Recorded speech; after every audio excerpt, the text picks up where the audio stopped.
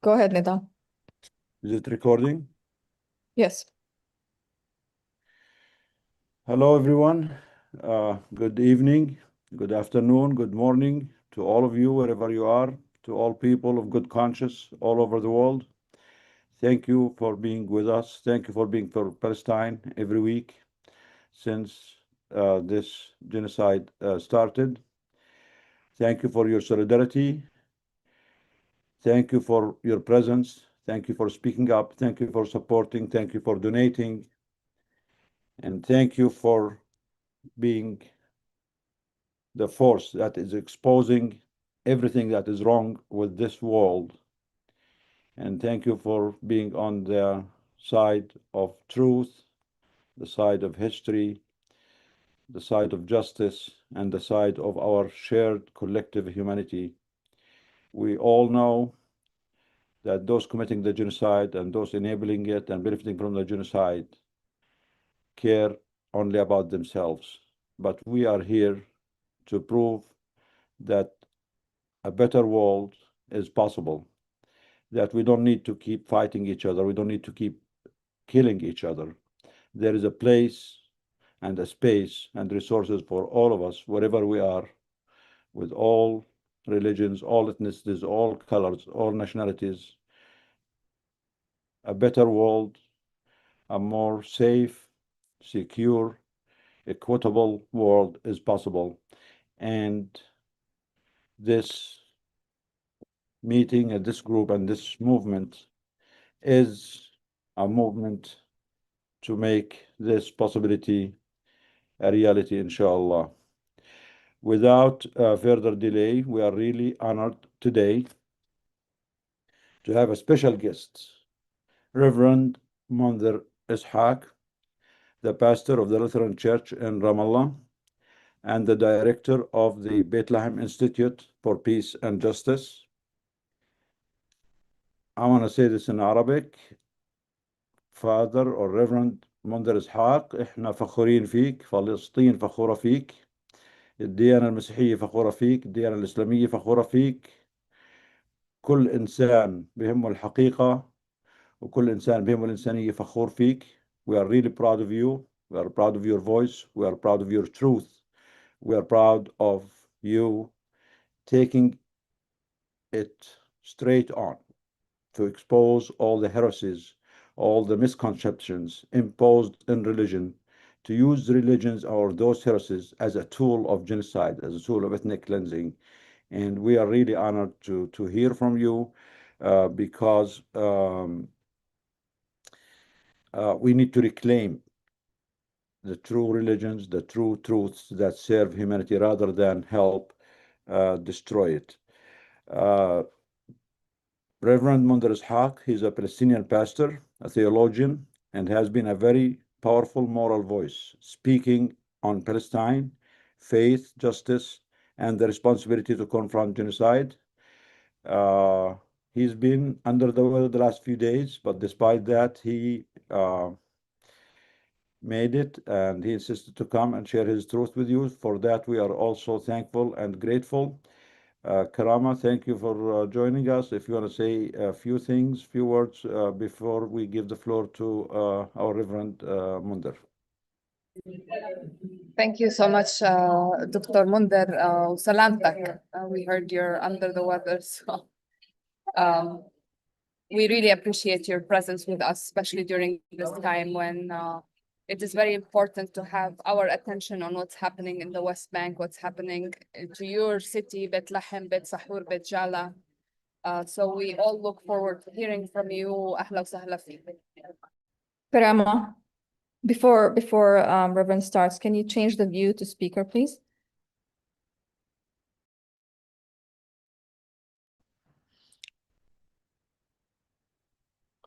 All right. Thank you for the kind words. Just 1 second, please. Maisa, is it recording? Because it did not say it's recording. It is recording. It is? Okay. تفضل. So again, thank you for your kind words. I'm truly, truly humbled to be among you. many of you, especially joining from Gaza, are the true heroes of everything that has been happening. And I'm grateful for this invitation. And before I say anything about the situation here, again, I want to acknowledge what you're doing. I have tremendous respect for Doctors Against Genocide, particularly because you understand your vocation not simply as a profession or a job, but as a calling. And this is what we need more in our lives. I speak today from Ramallah, from the West Bank. And in some ways, I'm not sure how much of an update I can give you. You follow the news. It's not as if we have to tell people about what's happening, as if, no one is knowing. The situation is known. What's happening really is an acceleration of a process that has been taking place for many years. And the logic behind it is not difficult to understand. Really what's happening is that they want all of the geography with minimum Palestinian demography. That's why they are squeezing us, suffocating our lives, pushing us out, emptying villages and towns. They call the plan voluntary immigration. That's what they call it. But we all know that what's really meant by that is ethnic cleansing. What's really happening right now in the West Bank, and we need to call it by name, is ethnic cleansing.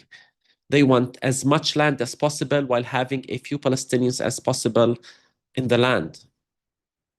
And this is why I think we need to be careful when we speak simply about radical settlers or extremist settlers. I hear this all over the news now. Of course, settler violence must be condemned. Settler terror must be condemned. This is what it is. They attack Palestinian villages, homes, farms, mosques. They uproot trees. They pollute waters.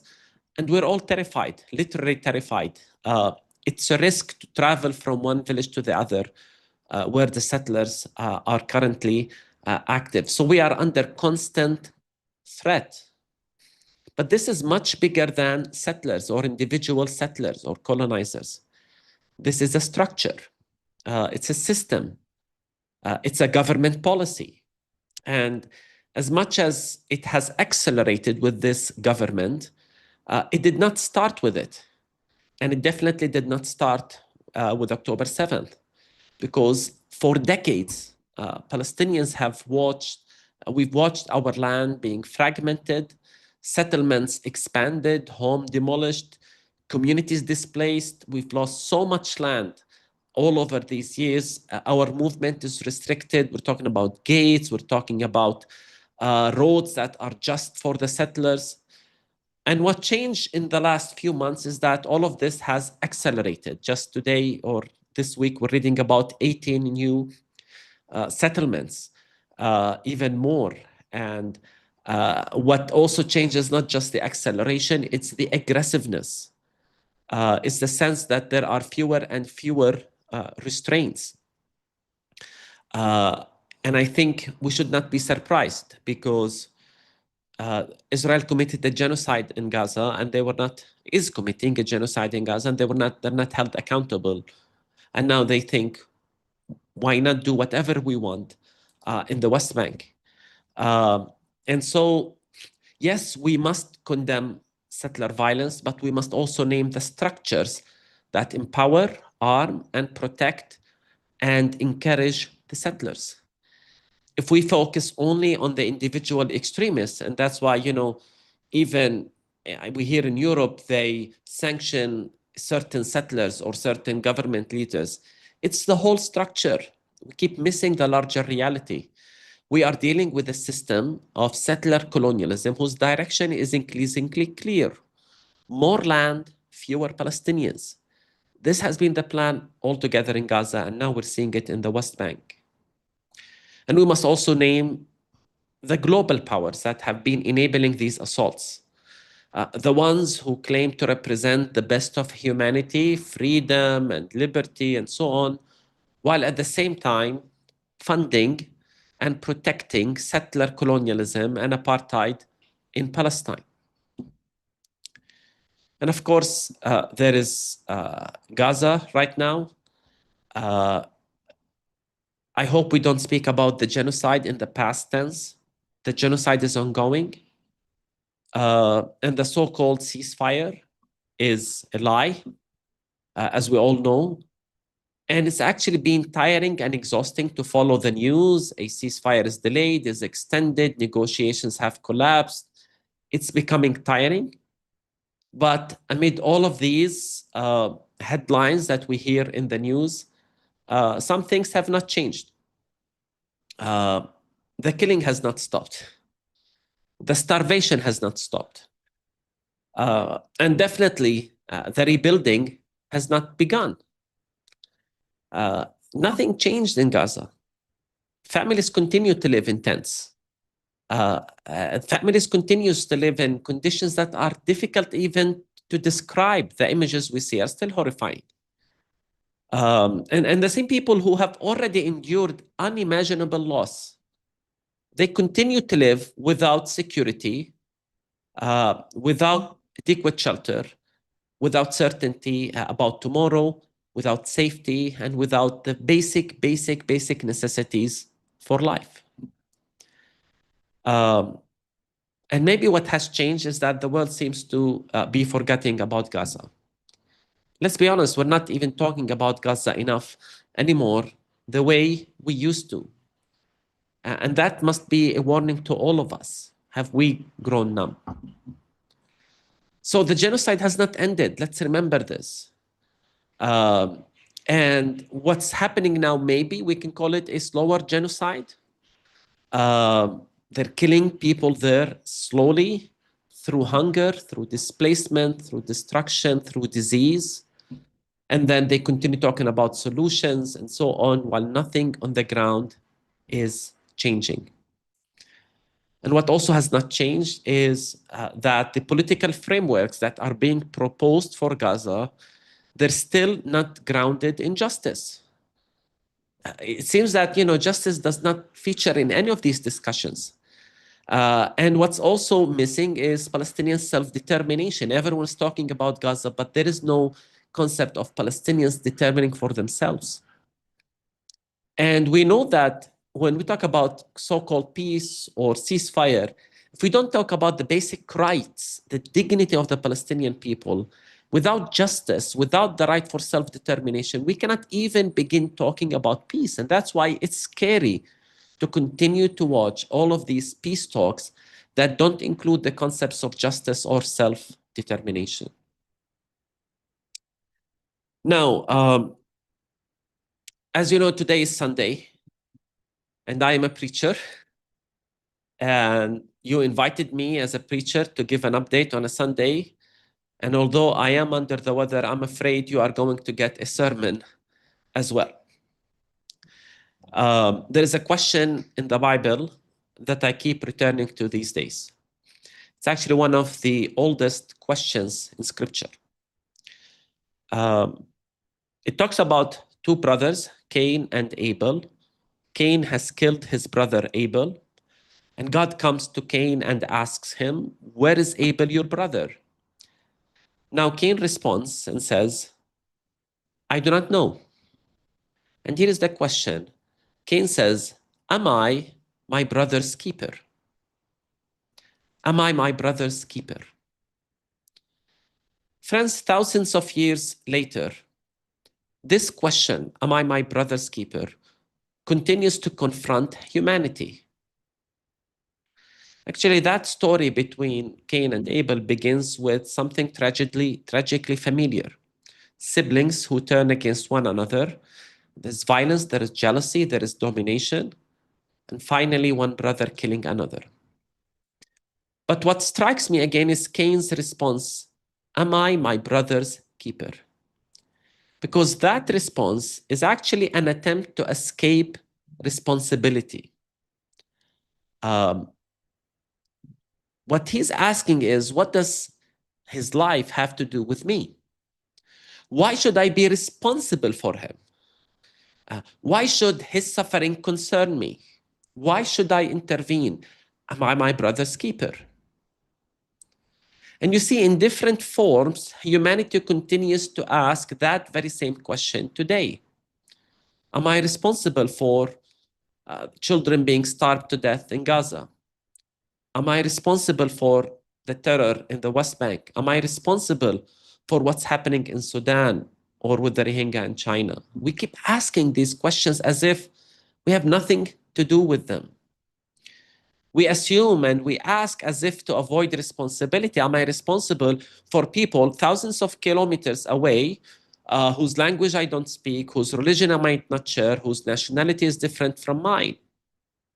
We continue to ask, am I my brother's keeper? And by the way, before I answer this question, am I my brother's keeper, before we go on, you know, for many around the world, the answer is actually, you can't avoid responsibility because it's your tax money. And if it's not your tax money, it's the politicians you vote for. So in many ways, what's happening in Palestine, you're directly responsible for. But to go back to that question, am I my brother's keeper? In fact, I would argue that the entire biblical witness answered that question with a resounding, yes, you are. Yes, you are your brothers and sisters' keepers. Because this is our calling as human beings. It is our calling as a collective humanity, sharing the small planet we call home. And for those of us who are people of faith, like myself, I believe this is at the very heart of what faith means. Jesus summarized the commandments very simply. Love God with all your heart and love your neighbor as yourself. And Jesus said you cannot separate the two. You cannot claim to love God while not caring for your neighbor. Now, recently we heard an Israeli settler, when asked whether one Jewish life was worth hundreds or thousands of Palestinian lives, he answered no, millions. And when he was asked to justify this blatant racism, he appealed to the idea that God has chosen his people, election. And I want you to think about that for a moment, I want you to think about that. Religion is being used to establish a hierarchy of human worth. And God is invoked to justify supremacy. Faith is turned into an ideology that allows me to look at another human being and conclude that my life is worth infinitely more than theirs. This is the exact opposite of the idea of my brother's keeper, actually. So as people of faith, we must offer a radically different witness. And I'm grateful that many Jews actually do not share the settler views. They are partners in this endeavor. We must insist that religion exists for the good of humanity, that faith should make us more human, not less human. That to believe in God is to recognize the image of God in one another, and that our calling is not to dominate one another, but to serve one another, protect one another, and become, in the deepest sense, our brothers and sisters' keepers. That means the freedom and dignity of the people of Gaza concerns every one of us, the same way the suffering everywhere concerns all of us Palestinians. And when we are each other's keepers, that doesn't only mean we help and support and sustain, that also means speaking truth with courage. It means calling things by their names. When there is a genocide, we call it a genocide. When there is ethnic cleansing, we call it ethnic cleansing. When there is apartheid, we call it apartheid. This is what I don't get in today's world, this diplomacy, which is a cover for racism. When there are war crimes and we deny them, and it's an assault on our humanity, we must instead demand accountability. That's how we become each other's keepers. And when governments, institutions, corporations, in my case, churches, universities, or other structures enable these crimes, we must be willing to challenge them as well. It's important to care for the displaced. It's important to heal. But at the same time, we must challenge structures that continue to displace the people of Gaza. And I say this with profound respect for your work, Doctors Against Genocide, for the doctors and medical workers who have not only served in Gaza and continue to serve, but who also speak truth to power, who know that giving healing is not enough, who know that we must also challenge the structures that produce injustice. This, I believe, is what it means to answer Cain's question, am I my brother's keeper? Yes, I am. We are responsible for one another. This is the kind of faith, kind of religiosity our world desperately needs today. And this is the kind of humanity our world desperately needs today. So thank you, Doctors Against Genocide, not only for healing wounds, not only for protecting life, but also for refusing silence. Thank you. Thank you. Wow. What a great sermon, Reverend Munther. Thank you, thank you, thank you. This is really powerful. I really want you to keep going. We don't want to stop. But at the same time, I know you're tired, and inshallah, we will have you more times. I mean, honestly, I speak on my behalf myself. I'm not a big fan of religions overall, but this was the best description of religion and view of religion I heard for a long time. And I love the faith and the concept and the take on faith that you are presenting, Reverend Munther. If you are open for, we're actually inviting our people. If whatever you are preaching, we're, open to even join that call. Because in the medical community, as you mentioned, yes, we do treat wounds, we do treat patients, we take care of health, but we realize that that alone is not enough. You have to look up the stream and look what is causing these wounds. We will fail our humanity, we will fail our profession, our duty as doctors, nurses, healthcare workers, if we don't speak up and demand that whatever is causing all these crimes, injustices, and mass slaughter needs to be stopped. So this becomes part of a medical intervention. We are not doing it as politicians or advocates, or we want to be activists. We are doing it as part of our oath that we have to protect life, we have to advocate for life, we have to advocate for the protection and the removal of the structures that endanger this life. And we are really happy to hear that also people coming from the backgrounds of faith are joining this call, and we are all united in this to protect our humanity and to be our brothers and sisters keepers. Again, we are not against anyone. It's not about hate. We are doing it out of love for everyone, because as you said, every human being, wherever they are, regardless of their color, religion, nationality, we are all equal, and the human life is equally worthy wherever it is. And no one and no religion and no misconception of religion of God should give anyone a permission that their life or their existence or their security is more important than others.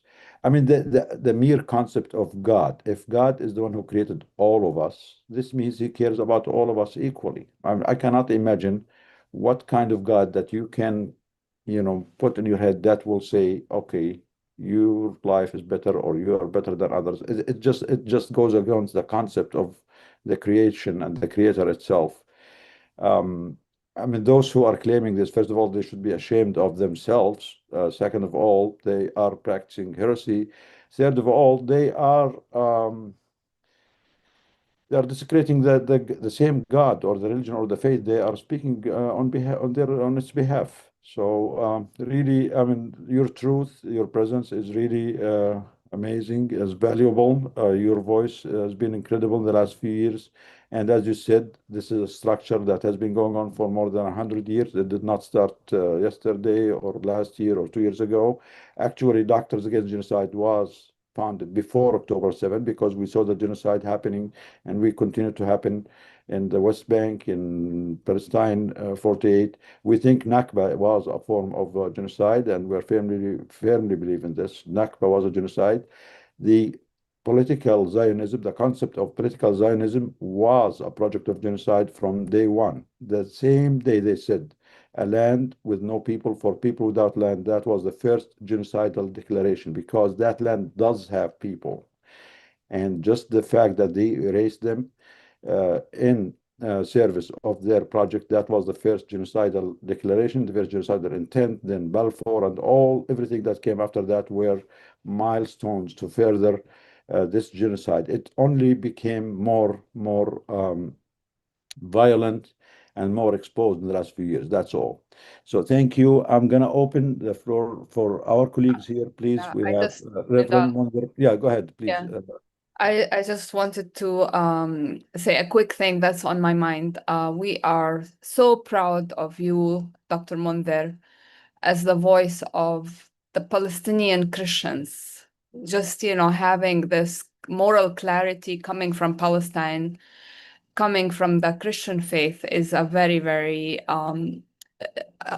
very precious, and we thank you for that. I thank you for it. So thank you. And we have a lot of our members who are eager to connect with you, speak with you. We have Martha's church in particular, Martha Miller, maybe she can say something. Her church is one of the big churches in Boston. And your participation in this webinar was announced today in the Sunday sermon. Thank you. Yes, can I speak? Yes, Martha. Reverend Munther, thank you so much. We have long followed your work in our parish here in Boston, and I'm sure in many places and people in the US. Your speaking truth to power is inspiring and inspiring us. And we, even though our parish is active, still has a ways to go. We recently had a inscribing children who were killed in Gaza on a shroud, and even though our parish is active, it was still framed as children who died in Gaza. And so I think when you call out the importance of naming things for what they are, we need to hear that message, and we need to be speaking clearly and strongly. And I really appreciate your example. Our parish appreciates it very much. I know many of our parishioners are listening today. So thank you so much. Yeah, thank you both. And I keep saying that what I'm doing and what many Palestinians here in the West Bank are doing is nothing in comparison to the sacrifices people are giving and doing in Gaza. And many times there is the assumption that Palestinian Christians are somehow a distinct group among Palestinians. We're Palestinians. And I'm grateful I was given a platform, and I just had to use it and continue that. And thank you, Martha. And I'm grateful that many churches are changing, they're waking up, speaking. And I want just to say something, especially when it comes to naming things like genocide. Many of us continue to feel powerless despite all the activism we've done, all the work we've done. We did not stop the genocide. We all wish we could have done more, maybe. And the least we can do is honor the memory of all of those who were killed in the genocide against those who still deny it. And I feel that this will be our battle for years now as Palestinians, because this is not just a genocide that was normalized, it's now a genocide that is denied.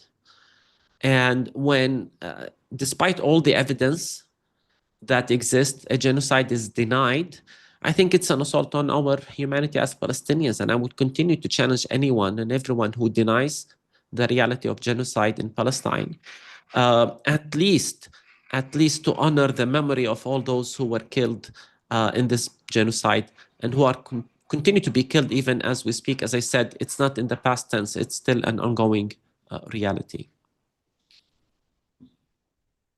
Yep. Thank you. Thank you, Reverend Munther. Any one of our colleagues, anyone has anything to ask, any questions for Reverend Munther, please? the panel? A lot of people are asking for the recording. The recording of this will be on our YouTube channel, Doctors Against Genocide YouTube. So please find it and share it with whoever you think will benefit from it. Dr. Maribeth Brownlee, I saw your hand up. Hello. So I used to follow the Christ at the Checkpoint on Instagram, right? Because you used to have that. But it got shut down by IG? Because I guess Christ at the Checkpoint seems to have disappeared on that. But yes, also like in trying to even, right, connect with those small opportunities for teaching with my own family, who, like, I was raised super duper Catholic school my whole life. Your words have now been for years a go-to for me to find the ways to frame and to speak to it, that it could connect for the teaching from my family with these Christian values, with like actual Palestinian person leading it, because that's important too. So thank you. So I'm in Philly. We had modeled the demonstration you had done for Christmas with Christ in the Rubble. We did at the Basilica here in Philadelphia, as inspired by that display that you did. And when you were in Philly in the past couple years, I tried to get you to go with me to Joe Biden's priest's house, to just like show up and demand that he be excommunicated. It didn't work out. You had to go to the gun recycling facility, and now a non-issue, but good to see you again. Thank you again for the guidance that I can share with others. Thank you. Yeah, I remember now. But just a quick, to quickly answer your first question. No, Christ at the Checkpoint still exists. It's a conference we organize in Bethlehem every 2 years. And the next version is happening this December. We couldn't do it in May, in which we invite especially evangelical Christians from around the world and the US to come to Bethlehem and come and see. And we do it because we feel that once they come and see, their eyes are opened. And that's when we can discuss scripture and show, you can't support Zionism based on scripture. You can't continue to worship God and say Zionism is okay. It's now under the Bethlehem Institute for Peace and Justice. So it's a different, maybe branding, but it's the same because we have also now conferences in the United States. We have one in Atlanta under the name Church at the Crossroads in November. What's happening today is that many churches are inviting Palestinian Christians to speak. They want to learn. There seems to be an opening. And I encourage you not to shy away from these conversations if you have Christian relatives, friends. Point them to our direction if you don't want to have these conversations. But believe me, people's eyes are open. We're seeing churches, congregations, denominations ask these difficult questions and reach out. We're creating resources, how to read scripture in light of the genocide in Gaza. We just launched a new course on the Bible in the light of the genocide. We feel the whole way the Western world has been reading scripture must be challenged and changed. So we're doing all of this work as much as we can. We're small in number. We have our own congregations to take care of, but at the same time, this work has now shifted under the banner of the Bethlehem Institute for Peace and Justice. Thank you. Bill, any one of our colleagues have any question for Reverend Munther?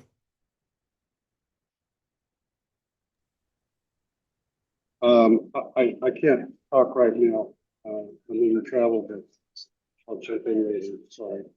Okay, no problem. So we have with us also Dr. Yusuf Aburish. He has been the deputy of the health ministry in Gaza for the last 13 years, including the years of the genocide. Dr. Yusuf, thank you for joining us. We have Reverend Munther Isaac with us here. I think we all know him, and we heard about him.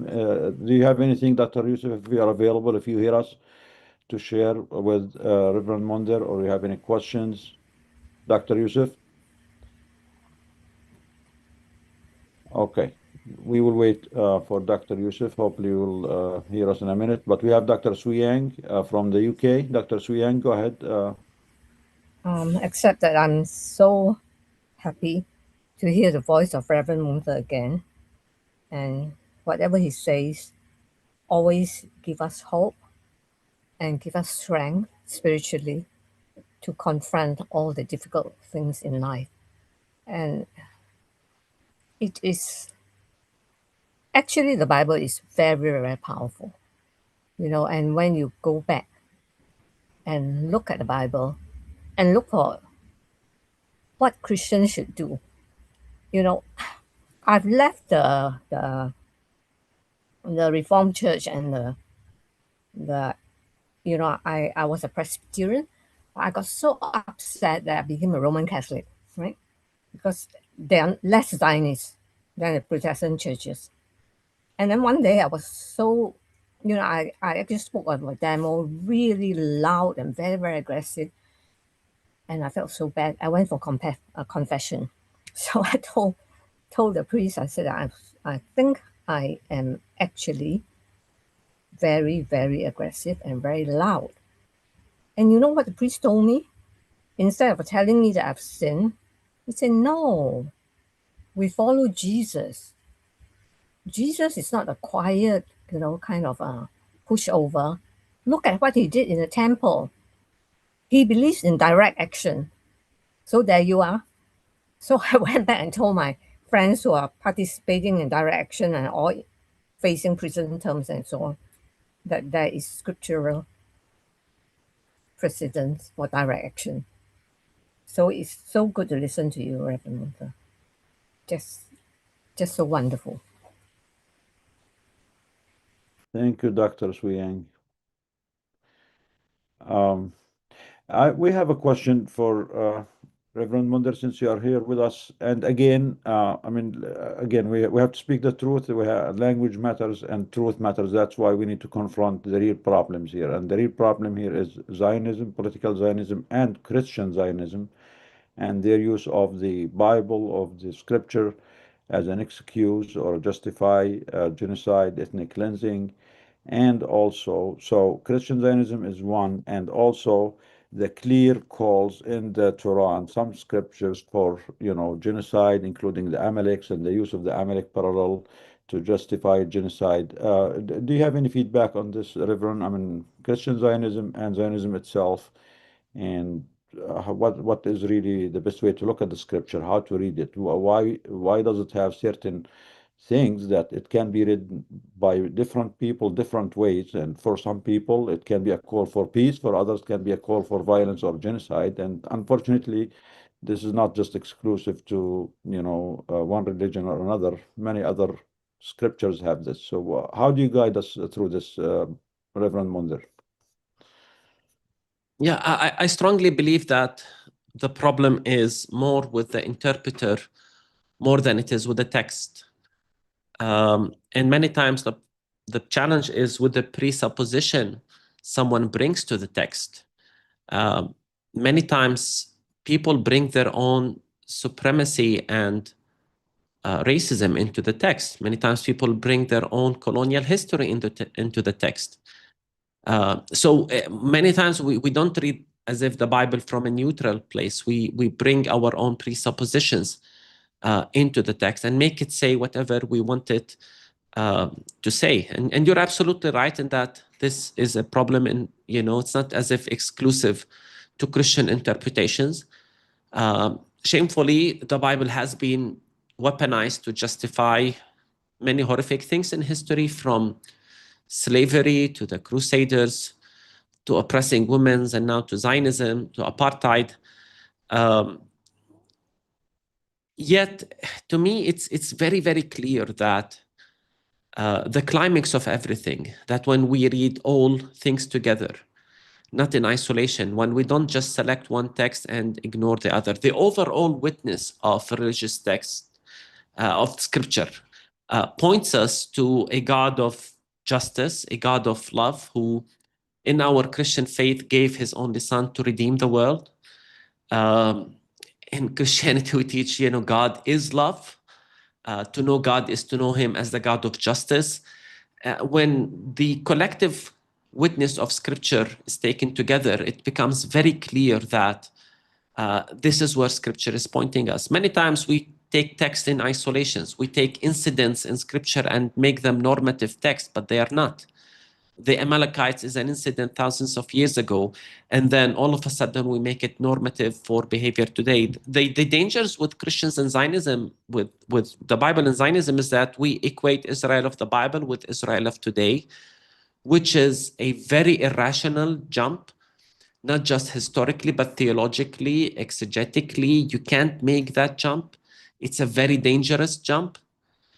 And finally, I must ask a very important question, and I'm asking it as a pastor. Is the Bible or any religious text the relevant document to determine who owns the land in our context? I mean, imagine if every dispute we have, I bring my religion and you bring your religion, and then the others bring their religion, and we make it a conflict between the gods. I mean, how can we then have a conversation? How can I have a conversation with you if your side of the story is God gave me the land? There is no sense in that. You can't have any rational conversation.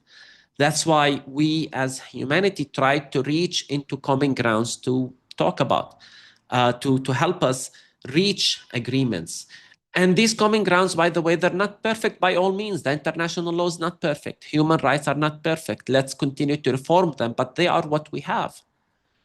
But why is it the case that only in Palestine, all of a sudden, we make the Bible decide not only who owns the land, but we have already decided that the descendants of Abraham is an ethnic community, it's a Jewish people of today, and we excluded many others in that process. I mean, to me, many times when I talk to Christians on this issue, I ask them, are you listening to yourselves, what you're telling us? You have bypassed and trumped the Bible's teachings on justice, on mercy, on truth, on compassion, to promote your Zionist ideology, doing so many, not just theological and interpretive errors, but even when we talk about Christian Zionism today, we call it a corruption of our faith because it portrays God as a racist, tribal God of war. So collectively, I think scripture is very clear in what it calls us to do. And as I said, we need to read it collectively. We need to hear it with the heart of those who are marginalized and oppressed many times to help us understand it and get rid of our own bias and prejudice that we bring to the text in interpreting it. Yes, thank you. Thank you, Reverend. Dr. Phil Brewer from Connecticut. Hi, can you hear me okay? Yeah, we hear you better now. Okay, good. I came to see you when you were at Yale a year or so ago, and I love your witness and your influence on that spirit. I just read an article in a publication called Religion Means Service about the fact that real estate agents are using synagogues to have sales events for West Bank land. And because of protests of that, there is now a bill in Congress to create a 100-foot barrier around any synagogue and to make protesting within that barrier, at least a misdemeanor. And I wanted to know your thoughts on that. This is an example of using religion for purposes that have nothing to do with religion. And talking about bringing religion to an argument, in the Midwest, it's pretty common to see bumper stickers that say, God did it, the Bible says it, that settles it. We did not hear you very good, Phil, unfortunately.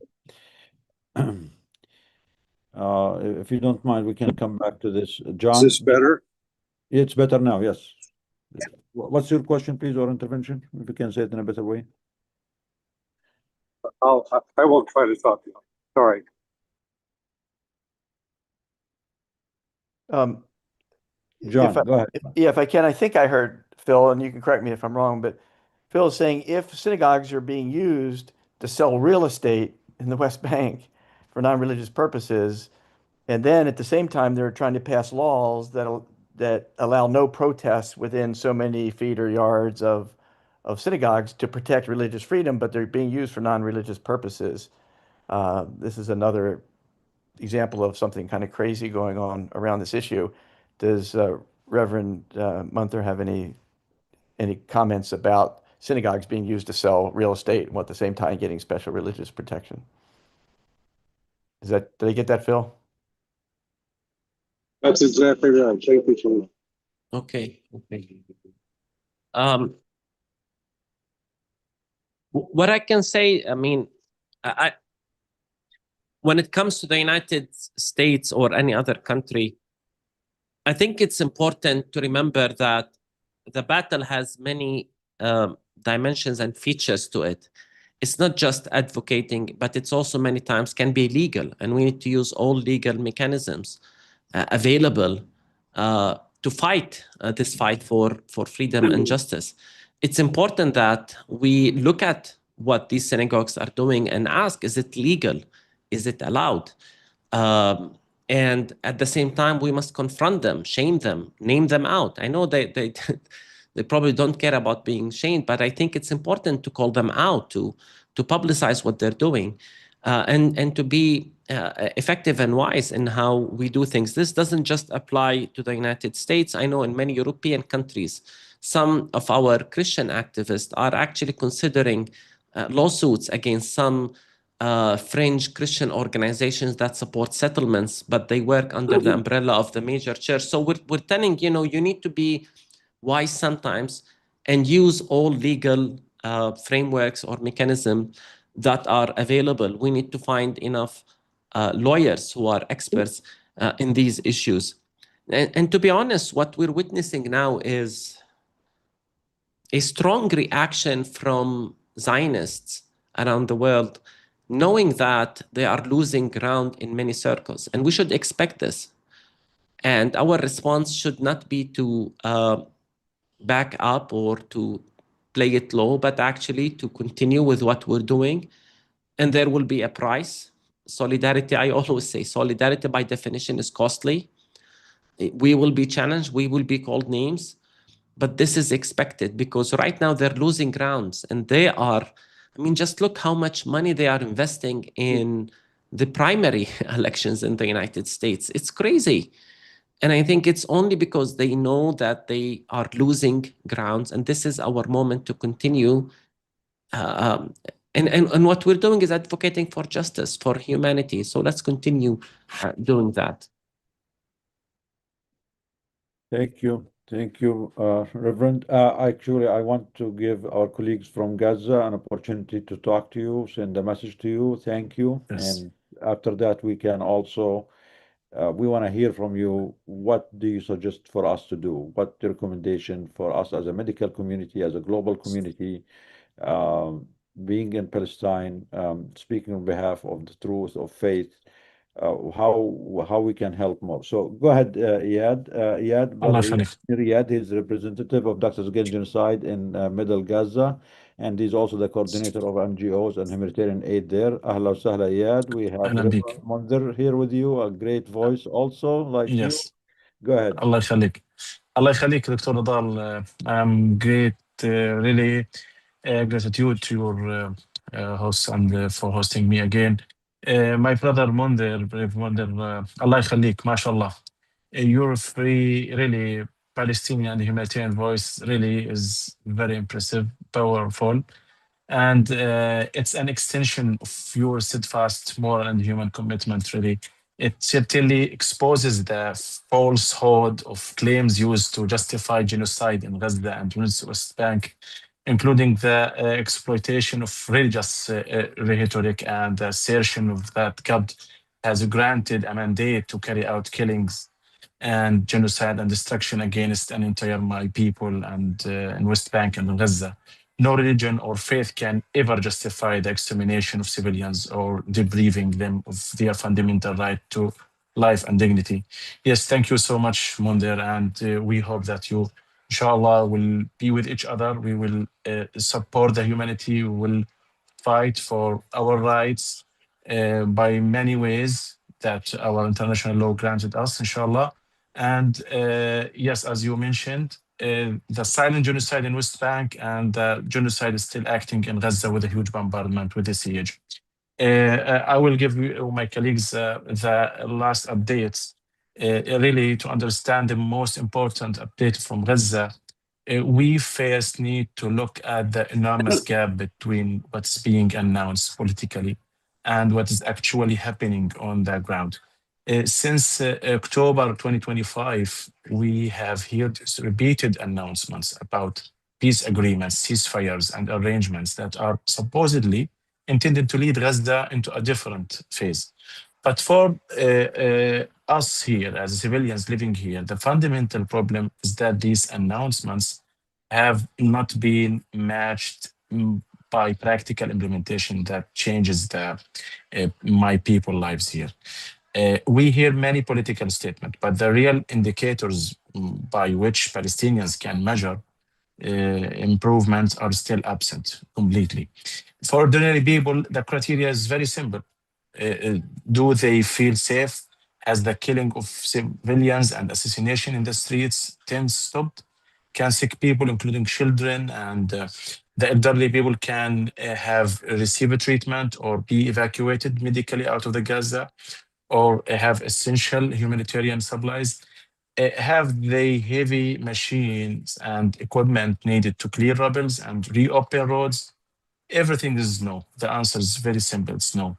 So they use the repeated announcement to complete destroying, erasing, cleansing Gaza, and to increasing the pressure over us, to use some statement like this early morning by the Israeli officials. They mentioned they need to implement the voluntary immigration. When they talk about that in West Bank and Gaza repeatedly, they really have intention to implement that. So when we talk about the blockade, it's becoming a slow collapse of everyday life. Humanitarian suffering also continues to worsen as restrictions remain in place and essential equipment and materials are not entering Gaza at the level required. One development that may appear relatively minor to people outside Gaza, but which is becoming extremely serious here, is the growing number of vehicles and cars and generators breaking down because their owners can't obtain the necessary oils, spare parts, and maintenance materials. The same problems affected generators also, especially for the private companies and facilities and the health sector, generally medical centers, every progressively breaking down, while maintenance supplies and operating materials remain extremely difficult to obtain, especially with the tightening the siege for a few weeks, last few weeks. These are not minor details. The place, when you talk about that, where infrastructure has been destroyed on such a massive scale, when vehicles and generators stop functioning, this directly affects the transportation of water, patients, and humanitarian assistance, as well as the ability of institutions to continue operating. And Dr. Nidal, as you mentioned, than 60% of our territory widespread destruction. Another deeply concerning development that deserves urgent international attention is what's happening in areas under Israeli military direct control, particularly in Rafah and eastern Gaza. Heavy machinery is being used on a large scale to bulldoze and level areas that have already suffered massive destruction, removing and relocating rubble, reshaping the land geographically, and opening new roads across the neighborhoods. The problem is not rubble removal itself. Gaza urgently needs tens of millions of tons of debris to be cleared so that the roads can reopen and basic life can resume. The concern is that the bulldozing and rubble removal operations inside a closed area under Israeli control and under the Israeli company implementation are taking place without allowing Palestinian and independent international good. teams full Yeah, access to inspect and document these sites before their that physical orange stuff, features are altered. the marmalade. Father John, can you mute yourself, please, Father John? I'll give you an opportunity to speak with the Reverend in a minute. Father John, do you hear us?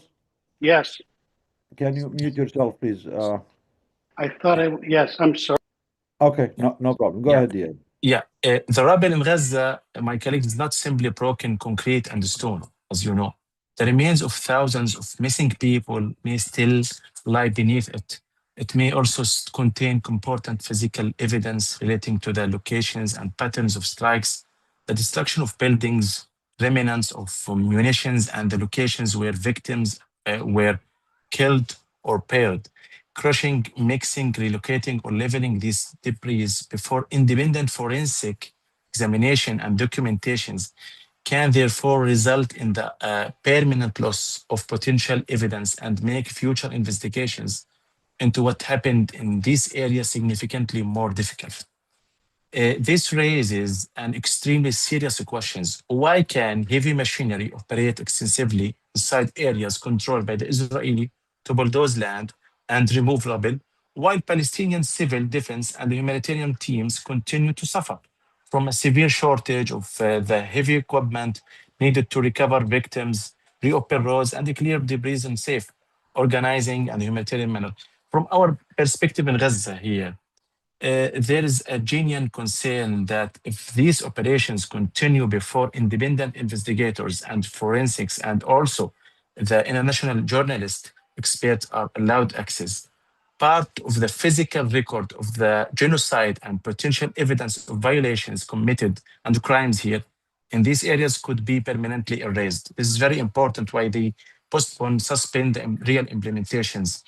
The issue, therefore, is not a call to stop the rubble removal the Gaza desperately needed, but we need, rather, it's called to ensure the rubble clearance does not become an unmonitored process through which sites are fundamentally altered before they can be properly documented.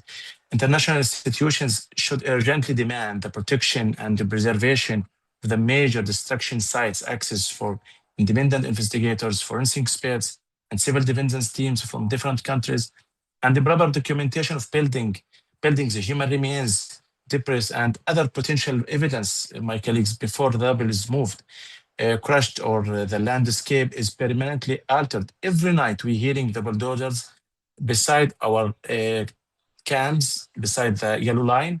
They're still leveling the land, removing rubbles by many companies from the Israeli government.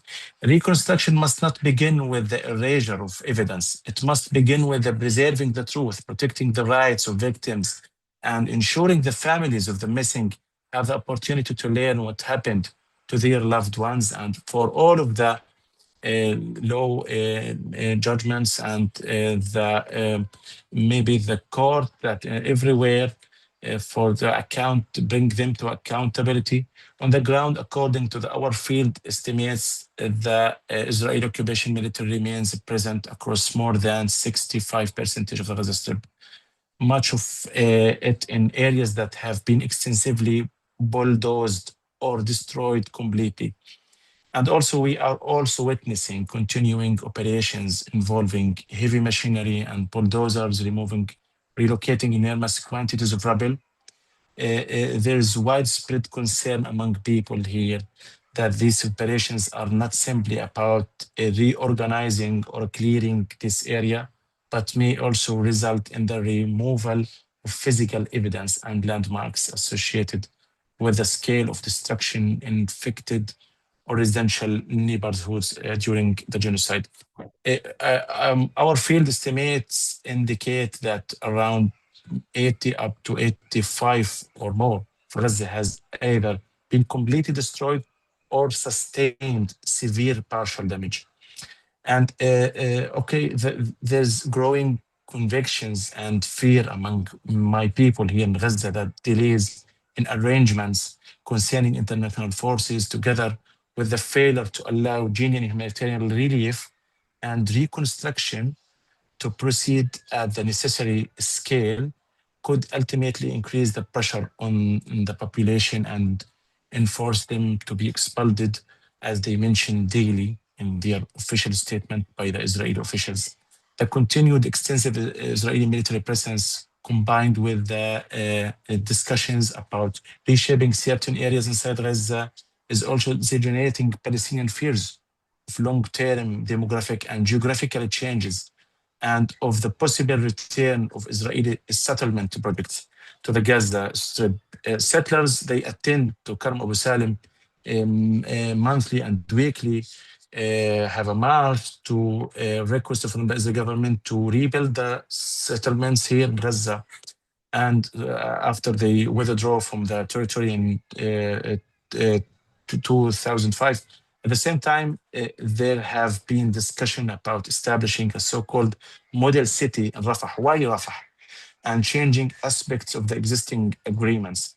Yet what we actually see on the ground is work related to infrastructure and bases intended for international forces, rather than an urgent large-scale program to construct civilian housing or bring a temporary housing, caravans or whatever, units for families who have been waiting for years while living in tents and in the open. And also the medical crisis that could cost people their sight and their lives still continue. And inshallah, something will happen. We hope that, and keep going, keep supporting Gaza, keep talking about Gaza. Thank you. Yeah, so thank you, Iyad. Thank you for this update on the situation. As you all heard, the situation in Gaza continue to be catastrophic, as Iyad and as Reverend Munther mentioned. Genocide is still going on. The ethnic cleansing and the genocide in the West Bank still going on. The ethnic cleansing in Palestine 48 is still going on. It's all of these fall under the bigger umbrella, the archetype of genocidal project of Zionism. The people in Gaza and the West Bank still need your help. We have guests from Gaza. They share their truth. Please donate. Try to help the people in any way you can. Doctors Against Genocide, we do have projects with IAD. We do have projects with the Ministry of Health, the hospitals. We shared the link there. We also, I don't know if Dr. Yusuf is available and if Elvis is available. We have Elvis also from Congo to share his truth and also what is going on in Congo, the Ebola outbreak, the exploitation of the people in Congo, the genocide that's happening in Congo. If he wants to share anything with Reverend Munther. Elvis, are you there? I don't know if yes, I'm here. Yes. Elvis, we have Reverend Munther from Palestine, and you heard him as a Congolese and someone who's actively trying to help the people, the victims of genocide in Congo. What do you have to share, or what questions do you have for Brother Munther? What updates do you have on the situation on the ground there? Thank you very much to Doug once again for the opportunity.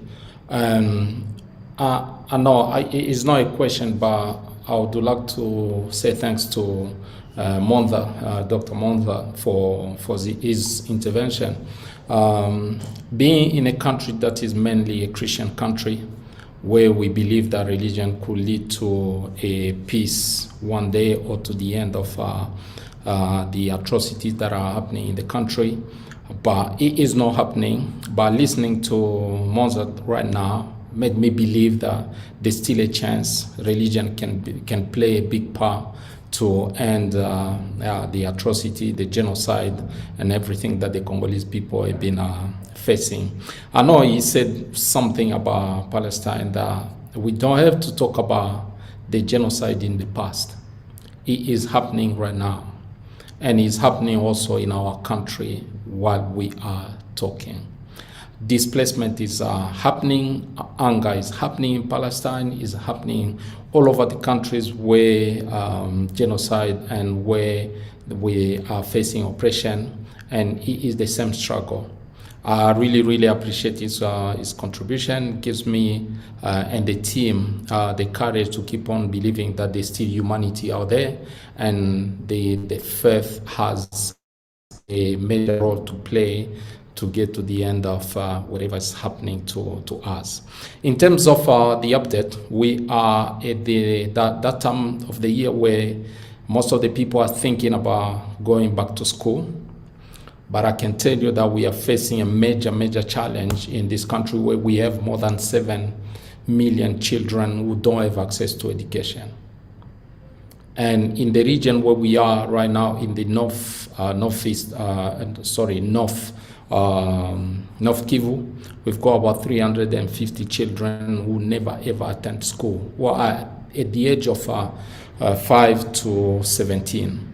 Why I'm mentioning this is because for the past year, we have been supporting a school that is in the outskirts of the town of Goma, where there are more than 350 children who are coming from the marginalized families, who are coming from the displacement, who are orphan, and they support the Ubuntu team and other of our friends we give to the school is free access to school, but the condition in which they are attending school is worse. It is not possible. Probably next time I will share the pictures with you. You will see in which condition we met the school when we were called last year. There was no toilet. We had to build the toilet first because we thought one day we may be called a child has just found themselves inside the toilet. So that is one of the project that we are working on. And the other update is we are sending back our 33 orphans to school. They are going back to school. They are second year since we are looking after them. So the team that is comprised of volunteers who are Congolese and non-Congolese are going everywhere raising money so that we can be able to send a child at school. It cost the Ubuntu team $300 to cover school fees, rent, and everything that a child they need for a year. Can you imagine? If you look at how much money Western world spend on a child a year, it is more than 15 or 20,000. But we are only spending $300 on a child, and those are the children that we have been supporting. Those are the children that DAG has been supporting, giving them the weekly food.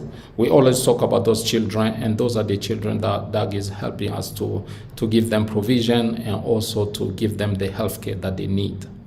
The young girls, the victim that we are supporting, they're still there, they're still getting the support. So we're still providing the weekly meal, and that is comprised of 22 children, let's say moms and their babies. The moms are under 18 and they all have a child in the house. In terms of the Ebola, the Ebola has been, I think for the very first time, the government and the international organization have realized that since they started fighting the spread of the virus, they were taking the wrong path. And it's only this week, that they came up with what we have been doing. What DAG has been supporting, Let Us Together, our sister organization, is to reach the communities.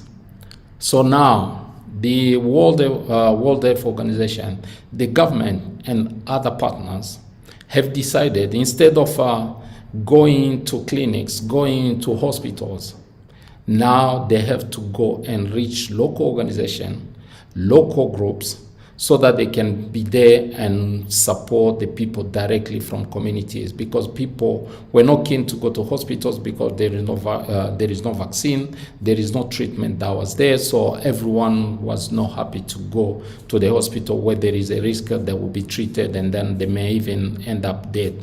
So now the government has followed what DAG has been doing, supporting local groups, local organizations, local people, local doctors, local nurses to go on the ground and support directly the people, giving them what they need,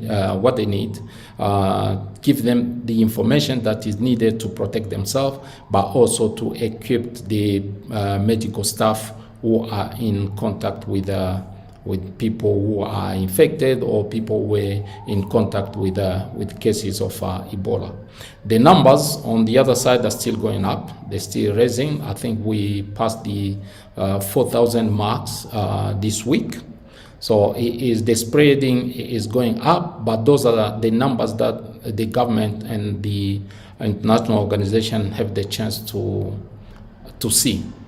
And many other who are in those remote places, who are in those regions where they're still fighting, are not counted in those numbers. So that is the update from us. Once again, thank you very, very much, Doug, for the support that you are continuing giving to the Congolese people, the chance to give us the time to be here and share our experiences, but also appreciate every other struggle that we come across here, and the strategy and the work that other organizations are putting to support the people wherever genocide is happening. Thanks to Dr. Munther, Reverend Munther, for your short and very, very concise message. I think I will keep also a copy of it, and I will share with my network and my friends, because we have to continue learning more about religion and the impact of the religion in whatever is happening to us today. So thank you very much, everyone, and thanks to Doug. Thank you. Thank you, Elvis. Thanks for your colleagues, for your team. Thank you for doing everything you can to help our people in Congo. Please be safe, and we are all behind you. Please, everyone, support our colleagues, our people in Congo. Support DAG, support Elvis, support Hadija and their teams on the ground. Again, the genocide there continues, and especially in light with this very fatal and lethal outbreak of Ebola.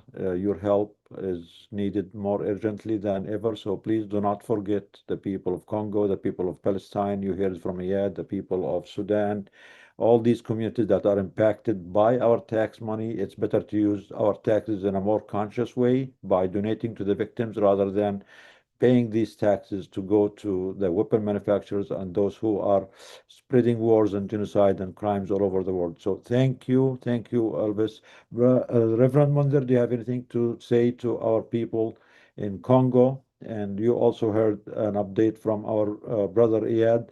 Then after that, I'm going to have Father John, who started an organization called Priests Against Genocide, maybe share with you, because really this is maybe something we need to discuss together. But go ahead, Reverend Munther, about the situation in Congo, situation in Gaza, from what you heard. What's your take on that? Yeah, it's heartbreaking. And the more you hear about it, the more you realize of the severity of the situation, especially in Gaza.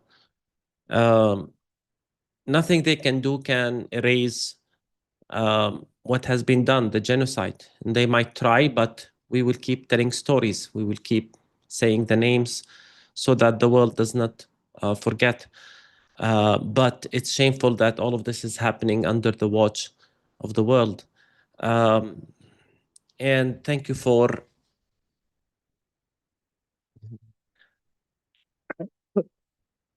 Elvis, thank you for what you shared, for your presence in this webinar.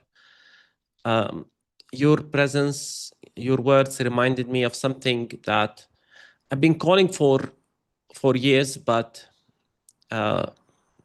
recognize its importance even much more during the genocide, which is the importance of creating coalitions of what has been termed global South, South-South conversations, coalitions. We need to get to know one another more. We need to learn from one another more. We need to support and sustain one another more. People from context of being colonized, disadvantaged, in all ways, whether it's physical colonization or colonization in the production of knowledge and what's right and what's wrong. All of these, we must challenge them. And to me, it was not a coincidence, for example, that it was South Africa that led the case against Israel in the ICJ. And similarly, I think it's important that we expand as Palestinians, especially our coalitions, and not to continue to rely, to be very blunt, on the West, on Europe, and the United States, thinking that it's their way. No, we have allies and people we need to support and sustain in other parts of the world. So I'm grateful for your testimony and presence, Elvis. Thank you, Reverend Munther. And Father John, are you there, Father John? Father John? I hope you hear me. Here I am.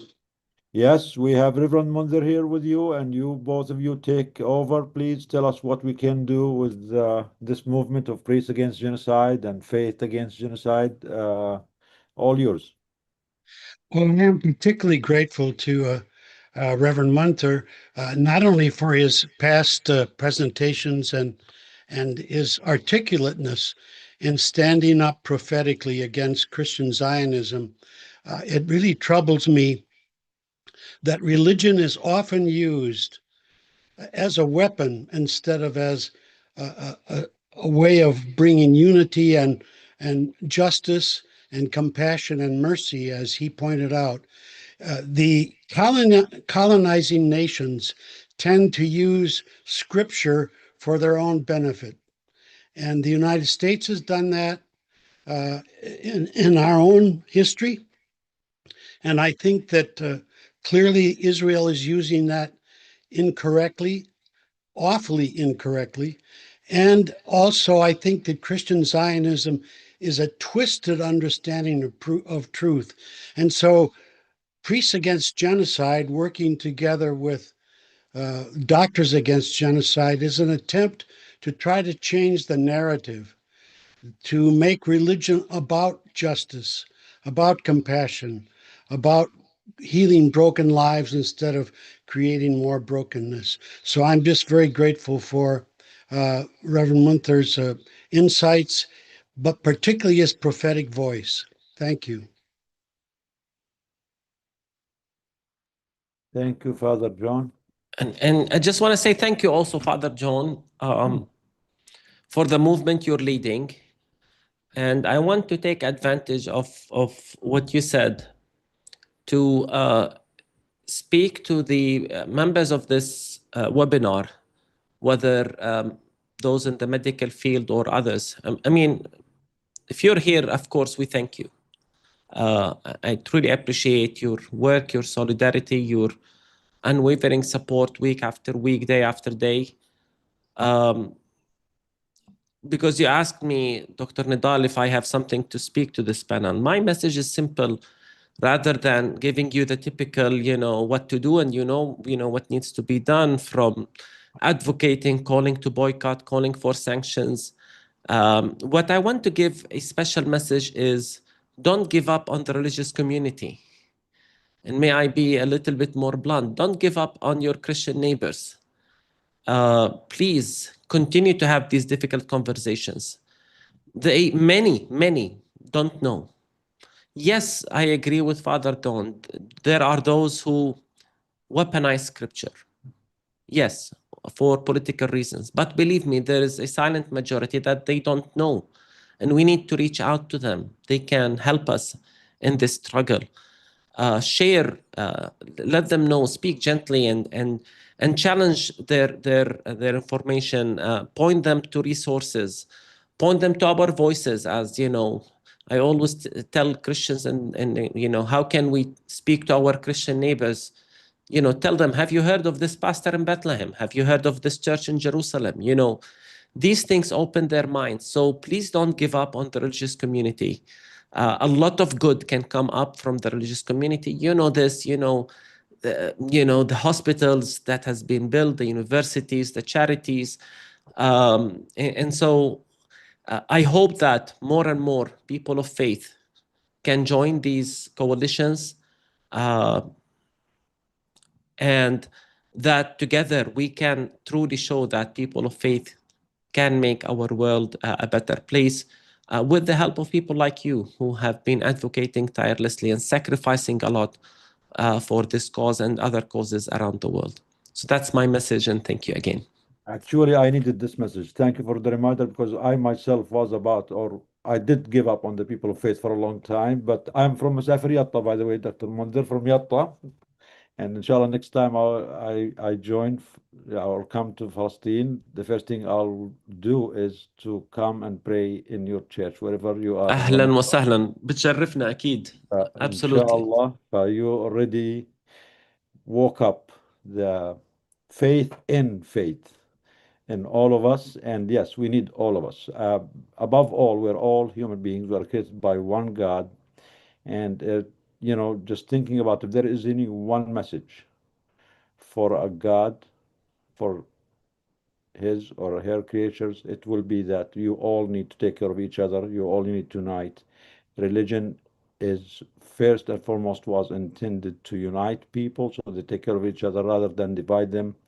And any interpretation of religion that goes beyond this, I think, is a disservice to faith, to God, to all religions alike. So thank you. So thank you for this reminder. Please do not give up on faith, people of faith. And many of them, as Reverend Munther said, they were brainwashed. I mean, they have been under bombardment from the mainstream media for decades and decades, and it showed, you know, the truth upside down. And many of them are just need to be reminded, need to be educated and told the truth. And luckily, although the price was very high, the people of Palestine, the people of Gaza paid a very, very heavy price for this. But thank God that more and more people are waking up, they are learning the truth, they are going back and reading history.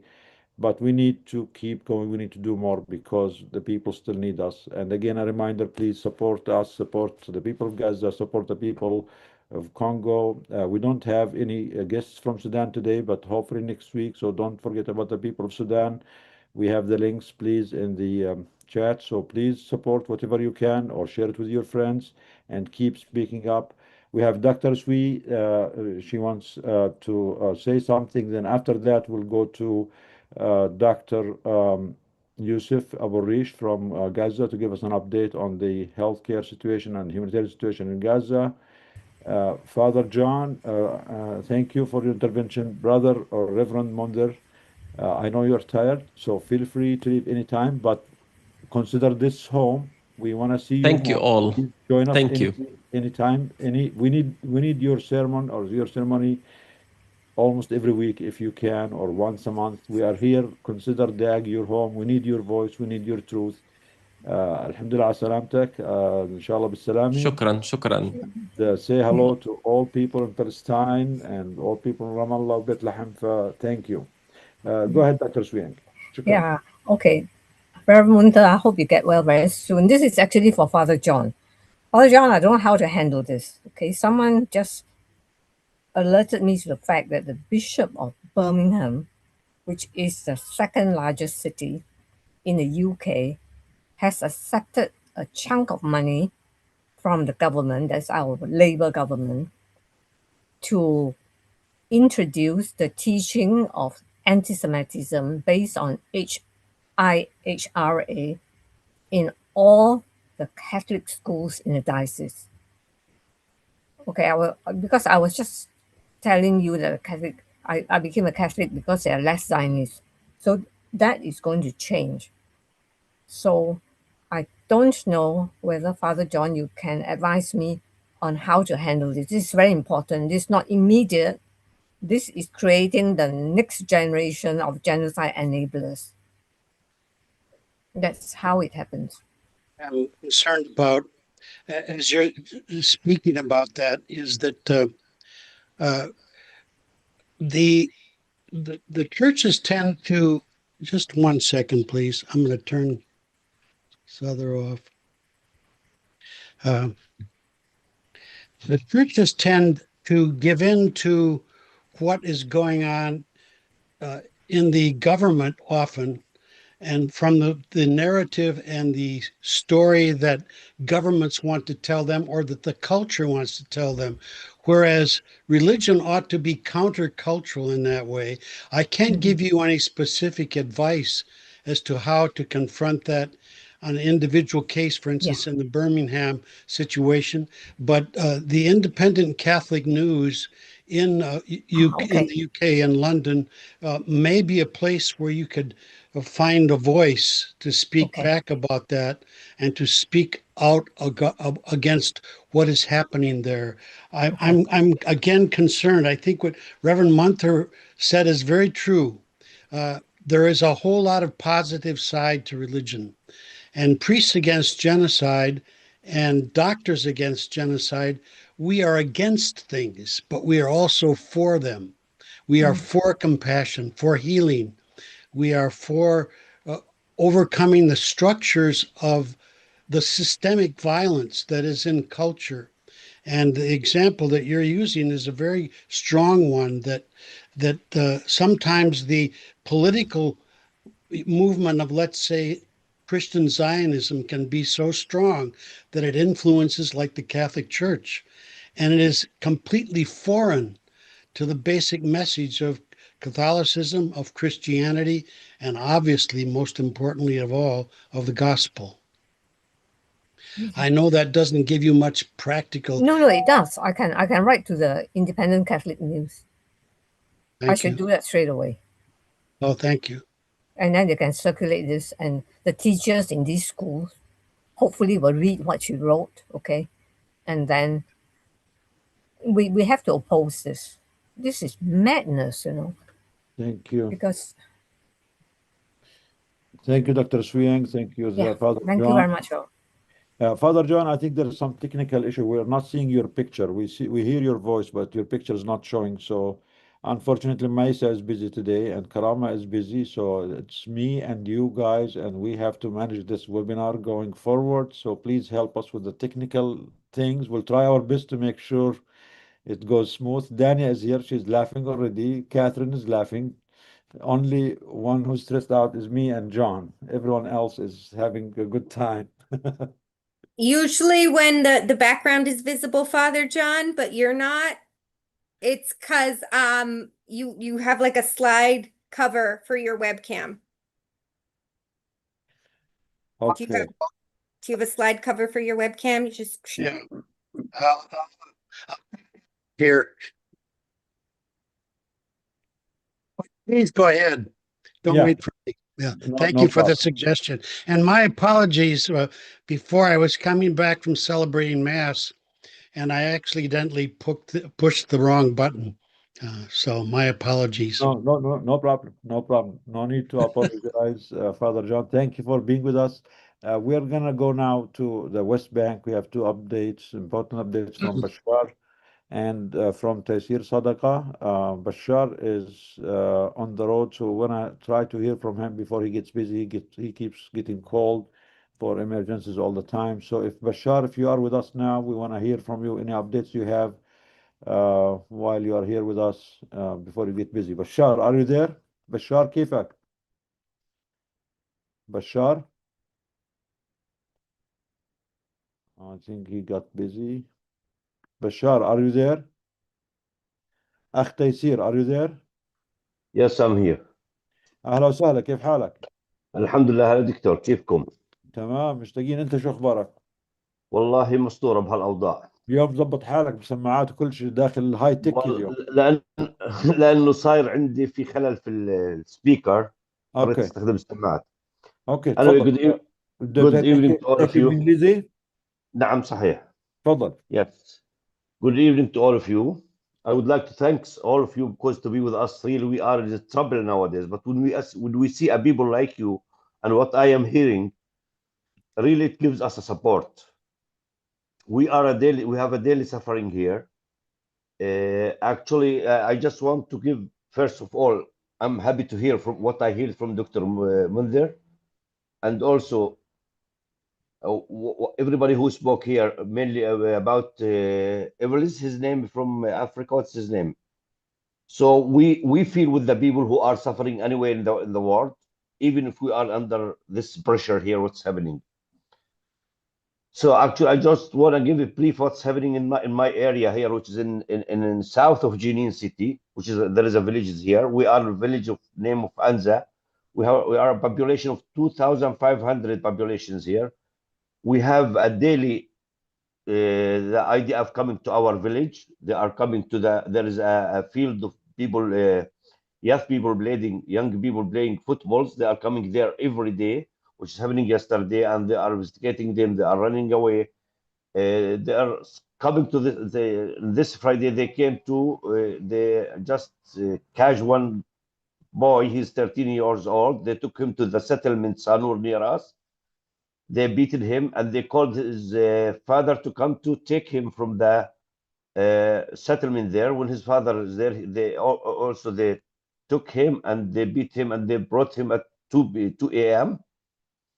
and they destroyed their houses. As I told last week, also every Friday we have marriage beer party in a place. They are coming and destroying everything. But the worst thing which is happening this week, we received a warning from the IDF that they are going to cut the trees near the road 60, which is our village area. They already, before they are giving any warning, they cut approximately 250 olive trees, and it is the harvest nowadays. And the people here, the farmers, they are depending on the olive. We don't have any other economic income except olive nowadays. After they came and they cut this 20, we received a warning that they are going to cut around 150 dunums around the village, which is almost all the area for all the olive trees for our village, which is supposed this decision, it came on 28 July, and they will start. We have the last day, which is 14 of August. They are coming to cut this olive trees near our village. It is a very big disaster. It's a massacre. It's against the trees. I'm 60 years old. We never seen any people or any army doing what they are doing nowadays. This is unbelievable. They are saying it is a military order, but what it is, okay, if you want to cut it, okay, at least warn the people. And nothing is happening in our area actually to use this one. Plus the new, actually this is started. All this is actually started when the new Sanur settlement started near us. We had no settlements around us. We be living very peaceful in our village and neighboring villages as well. This is what all is happening here. We are expecting a support from all over the world. At least we start hearing something good around the world. When they are talking about us, at least we are afraid about our children. When they are this army coming to our village, I'm seeing in my eyes a 6 years old, 7 years old, how they are afraid. Really, it's horrible. It's horrible. It is. I never expect our life to be like this. And finally, I would like to thank all of you. Thanks for your all support. Whatever we're hearing from you, it is a good for us. Thank you very much. Thank you. So, what act of terrorism did the olive trees commit? It is the main income for the people. They want to cut everything for us. They don't want to do whatever makes us happy. They want to cut it off, not only the trees. And yesterday, Mesa and many groups were sharing the attack on sheep and goats, killing the sheep and goats of the Palestinian people. Yes. I saw it. Yes. Are they terrorists? Are they security risk to the empire of Israel, of Zionism? And this is just horrible. They unfortunately want to destroy everything that belongs to life, not just the people of Palestine, just any sign of life, their trees, their olives. They want to uproot everything that reminds the perpetrator of their crimes under the disguise and the excuse of religion or God-chosen people or the real state God. that uses the synagogues now to distribute vouchers of free land on his people at the expense of the indigenous people, the real owners of the land. Again, this is criminal, this is despicable. Thank you for sharing your truth with us. Please support, please speak up more, please expose these crimes.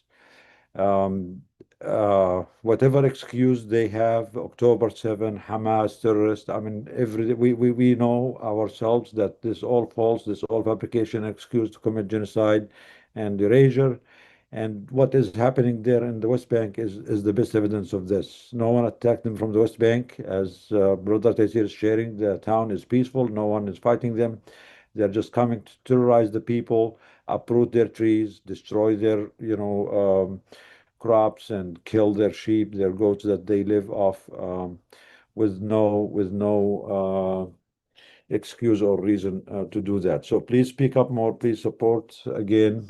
Support the people of West Bank. Maisa is there in the West Bank now, and actually she's in meetings now with a few healthcare groups and few paramedic groups in the West Bank. See how we can support them. So please don't forget. Anyone has any questions for Brother Taysir, please?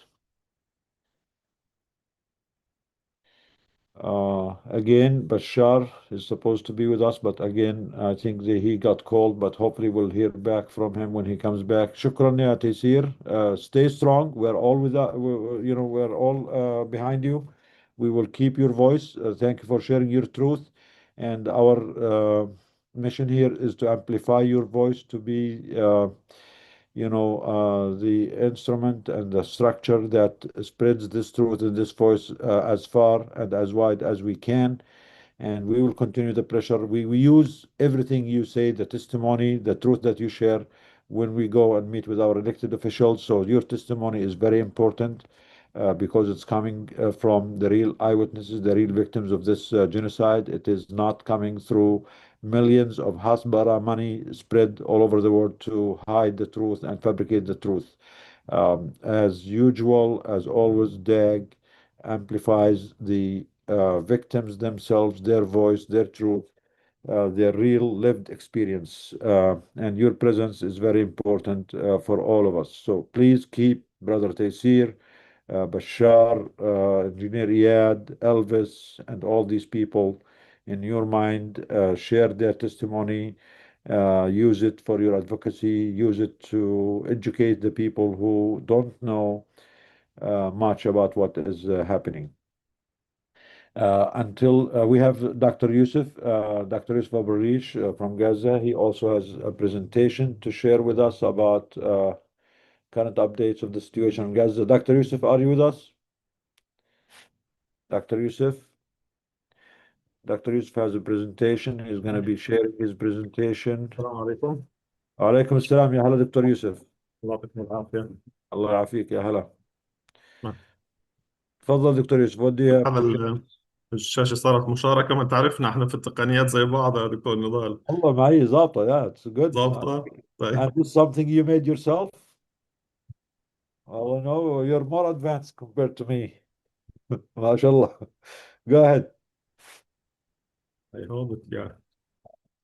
Yeah, first of all, again, I would like to thank you for having me in this meeting, just to be sharing the ideas with such amazing people. And really, I want to share my feeling with my brother Elvis. I know whatever the word he tried to use, he will not be able to describe the situation there. So I can feel him. I can feel how difficult the situation is, and even more difficult when he's just trying to describe the catastrophe they are living in. So let's start by that. Really, I'm feeling empathy with him and with all of the people who are suffering worldwide. As usual, for the health system in general, we are still stuck as usual. Unfortunately, nothing is changed. Let's go through the usual items which usually mentioned for the health information system. حريقة. شوفي أخي حريقة، خلينا نيجي نطفي معاكم. خلينا أحط لك على ميوت لحظة شوي. أخ تيسير Yeah. مرة صار في نفس الطريقة لما يجبر اي طريق باب الجامع أخ تيسير كيفك؟ اسرع هو حط الميوت الله هم هون يخليك. في البلد عزب الله حلفة لحظة شوي I'm trying to see حلفة من أخ تيسير سامعني؟ دورية أخ تيسير لحظة شوي دكتور let me see how can نزل على السكال وطلع can you stop sharing for a minute Dr. Yusuf please. قال حاطين في نشاط في كل المناطق ما عدا عنزة، هم على طول صار عنزة. أخ تيسير وينهم اللي بطلع على الشارع راحوا للأهل. I'll try تيسير كاترين.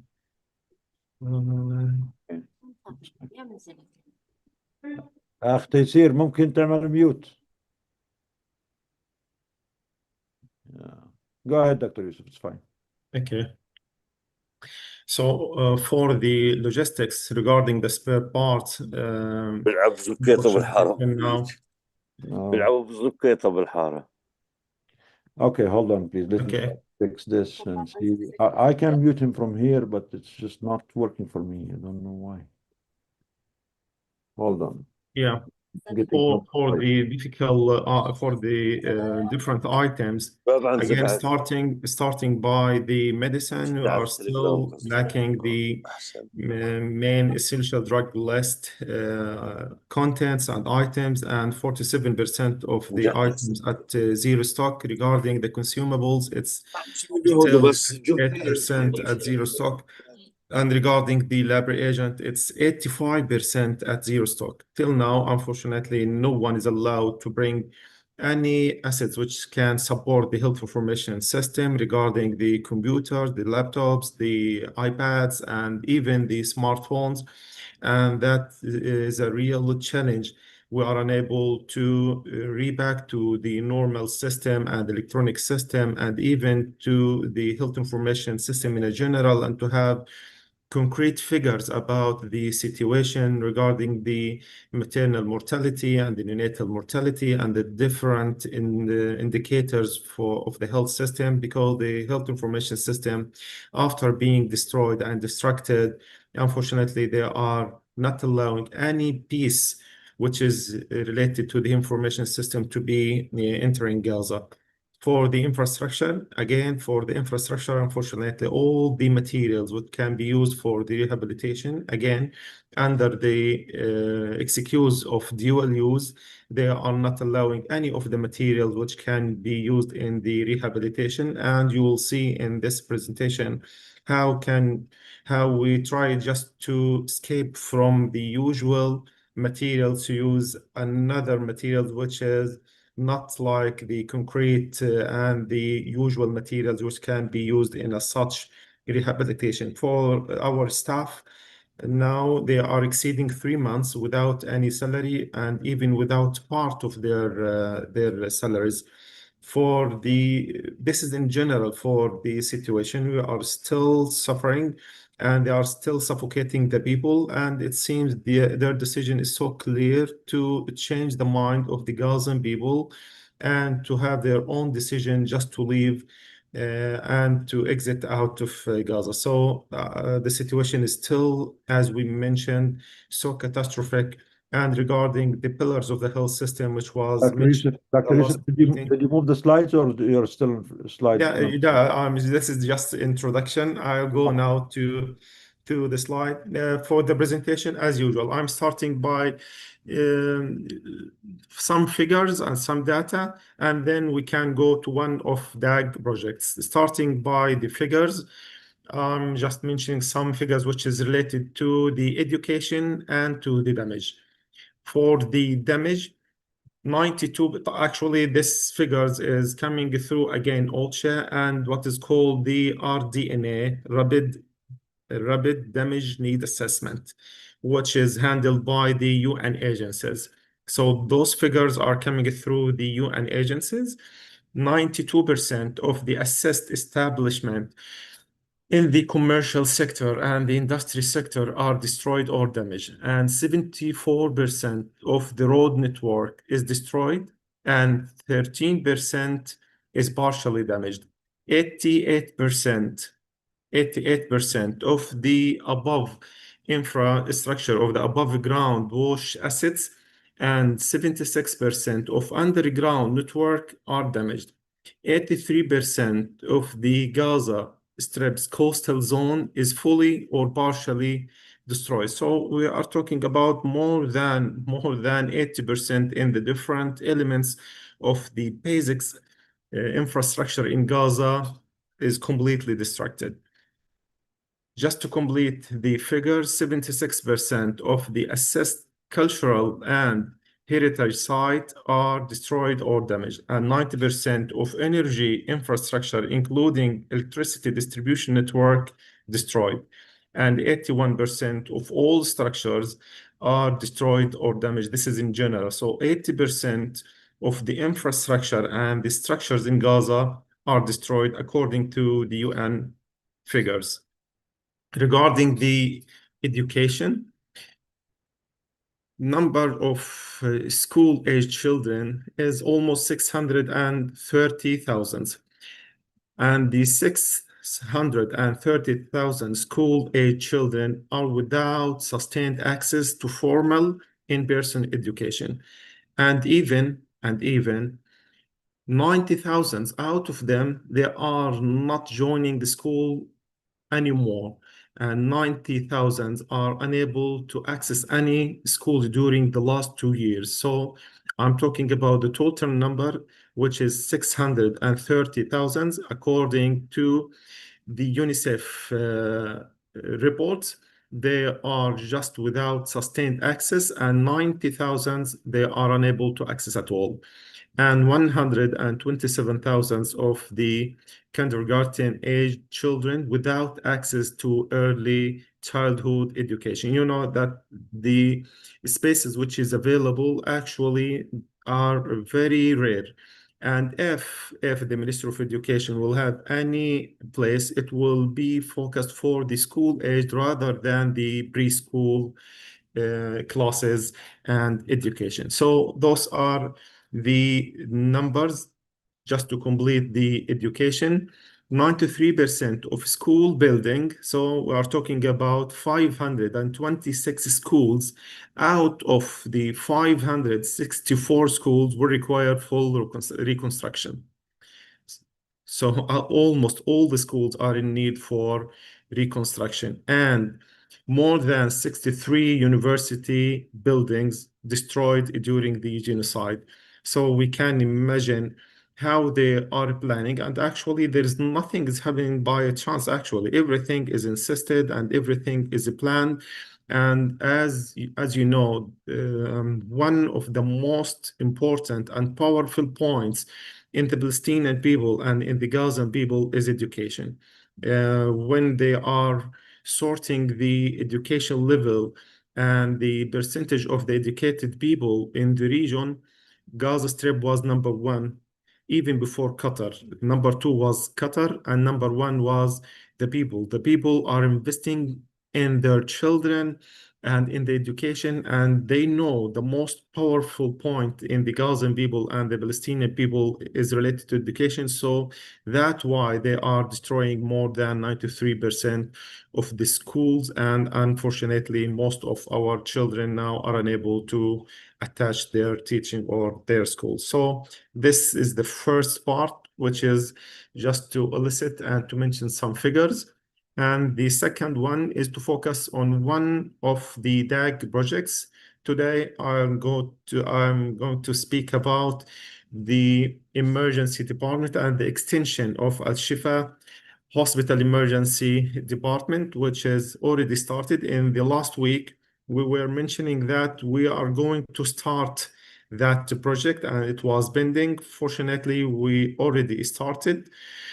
This is the whole emergency department of Shifa Hospital. You know that Shifa Hospital is the biggest hospital, and really it's like the heart of the health system. And those are the different zones of the emergency department. The green zone, which is usually managing the mild cases, which is called the fast track zone or the green zone, and the red one for the highly or for the severe cases, and the yellow zone for the intermediate cases, and the mauve zone, actually, it's just for the observation and the short stay and decision-making unit. Now, the part which is the green zone, now our project in DAG is concerned and focusing on that green zone. Actually, it will not use just for the mild cases. During disaster and during mass casualty, it will be converted as an extension of the yellow zone in part, and another part, it will be for a triage area. So during disaster, it will be converted for another two functions, one as extension for the yellow zone and the other one like triage zone. Yeah, this will be the plan for that part. It will contain two clinics plus one hall for training and 4 beds for short stay, and the other beds which is for the oxygen and nebulizers and etc., and the whole area for waiting. And there will be a nursing station for the vital signs, and there will be another place for the medication preparedness, and this is the whole area which I mentioned. Yeah, this is another view. As I mentioned here on the left, those are the 4 beds which can be used for the patients who are in need for more close monitoring, and the whole areas for the waiting, and it can be used for health promotion while they are waiting. There will be some health promotion personnel to teach them. And as I mentioned, there is a nursing station and the medication preparedness and the toilets and the training hall, plus 2 clinics for the mild cases examination. Yeah, this is the place where we design or where we have a decision just to rebuild the green zone. If you see the guys on that floor, actually, they were preparing that place. And this is the place which is already started. This is our project, which is already started. This is the first while they are preparing the place. And now they are already starting the place or the green zone. And here, while they are preparing the ground, and here are our engineers. This is Muhandis Abu Hassan. I think you are now familiar with them, with the other team. And this is another view while they are completing the ceiling of that place and the water surrounding the green zone. I'll just mention that project is costing $600,000. $600,000 is the cost of this project. In the usual situation, it will not cost as such a huge budget, but lacking of the essential materials and the prices, which is now so high. Now it's $600,000, but again, we are talking about life-saving. We are talking about the heart of the health system, which is Shifa Hospital and the emergency department. So this is one of our projects. It's already started, and inshallah, within 2 months will be finished completely and will be able to receive more cases and to save lives there. So I would like to thank you for listening, and I'm ready for any question. Thank you. Thank you, Dr. Yusuf. Wallah, mashallah ankum. The people of Gaza continue to amaze us. Despite everything, they never stop, they never quit, and they always rebuild.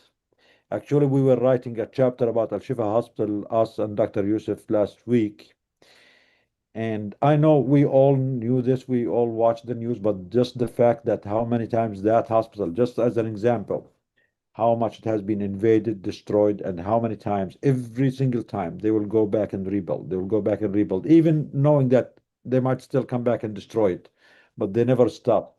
So we really appreciate you, Dr. Yusuf. The good news, Doctor, the good news actually now finally, we were succeeded to restart one of the cardiac catheterization machine and intervention radiology unit in Shifa Hospital. And fortunately, it was succeeded, and we have 3 trials for different cases, and it was successful and everything going smoothly. And now we can tell you we have we packed alive the first intervention radiology unit with the cardiac catheterization machine. Thank you, mashallah. Well, that's great news. Great news. Alhamdulillah. So, and also we want to thank our supporters, every one of you who's supporting DAG, supporting our projects. This work is becoming possible with your help. It is the hands, it is the dedication, it is the determination of people of Gaza, but also it is the generosity of you, all of you DAG supporters who are making this possible. Again, we are finishing up the last wing of the field hospital, and also we are doing this finalization of the emergency room extension, and this wing is going to be used in the normal cases as a green zone, but it also designed that it can be switched to serve other emergency areas in the emergency room in case of mass casualties and higher need. And as you can tell, the engineers there, they're working day and night to make this happen, despite the lack of resources, despite the lack of material, which is making, of course, the cost and the price is much higher than it should. But despite all of this, their determination, their dedication, their non-stop work is really, really inspiring and really giving us no excuse at all but to support them in every way we can. So please keep your support, keep donating to DAG. Dr. Yusuf is our eyes on the ground now. He has the most experience in the healthcare system in Gaza for over the last 13 years. He knows exactly what's happening. He knows exactly what needs to be done. He knows exactly what projects are more of a priority. His connections are with everyone in the healthcare system there, from the highest level to the lowest level. They all know him, they all respect him. And we are really grateful to have Dr. Yusuf with us to be our guide and our representative, and also the one who guides our work in Gaza, so we can be more strategic and we can be more impactful rather than just throw some fragmented help here or there. Going forward, and with the help of Dr. Yusuf and his colleagues in Gaza, inshallah, we will continue to make more impact by being more structured, more strategic, and more thoughtful about what we do.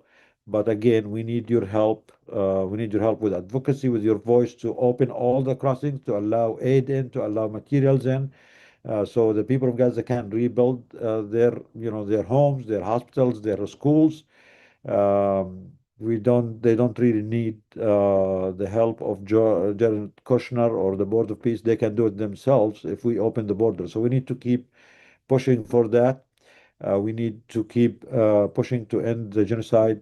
And for the meantime, we need to support them, financially with donations so they can continue to do what they know best. And the people of Gaza, those who have been through this genocide, those who have built rebuilt Al-Shifa almost 4 or 5 times in the last 3 years, and rebuilt every small clinic or hospital or school in Gaza many times over the last few decades. They are the ones who know it best how to do it and what needs to be done and where it needs to be done. They don't need a guidance from, those who are coming to exploit the situation, and those who are there mainly to just erase the evidence and put the people of Gaza at their mercy. So I'm going to share in the link also here, the donation link. I shared it earlier. Please donate to DAG, to the projects. Anyone has any questions for Dr. Yusuf about this project of the emergency room at Al-Shifa, please? Anyone has any questions? Okay. What Go the ahead. criteria are for the areas that are There is an echo, Phil. Can you fix it, please?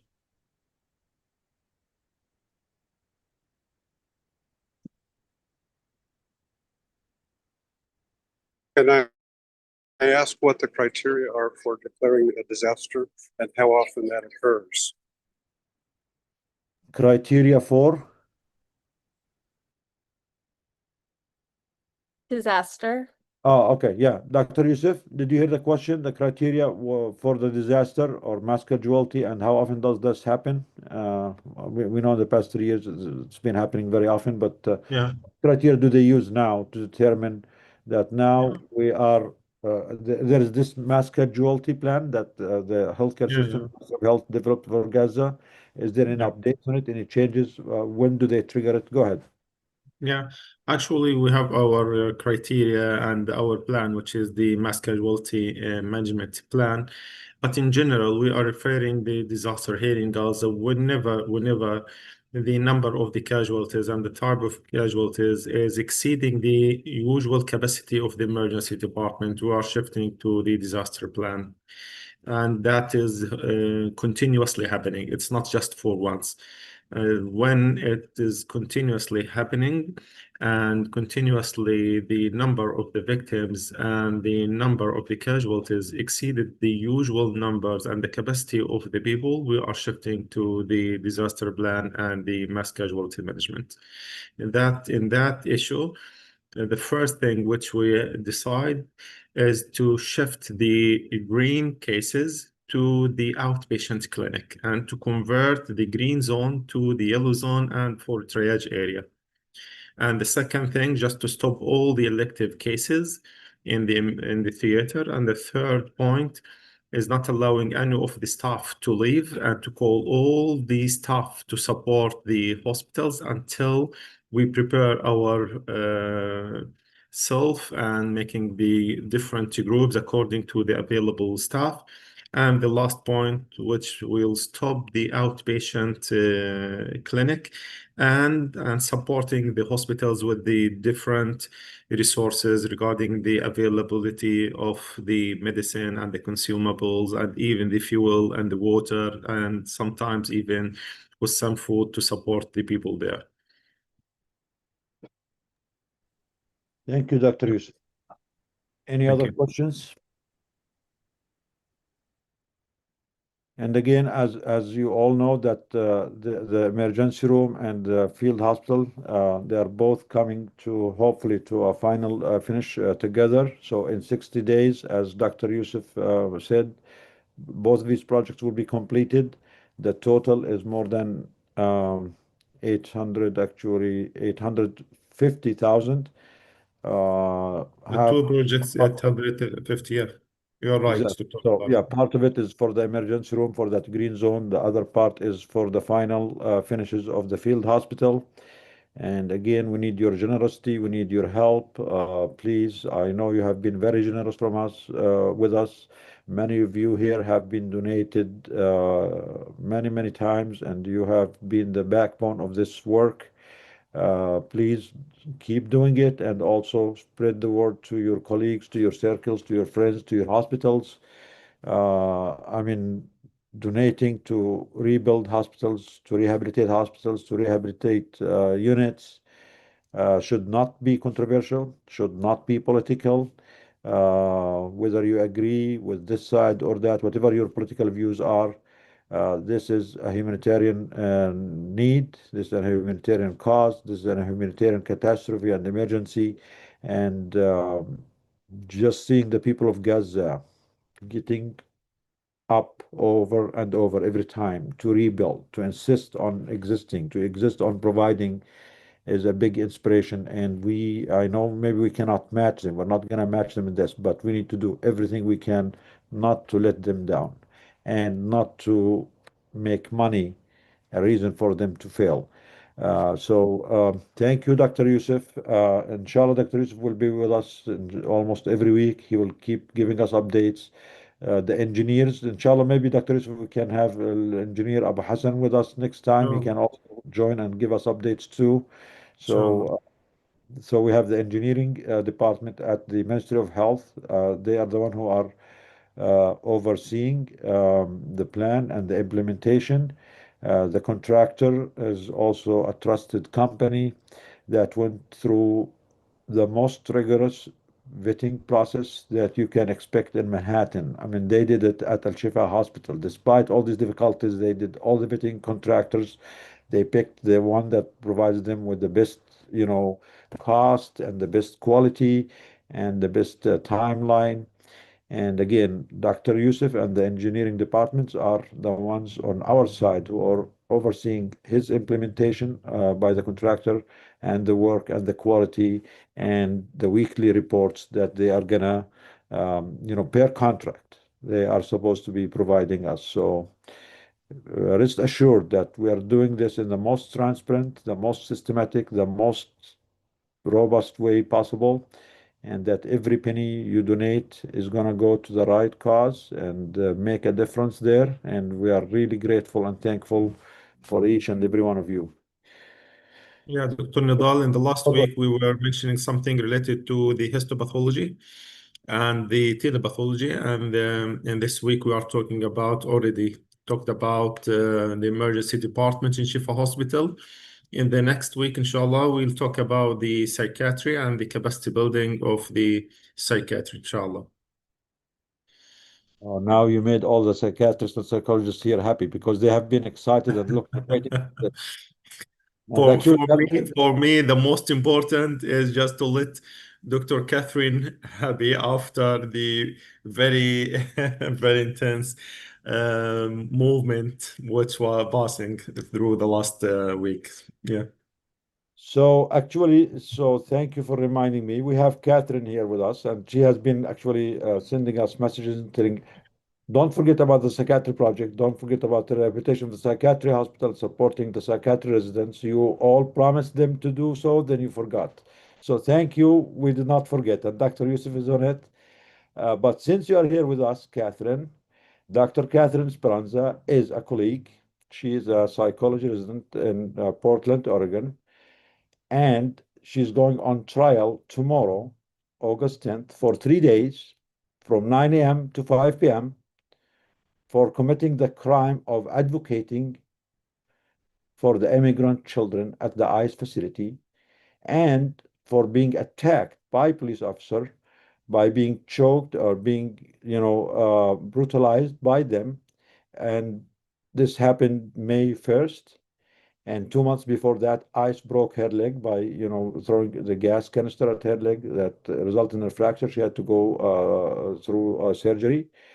And they have been offering Dr. Speranza a plea deal to agree that she was guilty, that she needs to apologize for speaking on behalf of children, for practicing her duty as a psychologist, as a mental health care worker, to speak up for your patient. That's part of your job. So they want us to apologize for doing our job, for being on the side of the victims, and on top of that, to take responsibility for this. But being the great person that she is, her integrity, her moral, ethical integrity, she refused to sign a plea deal because she believes 100% in what she did. She was there peacefully, along with many others, to speak on the behalf of the children of the immigrants, on their families.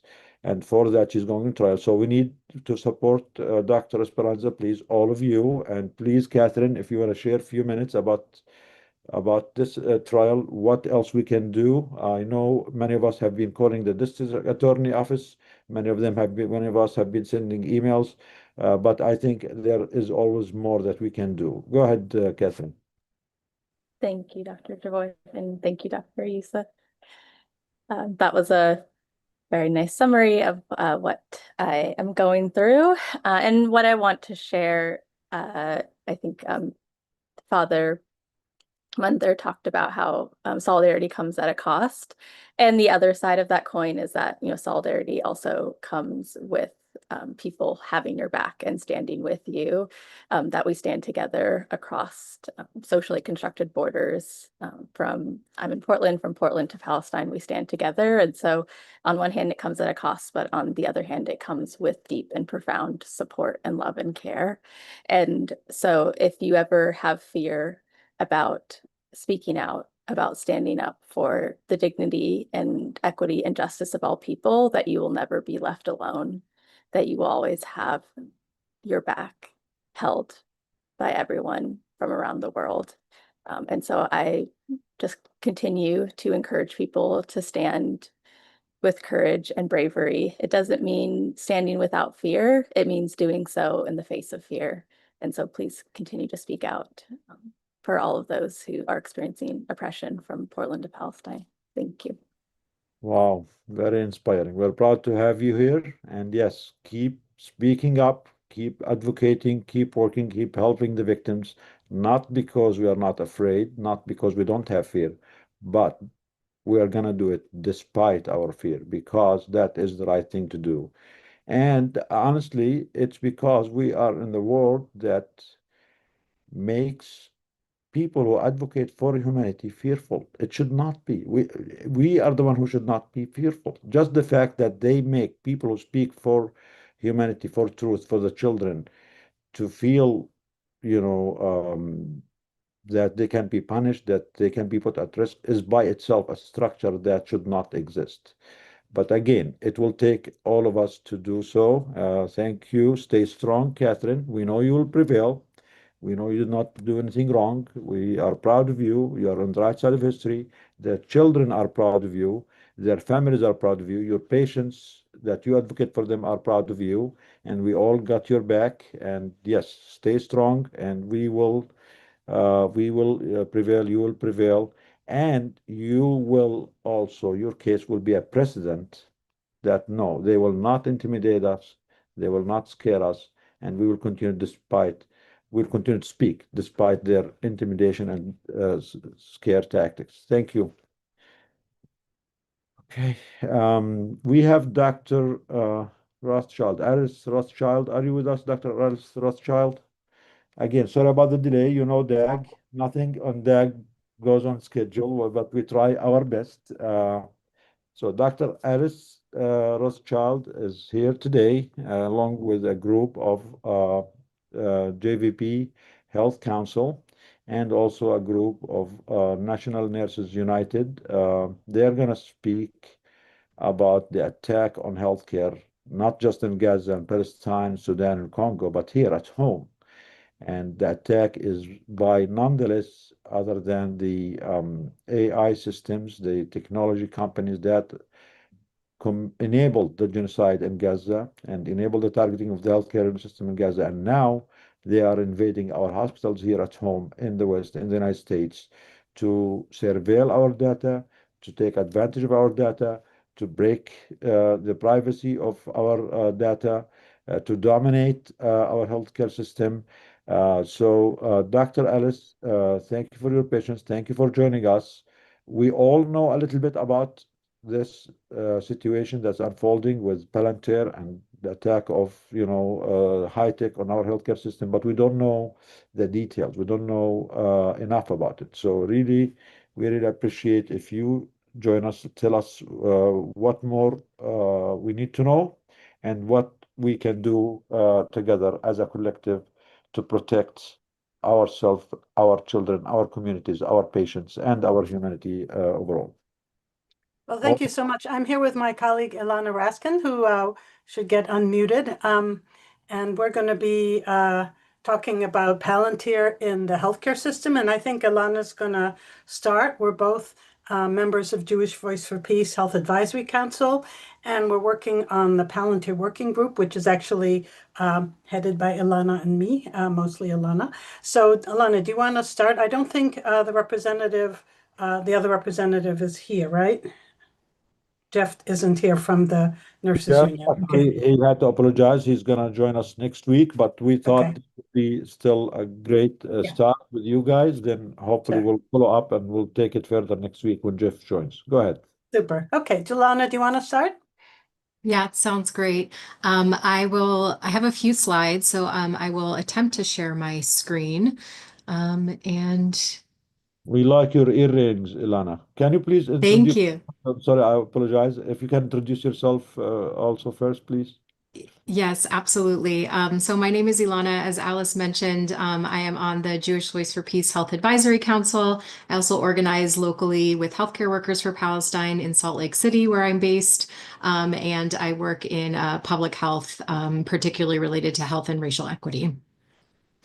So I am really thrilled and honored to be here with you all today. And it was really wonderful to hear some of the remarkable updates and all of the incredible work that you all are doing. And we are here to share a little bit about Palantir in our healthcare system. As Dr. Nadal was mentioning, there is a lot of information circulating out there on Palantir. Probably folks are somewhat familiar with it, but we're here to talk in a little bit more detail about their increasing move into our public health and healthcare systems. So I will go ahead and get started. Again, for a little bit of background, Palantir is a self-described defense tech company specializing in AI-powered military and surveillance technology. They do a tremendous amount of data mining or detecting of patterns and trends in data. So rather than doing the data collection themselves, they're typically contracted by militaries, by government agencies to consolidate and bring together all of these various data sources and then mine them for patterns, which usually takes on some pretty terrifying uses, which we'll talk a little bit more about. Their use primarily has been in working with militaries and other government agencies, although as we've mentioned, they have been increasing their work in the healthcare sector. Just as a little bit of background on some of their main products and names that you may be more or less familiar with. Some of these names are pretty ridiculous, hard to say with a straight face and pretty disturbing, but their flagship product for military and intelligence and policing applications is Gotham, which ingests and integrates and organizes, again, large amounts of data from many sources to look for patterns and insights, as they say. Really disturbingly, Gotham can also integrate with sensors and autonomous systems like drones and then assign them tasks. And so we've seen a lot of ways in which they're being used for AI warfare in many places across the globe, including Israel's genocide in Gaza. Foundry is another product that you may have heard about, and this is one that is used a lot in the healthcare space, and so we'll be talking about it a little bit more as we go on. But this is their product that has been developed for civilian and commercial use, although it's still also used by military contracts as well. They also have a geospatial platform called Gaia, which basically integrates with all of these other products and then visualizes their quote unquote data on a real-time map. And often that data means human beings. Their artificial intelligence platform is their large language model, which, similar to many of the AI platforms we're all becoming increasingly familiar with, allows people to ask questions, give commands using natural language, and it's integrated into this AI system and then integrated into their various other platforms as well. So just as a really brief history and philosophy, we won't go into a ton of detail, but it's kind of telling to hear about the roots of Palantir. They were founded in 2003 by Peter Thiel, longtime Trump ally, and Alex Karp, their current CEO. As a response to 9/11, they asserted that had they existed at the time, that they would have been able to prevent it from happening. And as a result of this assertion and this framing, their initial funding actually came from the CIA, from the CIA's In-Q-Tel Venture Fund. And so it's instructive to see how deeply embedded they've been with the US government from day one. They became a publicly traded company in 2020 and have since moved their headquarters from Palo Alto to Denver, and most recently earlier this year to Miami, Florida, where they are currently based. They have a very explicit imperialist and racist political philosophy. I will spare you reading these quotes on here, but they do not hide at all what their political philosophy is and are constantly making very vile statements about who they are and what they stand for and why they exist. They do current work in a number of spaces, again, which many of us are unfortunately familiar with, including fueling Israel's genocide in Gaza, ICE terror, family separation and deportation here in the US, police racism and violence. They're embedded in police departments across the country and use predictive policing and discriminatory AI tools to target members of Black communities in particular. and fueling the military industrial complex, both here and globally. And so given this list of work that they're currently doing, it's particularly disturbing to know that the next big venture for them is public health and healthcare, which everyone on this call has committed our lives to and hold sacred. And so it's pretty disturbing to see that on the list of this other work that they're engaged in. They launched their public health and healthcare work in 2021 to, quote, operationalize AI from the back office to the bedside, which is also pretty disturbing. And currently 21% of US hospital beds are managed by Palantir software. So 1 in 5 US hospital beds. And that's as of 2024. And we know that their contracts have only increased since then. Also, as of 2024, about 7% of their revenue was coming from healthcare. And again, that has been steadily increasing. They have pretty large contracts with a number of major hospitals and healthcare systems here in the US, including HCA Healthcare, which is the largest for-profit hospital chain, as many of you know, Mount Sinai, Cleveland Clinic, Tampa General, Maine Health, Nebraska Medicine, LifePoint Health, Option Care Health. They also have large contracts with a number of government agencies related to health and healthcare, including HHS, CDC, NIH, FDA, VA, USDA, so deeply, deeply embedded into our government systems.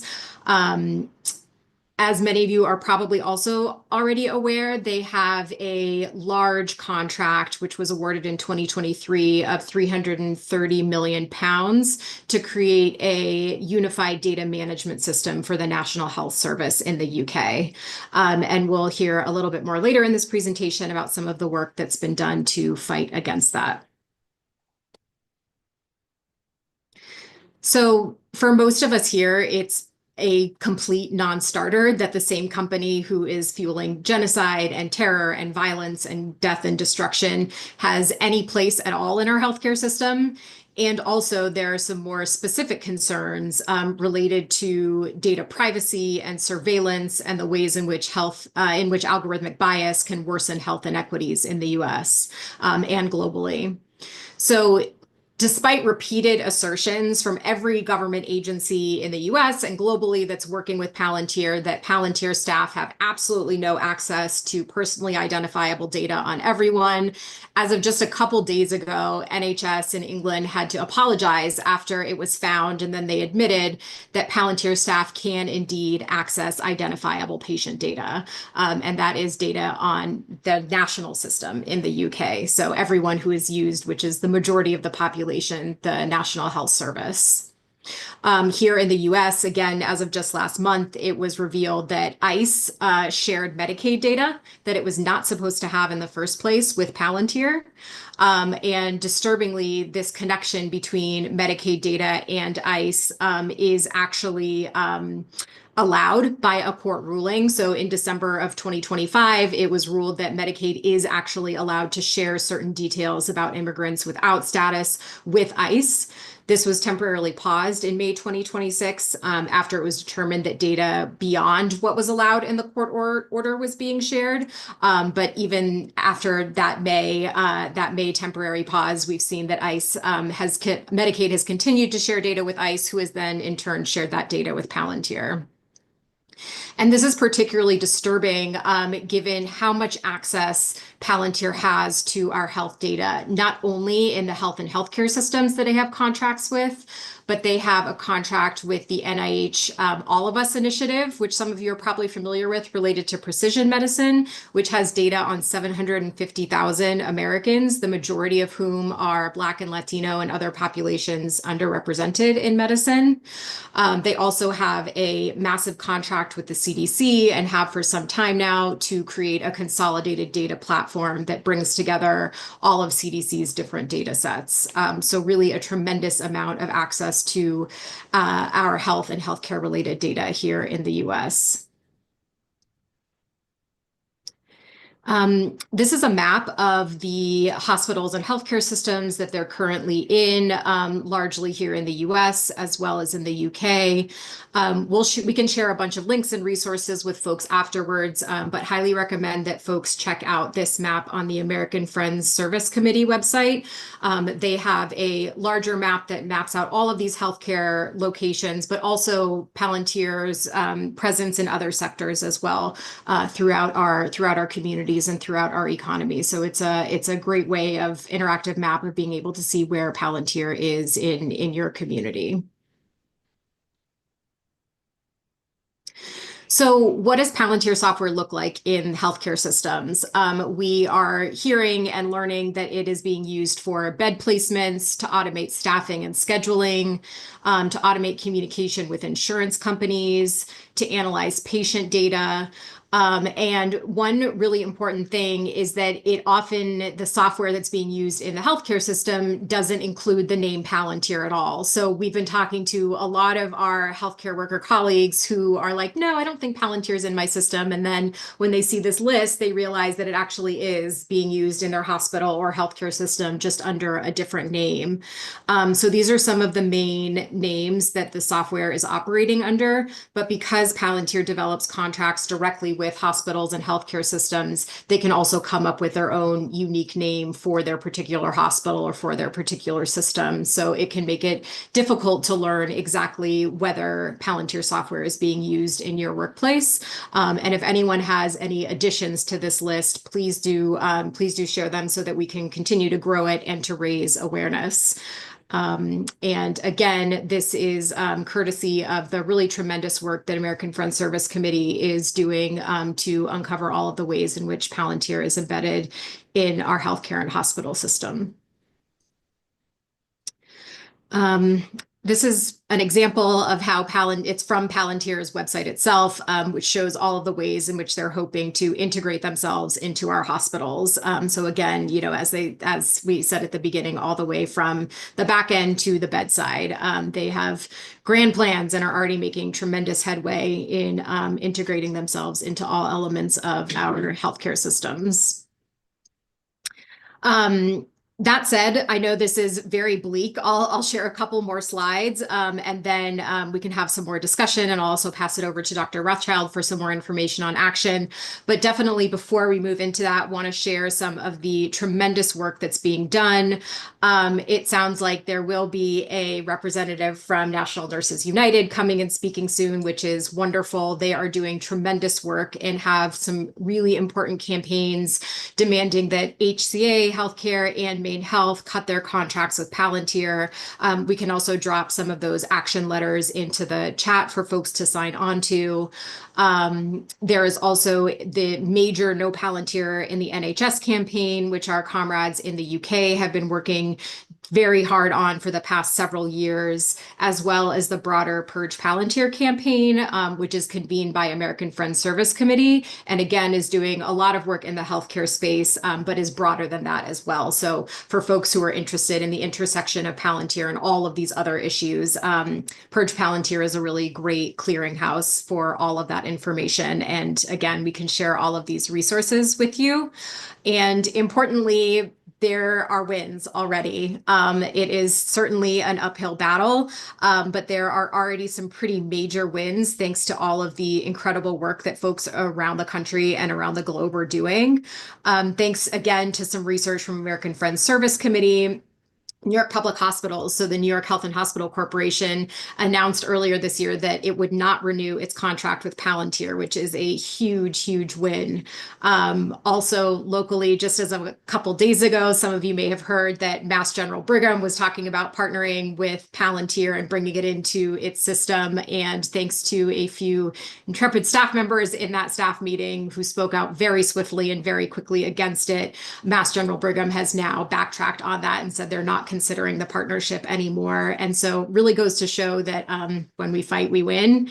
And then over in the UK, a growing number of the local authorities and local councils that govern the sectors of the NHS have been speaking out against Palantir's NHS deal. And earlier this year, the British Medical Association issued a statement to its members asking them to limit their use of Palantir in their workplaces. So there is definitely growing recognition of the horrors that Palantir is involved in, and about the fact that they have absolutely no place anywhere, let alone our health and healthcare systems. And so there is a lot of momentum building. And again, we will share some resources and ways to get plugged in.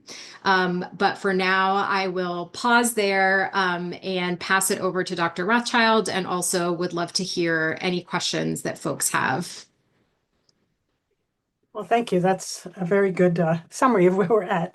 I think I'm just going to talk extremely briefly about what the JVP Health Advisory Council is doing, because we're at the beginning of this whole mess. So our first thing was to do some education. And so we did a really wonderful webinar with players that Ilana has mentioned, and that's on our website, jvphealth.org. Just go to events and you can link into the webinar. And we've been meeting with people who are interested in working on this. Our first attempt was to find out how many people know they have Palantir. And it turned out that out of our almost maybe 580 or so people on our email, only 17 people responded and no one thought they had any Palantir. So it's disguised and people don't know. So the other thing we need to do is to figure out how to let people know what the different names are. So we've been trying to find out what kind of work people in our group are already doing. There is a group in New York City that's starting a campaign against Mount Sinai, focused on educating the patient population when they come to clinic visits, handing out leaflets and petitions and that kind of thing. So that's going on in New York City. There is a group in New Haven that is looking at Yale New Haven Hospital. I don't think they've gotten to the point of organizing something, but they're investigating the presence of Palantir, which is in their phone system. They know that. And Phil, you can correct me if I'm wrong on that one. And then we're trying to figure out, well, what role could we have as our own group, besides coalitioning with AFSC, which is our primary role. And so we are trying to figure out, could we be an education hub for information on its relationship to healthcare? Could we help with the Day of Action in the fall, which is from September 29th to October 2nd? There are more than 30 organizations all over the world planning a big day. It's actually, I think, 3 days of action, both educational and then petitions and actions and that kind of thing. And the other thing is that we're talking with the national JVP to see if we could have any staff time. I don't know that that would happen, but that would really give it us more opportunity to do actual campaign work. But if anyone in DAG is interested in joining us, we would love to hear from you. And the thing that's, I think, really important to remember is that people who have had to knowingly interact with Palantir, such as nurse staffing issues, have found the system to be terrible, because the system is totally profit-oriented and it's not quality of health-oriented or worker-oriented. And in fact, just recently at Montefiore in New York, 12 nurses were laid off to be replaced by AI. And you can imagine how that flies with nursing unions. So we are very concerned about Palantir's intense scooping up of private patient information, possibly sharing it with ICE, they're doing a lot of work with insurance companies. It's just stuff that a genocidal company should not have any access to. And so I would also highly recommend people look at the Purge Palantir campaign on AFSC, and let's open this up for questions and see if you have more issues or questions to ask us. Thank you, Dr. Rothschild. Thank you, Elena. Wow, this is more scary than I thought. This is really a full invasion. And as you said, yeah, they do come under different covers, different names that many of us actually are not aware of this. I mean, honestly, this is the most dangerous thing I have heard, second to the literal genocide itself in Gaza, It's all because related. It's all it's related. all They're doing related. the It's, same.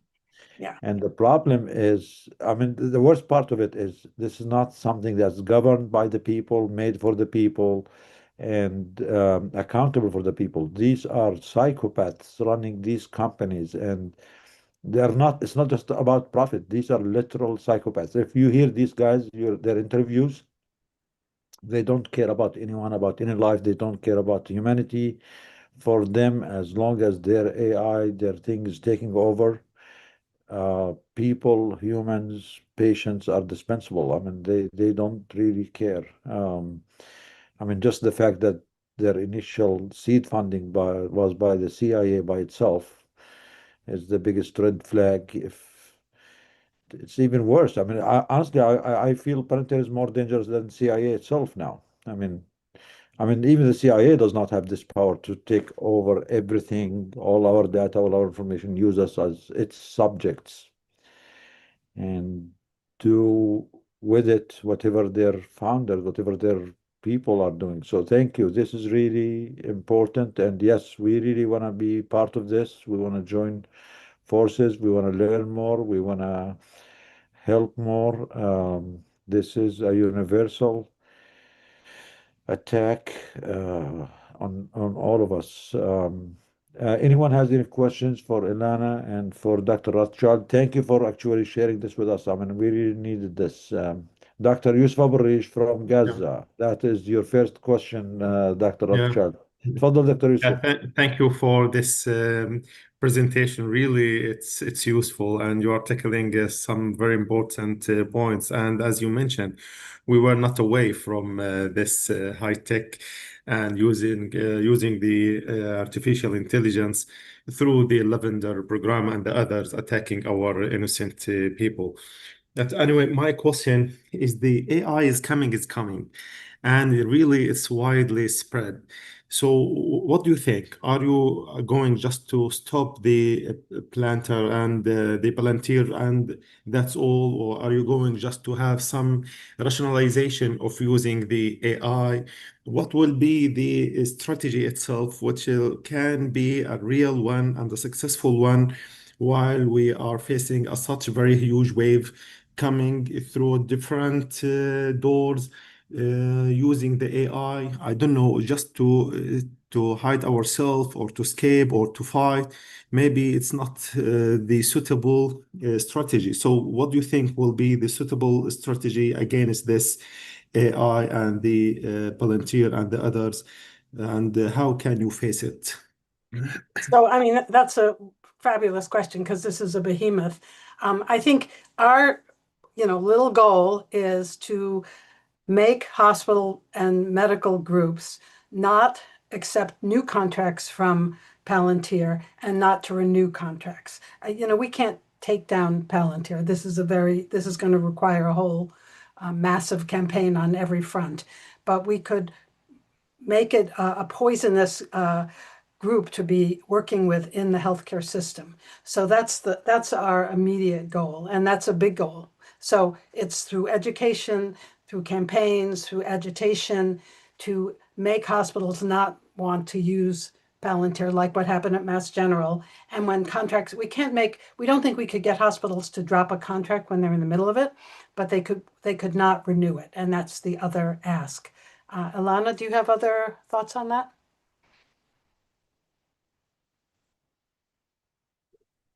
I think that's a great answer. I think would love to just totally get rid of this all, but being realistic and knowing, that we need to be strategic and targeted. I think thinking about particularly Palantir in the healthcare space for our purposes, but then also, again, strongly recommend that folks check out the Purge Palantir broader coalition. Who is the wife of U.S. Senate candidate Alex Vindman. There are, a number of different campaigns happening, in relation to public utilities, in relation to university endowments. And so there's a lot of ways also kind of beyond some of these bigger military and government contracts that folks are fighting back in their workplaces and with their unions against the ways in which Palantir is showing up in spaces that are supposed to be for the public good. Yeah, I also think there's such a huge awareness of how horrific ICE is, and to make the connection between Palantir and its use in ICE and how it makes ICE possible to target people and to do this predictive behavior stuff, which is just horrific. And then also to link it to the genocide and to what's going on in the West Bank. If you can make those three links and put them in the same pot, I think that a lot of people will be against this.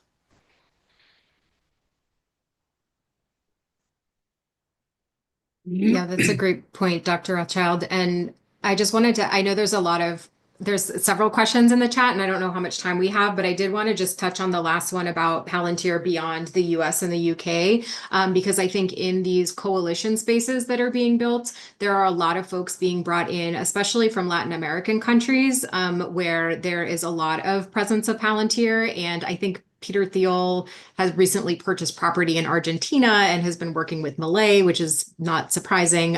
But there is more and more happening, particularly in Latin America, that we've been hearing about. And for the Day of Action that Alice mentioned, there's a really big effort to make it global and definitely beyond just the US and the UK. And I know there's been a lot of success in broadening the coalition, particularly in Latin America and other European countries. But if folks have groups that they know of that are working in other spaces, we'd love to connect and make sure that folks are getting linked in to really make this a global movement. Yeah, the People's Health Movement has been very active in this as well, and that's an international group. Yeah, I mean, it seems that AI and the high-tech, invasion of everything we have as people is becoming so extensive that we might not be able to stop it by just stopping a small fire here, a small fire there. Maybe we need to go against the main structure that while AI and technology might be useful and have a good use, it can also be harmful. But the only way to make sure that we are using it for the good of humanity is to have the governing systems of these companies, corporations, run by the people in a democratic way, rather than just have them as private entities and for-profit entities.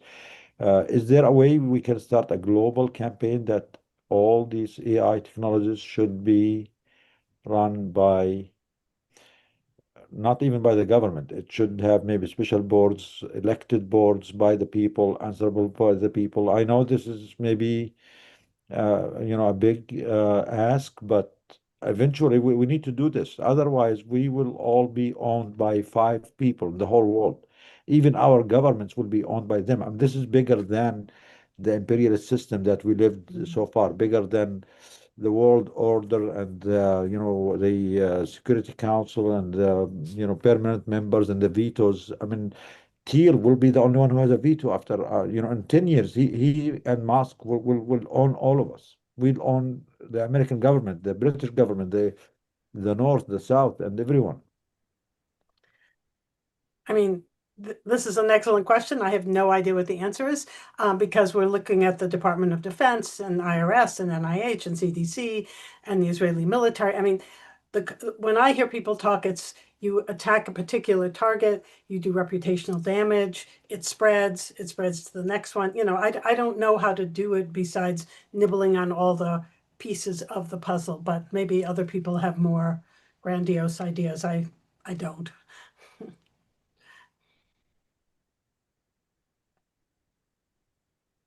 Okay. Anyone has any other questions? Dr. Yusuf?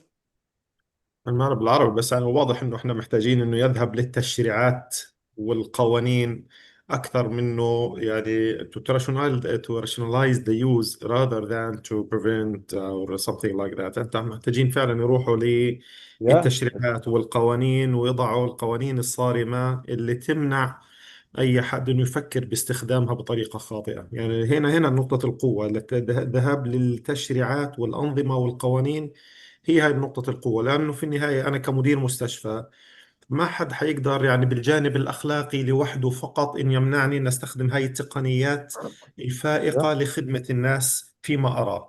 ما حيقدر يمنعني الجانب الأخلاقي في إنه ما أوازن بين خدمة المرضى وما بين التقنيات الموجودة. لكن لما أعرف إنه في ورايا عصاية غليظة وقانون حامي وحيتم عقابي، حينها حفكر 1000 مرة.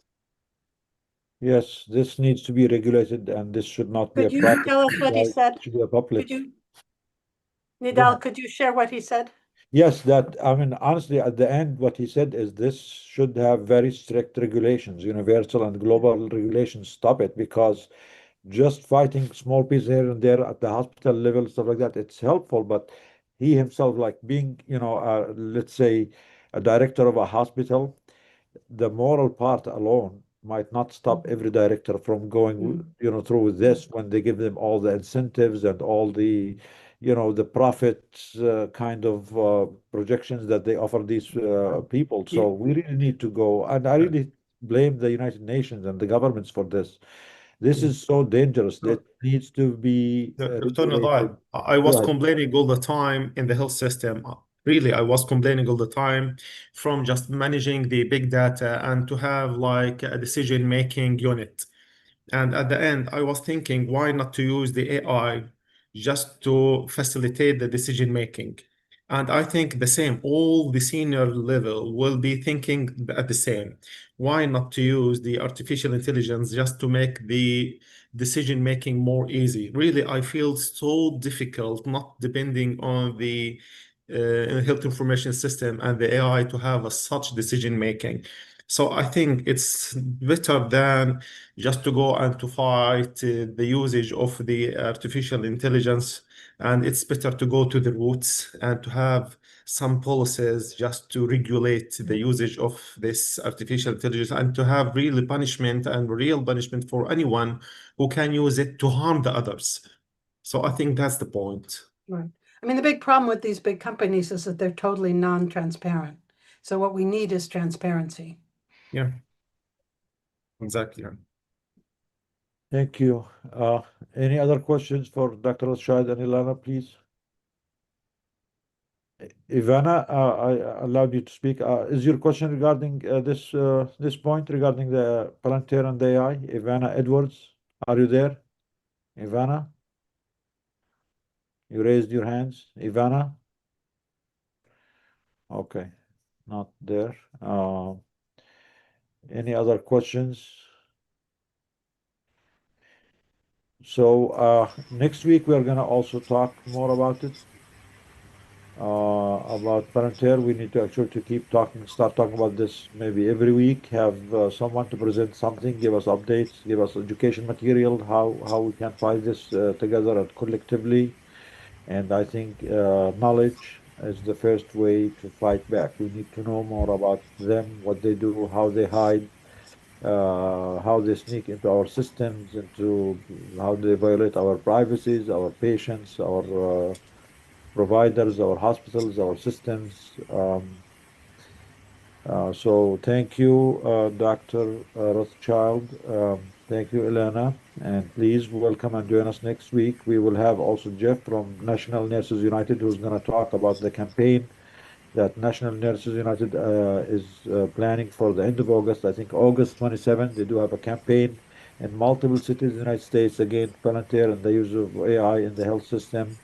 So with them and with Dr. Rashad Ilana, inshallah, we will learn more next week. Be ready for more questions. If you have any questions, get them ready for next week. Dr. Ahmed Al-Farra is here with us. We are still also waiting on Jalis to join us from Kashmir or to share with us some information about the situation that's happening in Kashmir. While we're waiting for Jalis, if Dr. Ahmed is here, I'm going to share a few things. Dr. Ahmed, are you there?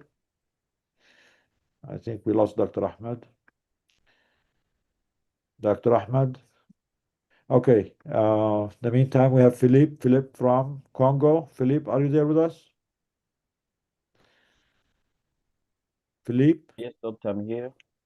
Hi, Philippe. How are you? Hey, hello, Doctor. I'm fine. What about you? Good, good. Thank you. Thank you for joining us. Please, if you want to share with us any updates about the situation in Congo. Okay. Greetings from Goma. Goma in the North Kivu province, the Democratic Republic of the Congo, Central Africa. Can you get me clearly, Doctor? Yeah, if you can just speak a little bit louder, please. Okay, okay. Is that fine? Yeah, that's good. Good. I was greeting you from Goma, Goma in DR Congo, Democratic Republic of the Congo in Central Africa. This is Philippe. We are working in the team of volunteers here with the support of Doctors Against Genocide, Dr. Nidal and all the team. We are so grateful. The situation this side is that we had an outbreak of Ebola virus, and we got support from the team of doctors. So I had to give an update of how the situation is improving this side. Knowing that currently Congo is divided into two parts. We have a part that is led by the official elected government, and we have our side that is somehow run by a rebellion group of rebels that is called the M23 since almost 2 years now, because they took control of the city since January 2025.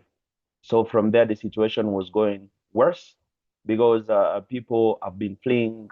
Over 500,000 people who have left their villages, going to camps where families could spend days and nights in very small tents. And we put ourselves together as volunteers and youths who wanted to support. But we thank God we got the support from the Doctors Against Genocide, who are helping our work. So when the outbreak of Ebola came, we tried to respond how we could. And right now, Alhamdulillah, everything is going well because the fatality rate is reducing from 100% to now less than 50%, according to the World Health Organization. Right now, people are being released from hospitals thanks to your support, thanks to your donations. But the situation is still somehow complicated because when we get some suspected cases that are far, we still cannot respond well because of the situation of roads and everything.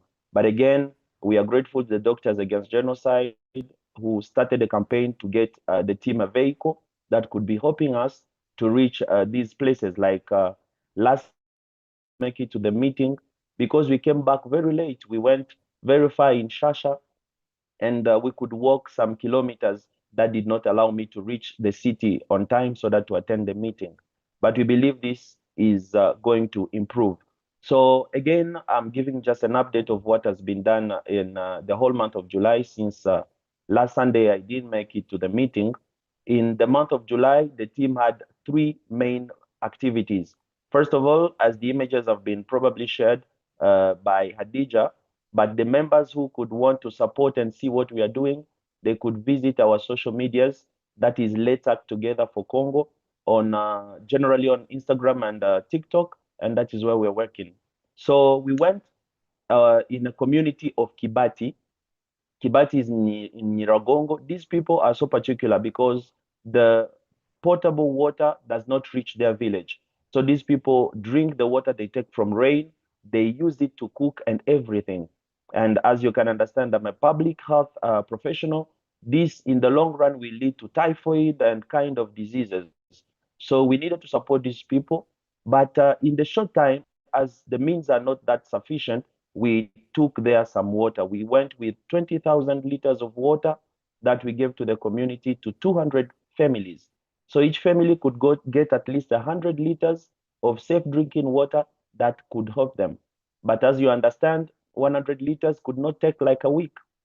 So probably they are still in need, but we are thinking about something to do that could be consistent in the long run. So that was our first activity for July. Then secondly, we did a very great campaign in the village of Shasha. Shasha is one of the most affected villages by this war, these wars in this side. We went there to spend time with the children.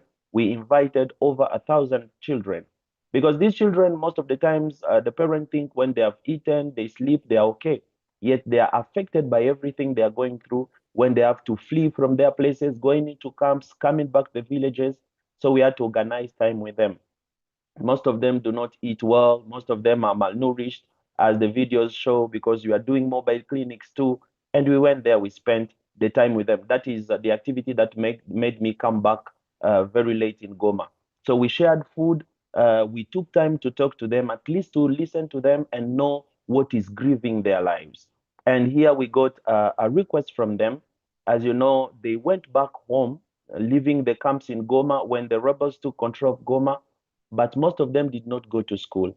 So they were asking for most of them how are we going back to school? Because school is starting in September. That is when we start the school year this side. And they were saying if we could organize ourselves and at least go there. We said, anyway, we don't know what to say for now, but we have people and we know that we will be knocking on doors and we can make it possible for you. So at least for a child to get a bag, something like some notebook, some pen, and we believe to do that campaign towards the end of August so that we organize their back to school in the beginning of September. So this is the request we got from them, and we believe that we can raise some money to go for the 1,000 children. Lastly, this week on Tuesday, we went in Sake for a sensitization on sexual and reproductive health, but also menstrual hygiene. Because in our mobile clinics that is supported once again by Doctors Against Genocide, we realized that the cases of infections from women are increasing. So we were trying to think about the reasons, and we thought it was important to educate the population. So we went there, we invited over 400 women. We sat with them, we educated them on sexual and reproductive health. We distributed some reusable pads and some hygiene supplies that can help them. That is the activity that has been done this week. So once again, we thank all the partners, all the donors, all the people who are supporting our work, because the motto is the same: we don't need anyone to be left behind. Despite their race, despite their origin, we need to cater for every human being's life. Thank you again, Dr. Nidal. Thank you, the team. We are grateful. Thank you, Philip. Thank you. Thank you for your dedication, for your hard work. Your team are very, very inspiring. We are proud to be working with you. We are proud to know you. We are proud for your real, very important and very impactful work. You and Khadija and Elvis, the videos, the pictures, the campaigns, the smiles on the faces of the children, the young girls, the mothers, the elderly is really, really something that is inspiring and very fulfilling. And we're really happy to be able to help. Please, I did share the donation link to support Philippe, to support the people of Goma in the chat. Please donate, help our colleagues in Congo, our colleagues in Sudan and Gaza. Please, your support is very important. The people on the ground, Philippe and his teams, and Elvis and Dr. Ahmed, Dr. Yusuf, and they are doing all what they can to provide for their communities, and it is our the least we can do is to support them to keep this important and humanitarian work going. Thank you, Philippe. Stay safe. Keep going. We're all behind you. We're supportive of you. Please donate to the communities that need your help. We are also still waiting for another community that's been impacted by injustice and by war for decades. It's our people in Kashmir. We're waiting for Jalis to join. There is some technical issues because I'm running the webinar, but inshallah it will be solved soon. Anyone has any question about the situation in Goma and Congo while we're waiting, please? Dr. Ahmed is here. I saw him earlier, but he's not there anymore. Is Dr. Ahmed Al-Farra there? Dr. Ahmed? I think he left. Okay. Okay. So while waiting for Jalis, let's talk about what Dania and Iman are doing. What are we doing? Any campaigns? Anything going on? What are we doing with our politicians in DC? Phil, Dania, Iman, anyone wants to share anything about that, please? Scott? Iman, go ahead. Yeah, you're unmuted. Yalla, let's go with Iman.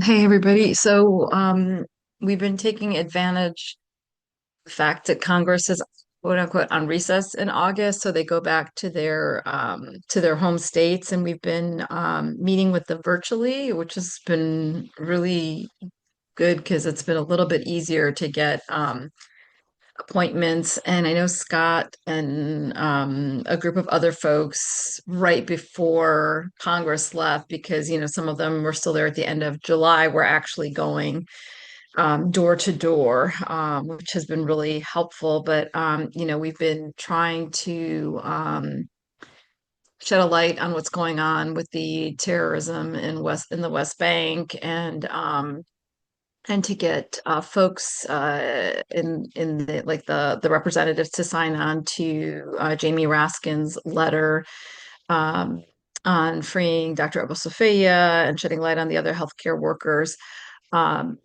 We've also been trying to, while on those calls, try to garner some commitment from some of the offices to sponsor our press conference when we do our next 1,000 coats in September. So we're still working on that. And just trying to follow up and, continue to shed light that there is no ceasefire. The genocide is ongoing. The genocide is not only in Gaza, but it's in the West Bank. That humanitarian aid is not getting in.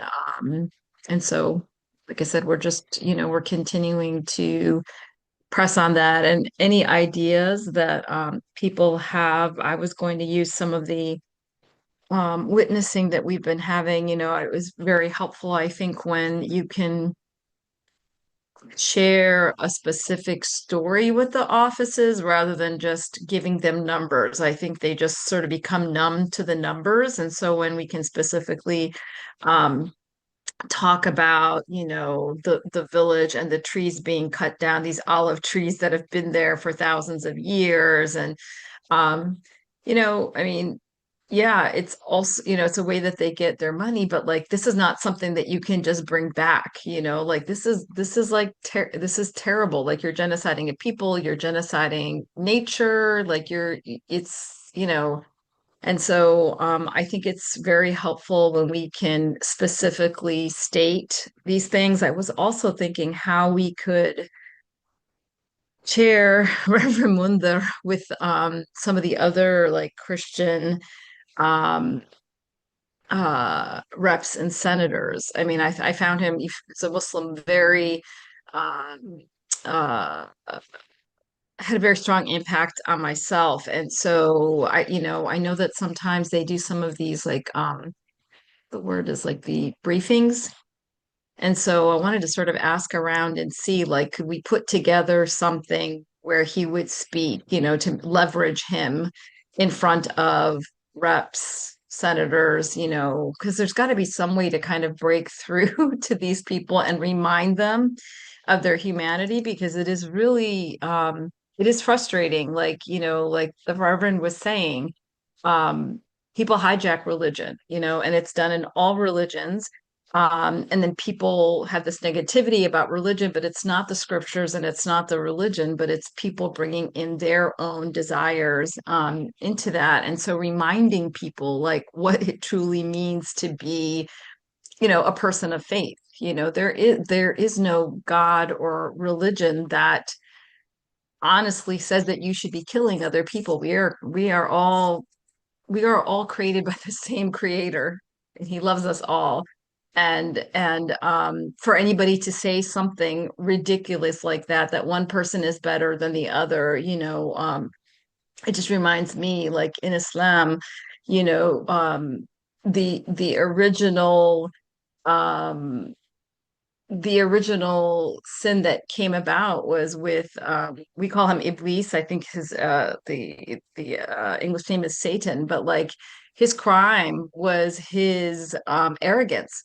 He thought he was better than Adam, this human being that God created, because he was made of fire and Adam was created from the earth, and so I think people forgetting that, and really this propaganda on the fear, like it's interesting. I just came back. I drove down to Florida, and as we were driving down, as soon as we hit South Carolina, from like South Carolina to Florida, there were all these billboards that were like, hey Christians, Zionism.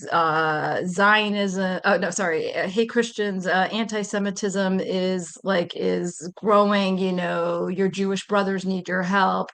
You don't have to be Jewish to support a Jew, so it was just interesting. And I was on the ceasefire call on Tuesday, And one of the women, she's actually in Florida, and she was talking about how in the South, there is sort of this very ingrained propaganda, about Zionism and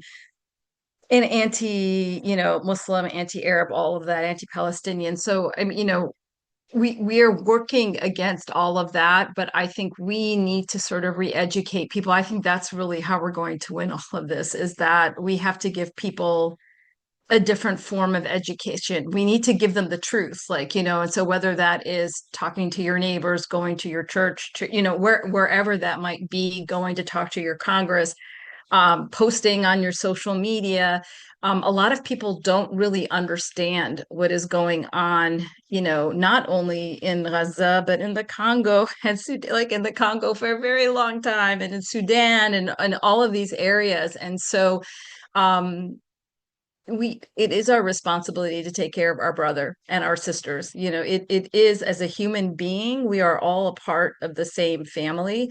And I think we need to remind these people, especially these people who are talking so loudly about religion and differences and other and stuff. And so, sorry, I'll get off my soapbox, but yeah, that's kind of what we've been doing. So I don't know, Scott and Dania and Phil, I don't know if you guys want to chime in on what we've been doing while Congress has been on recess.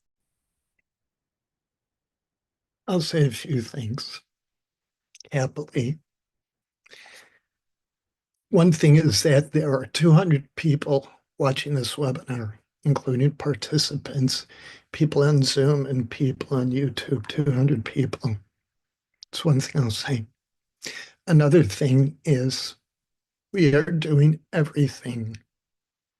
We're doing everything that we can think to do. Any idea that anyone has, we go with it. And we don't keep quiet about it. We share. So when you have a communication with a legislator, distribute it to not just people in DAG, but people outside of DAG. When you get involved in an advocacy effort, tell your friends and every group that you're associated with.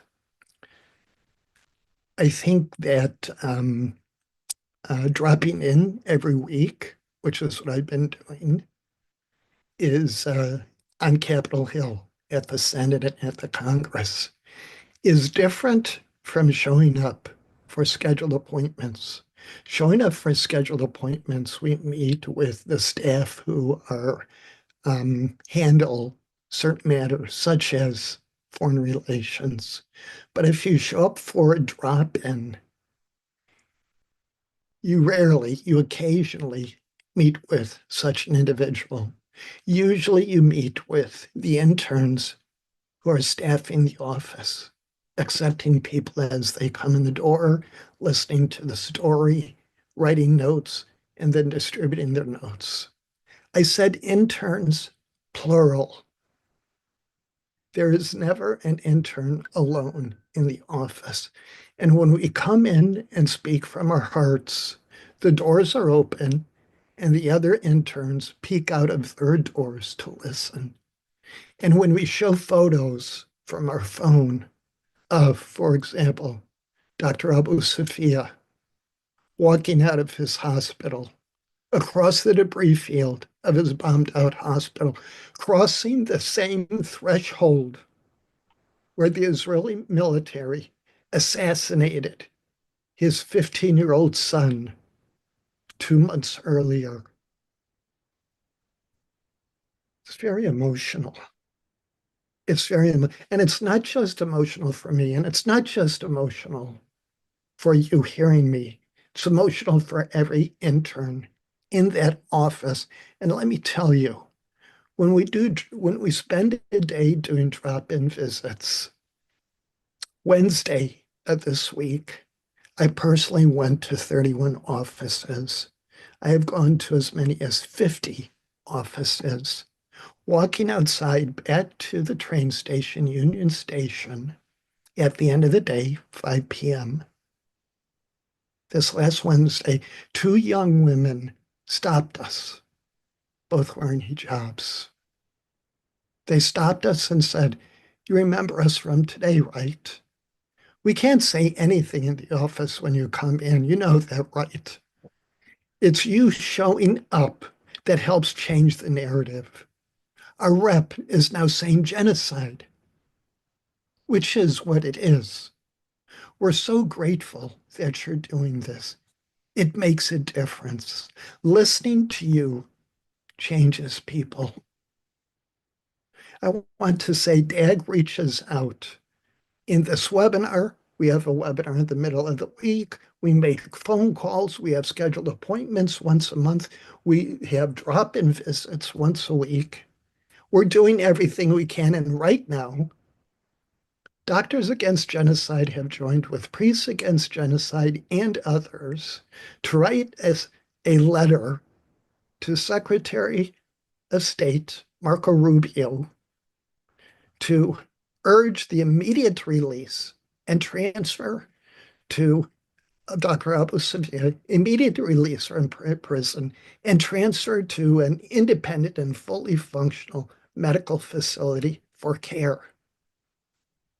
That letter is not just between us and Secretary Rubio. So this Wednesday, with copies of it, I'm going to walk through the entire Senate, and a small group of us, we're going to hand deliver a copy of that letter to every senator. That's 100 offices in the Senate. I'm telling you, you never know what action is going to be the action that makes a difference. And you're never going to know after the fact either. No one is going to come and thank you and say, you made the difference, you did it. Because I'm saying everything we do, everything you do, everyone in the audience who takes an action makes a difference or change in the narrative. I'm so grateful to Doctors Against Genocide. I'm so grateful to everyone who's listening to me, listening to us. And I encourage you, take some action. And I repeat again, solidarity comes at a cost. There's nothing that will replace solidarity, and the imperialists are terrified by us. Thank you, everyone. Wow, that is great. Thank you, Dr. Scott. Thank you. Thank you for this family called Doctors Against Genocide, that we all working together to make an impact. And thank you, as you shared, every action counts, and we have to do every action we can by calling, by writing letters, sending emails, dropping in every week that Scott is working and with his team. They're going to DC, making drop-ins, the demands, reminding everyone there of what is happening, of their duties. The monthly DAG advocacy that Iman and Dania are helping us with. Now we are also doing actually almost daily virtual meetings with offices and staffers, and everyone here, Dania, Iman, Scott, everyone is helping us with that. So we will leave no stone unturned to advocate for the victims, to advocate for humanity, for justice. And as you said, you never know which one is going to work, which action is going to work. And I really think they are all important. They all build together into create an impact. So never underestimate anything you can do. The only thing that we cannot do is to stay silent and not do anything. Anything beyond that is helpful. Anything is something that the victims need and appreciate. And thank you, Scott. You've been very, very helpful, amazing. Thank you for these, impactful words and testimony. Dania. Hi, everyone. Not much to add to what Scott and Iman said, but it has been, I was worried how our August was going to be without our monthly advocacy trip. So it's been really important for us to be able to get them. And it feels like we're having really meaningful conversations virtually. Like the staffers we're meeting with don't feel as rushed. And, it seems like we're gaining more insight in how to, operate these really unfriendly waters that we've been trying to navigate. Um, in regard to the team that Scott leads, it's been really helpful. Like when I place my calls, for advocating for Dr. Abu Sophia, it's always nice to hear, oh, your coworkers were here. They just stopped by. So it feels like, we're kind of tackling this on all ends. And, nothing feels like enough. It's all about, as Iman and Scott mentioned, it's all about these conversations that continue to build up. I will say it's coming at an enormous sacrifice. We continue to see, people in Palestine being killed, both in the West Bank and Gaza. So, the whole conversation about the narrative shifting is always, we have to always acknowledge who's being sacrificed for the narrative to shift. And also a thought that came to mind this morning as I was reflecting was, we were all together at this time last year when we heard the news of the journalist in Gaza, Anas al-Sharif, when he was assassinated. And we were all able to share this space together. I remember, I think it was about 4:30, 5 p.m. And we were all together when we found out. And, that's there's certain events that happen that you remember exactly where you were and what you were doing and who you were with. And the assassination of Anas al-Sharif a year ago, last year, while we were all together in this space. And it's sad that we couldn't prevent him. I know personally speaking, it felt like Anas was a family member. He was the first account that I would check every morning. And he had this incredible ability of conveying the suffering of his people without dehumanizing them. And since then, we've continued to lose more journalists, lose more lives. And I just wanted to acknowledge that we were all together when we heard of his assassination by the genocidal terrorists that continue to just run rampant in the Middle East. Yeah. Yeah, thank you for reminding us, Danny. Yes, I remember this very vividly. It was like yesterday. We were here on the webinar when we're all together, yeah. Karame, I think, announced it. Yeah. So keep up the good work. Please join the advocacy group. We do have a group dedicated for that. Iman, Dania, Scott, John, everyone is working hard, and you can you can help us making calls to your elected officials. Your name as a constituent does help us get more, more meetings, more appointments with those people. Every one of you does add, depth and value to this. We do have a WhatsApp group for this, WhatsApp group for the general advocacy, WhatsApp group for the phone calls, WhatsApp group for the emails, WhatsApp group for the virtual meetings, WhatsApp group for letter writing. So there is a place for everyone. Just reach out, please, and don't forget and invite others. And we need everyone. Phil, I can give you to speak, but please be brief because we also have a conflict that we haven't been talking too much about it for a long time, unfortunately, which is the plight of our people in Kashmir. As you all know, our world's really messed up. There is so much wrong going on in this world that it's really hard for any group or any organization or any meeting to cover all of them. But we are really finally honored to have someone from that community, Jalis and Ambreen, to join us to speak on that. So go ahead, Phil. Please share what you have. Then we're gonna move. Okay, and now you should be able to hear me very well. Yeah, finally, yeah, please. I started in St. Louis, and now I'm at home in Connecticut. So I've been doing plane, train, and bus until just now, and I'm literally at home. The advocacy, the virtual meetings, I think, have been a terrific way of getting of making contacts.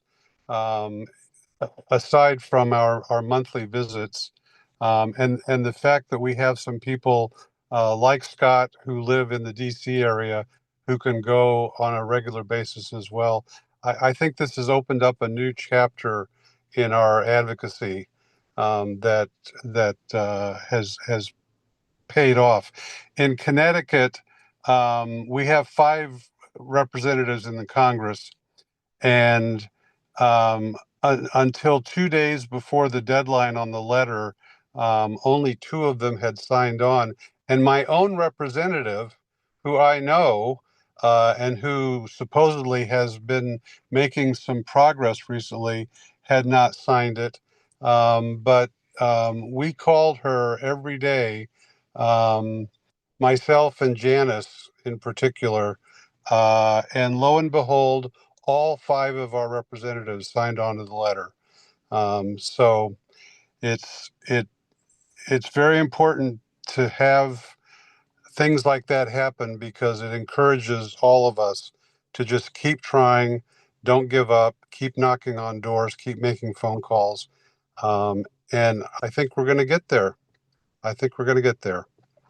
So, Yeah. and sorry about my previous calls where you could barely hear me. I'm glad you made it safe, Phil. I shouldn't have tried it. You know, it's good. It's good. I mean, you're always at the go. And guys, if you need anyone to be a companion for travel or stuff like that, Phil is the best person. He's very resourceful. He has solutions to everything. Knowing that if you are with Phil, you will never go without. And thank you, Phil, for all the hard work. Alhamdulillah, salami. Let's actually, we've been trying to get our brother Jalis to talk about the situation in Kashmir for a while. There was some technical problem, but he's here with us now. And actually, since I was born, there was always the special connection between Palestine and Kashmir. They always felt the same conflict, the same dynamic. The campaign of occupation, ethnic cleansing, and genocide in Kashmir is being done the same way that the Zionist entity is doing in Palestine all along. And this right-wing Indian government, and actually all Indian governments for that matter, like the same as for the Israeli government, not just this right one or not this last one, all of them are doing the same thing, is to control, ethnically cleanse, and dominate and change the demography of the people of Kashmir. So we're honored today to have Jalis speak. And about that, educate us more about what's happening in Kashmir. And we have Ambreen. Ambreen is a doctor against genocide. She's been with us for a long time. We're honored to have her. Thank you, Ambreen. I do want you to introduce yourself and introduce Jalis, and we are all listening. Are you there, Ambreen and Yes, Jalis? I am. Assalamu alaikum, everyone. Alaikum salam. Ya hala, Ambreen. Long time no see. Where have you been hiding, Ambreen? I've been here. We've been working hard on the boycott Tava campaign. So, Perfect. Good. yes, thank you for having me and Jalis here. I will let Jalis speak, but I'm just going to quickly introduce him. Jalis Heather is a Kashmiri writer whose work examines empire, resistance, memory, and moral authority at the intersection of history, politics, and religion. Jalis grew up in Indian-occupied Kashmir. And for myself, again, as Dr. Nidal said, I'm a DAG member as well as Healthcare Workers for Palestine member, and really honored to have this space and sharing it with Jalis. So Jalis, feel free to take the floor. Thank you, Ambreen. Don't disappear. Keep joining us, please.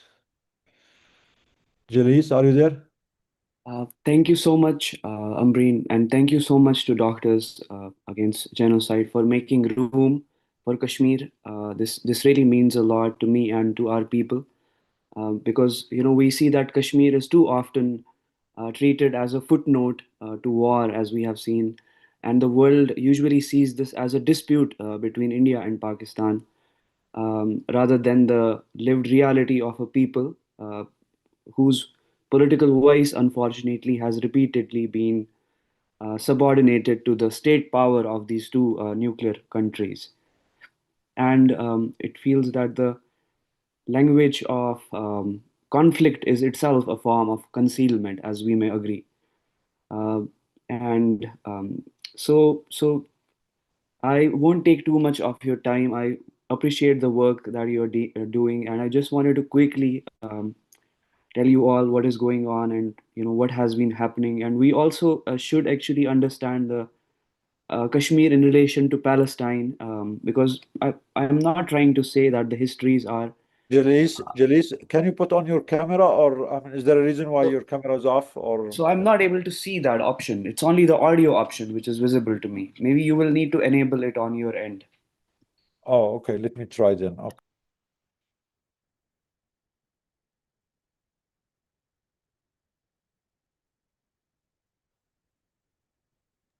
So go ahead. Keep talking, please, while I'm trying to fix the video option. Go ahead. So, as you rightly said, Indian occupied Kashmir, it's the most densely militarized region in the world. And the United Nations, actually, the first two issues that were addressed by United Nations were also the Kashmir issue and the Palestine issue. And both have their links in the British imperialism. So when the Britishers actually left from, they were occupying the South Asia as well. So when they left this wound of Kashmir. These fake borders that they drew, and hundreds of thousands of people were killed due to the partition between India and Pakistan. So Kashmir as a region, as a people, never had anything to do with India and Pakistan. And this choice was basically laid between us to choose between India and Pakistan. So according to the United Nations Resolution 47, there is a pending plebiscite which is to be held in the region, so that Kashmiris can choose. But that plebiscite has never happened, because there are some steps which these both countries have to take. India and Pakistan have to take. They have to demilitarize, and they have to create an environment where a plebiscite can be held. But it has never happened, and what has resulted is mass killings, enforced disappearances in the region, and which is now the most.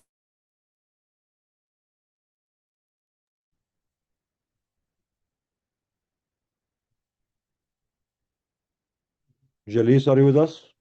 Yes, thank you. Wow, guys, you're forcing me to learn things, so I managed to do it. So you're a panelist now. I learned this. Good to have you. Good to see you. Go ahead. Thank you so much. And from a humanitarian perspective, we are also seeing, when it comes to doctors, so Kashmir as a region also saw the world's mass blinding happen. So the connection with Israel is that India, as you may be aware, is the largest importer of Israeli weapons. And you may have seen that Albert Systems, um, it goes by that tagline also, that what it tests on Palestinians is then used on Kashmiri youth, on Kashmiri children. Just last week, just a couple of weeks ago, we had more than 3,500 youth that were just arrested. So actually, India is when it's not so recently there was also a youth-led movement in India to demand accountability from the corruption and everything that was happening. But when India is not able to meet the demands of its own citizens, it's we, the colony, that is made to pay the price. There are, mass arrests and torture, and also I have to mention that rape has also been used as a weapon of war in Kashmir. In 1990, the mass brutalization of Kashmiri women that happened in Kunanposhpura, and which continues to this day. The Indian military is holding Kashmiris in India hostage. And just to basically manufacture that nationalist outrage, it's we who are held hostage. And then from 2010 onwards, these banned pellet guns, all the weaponry which is brought from Israel, is then used upon Kashmiris. And pellet guns, as you all are aware, are banned to be used on human beings. But in the case of Kashmiris, it's not just the pellet guns are used on our bodies, but on our eyes. So this is, the humanitarian crisis that is going on while the world thinks that this is a dispute between India and Pakistan. We are taken out of the picture. Kashmiris, are stripped out from their humanity. And on the other side, the Pakistani side, there is an ongoing movement right now, by a people's-led group, which is a grassroots movement, the JAAC, the Joint Awami Action Committee, which is only demanding basic rights, hospitals, and we are also seeing that ambulances are being targeted. So far, close to 100 people have been martyred so far. So this really is so dehumanizing when Kashmiris are reduced to a border dispute between India and Pakistan. So this is what our people would like for the community of the world, for doctors and other humanitarians to also keep us, in their thoughts, to also talk about us, that it's not merely a dispute between India and Pakistan, that both these countries in their own ways are aggressors, especially India with its connections with Israel and the weapons, the everything, and even the same playbook of settler colonialism. So we had a semi-autonomy until 2019 in Indian occupied Kashmir, which was also stripped. So similarly, as in West Bank, we are seeing settlers are being brought and land is being grabbed, and we are also in recently we also saw a surge of what we can say as collective punishment. There are houses which randomly get bombed, and then these houses which are razed to the ground are then taken over. New constructions happen, and settlers are being brought, and they want to similarly create a demographic change because Kashmir is the only region which is a Muslim majority region.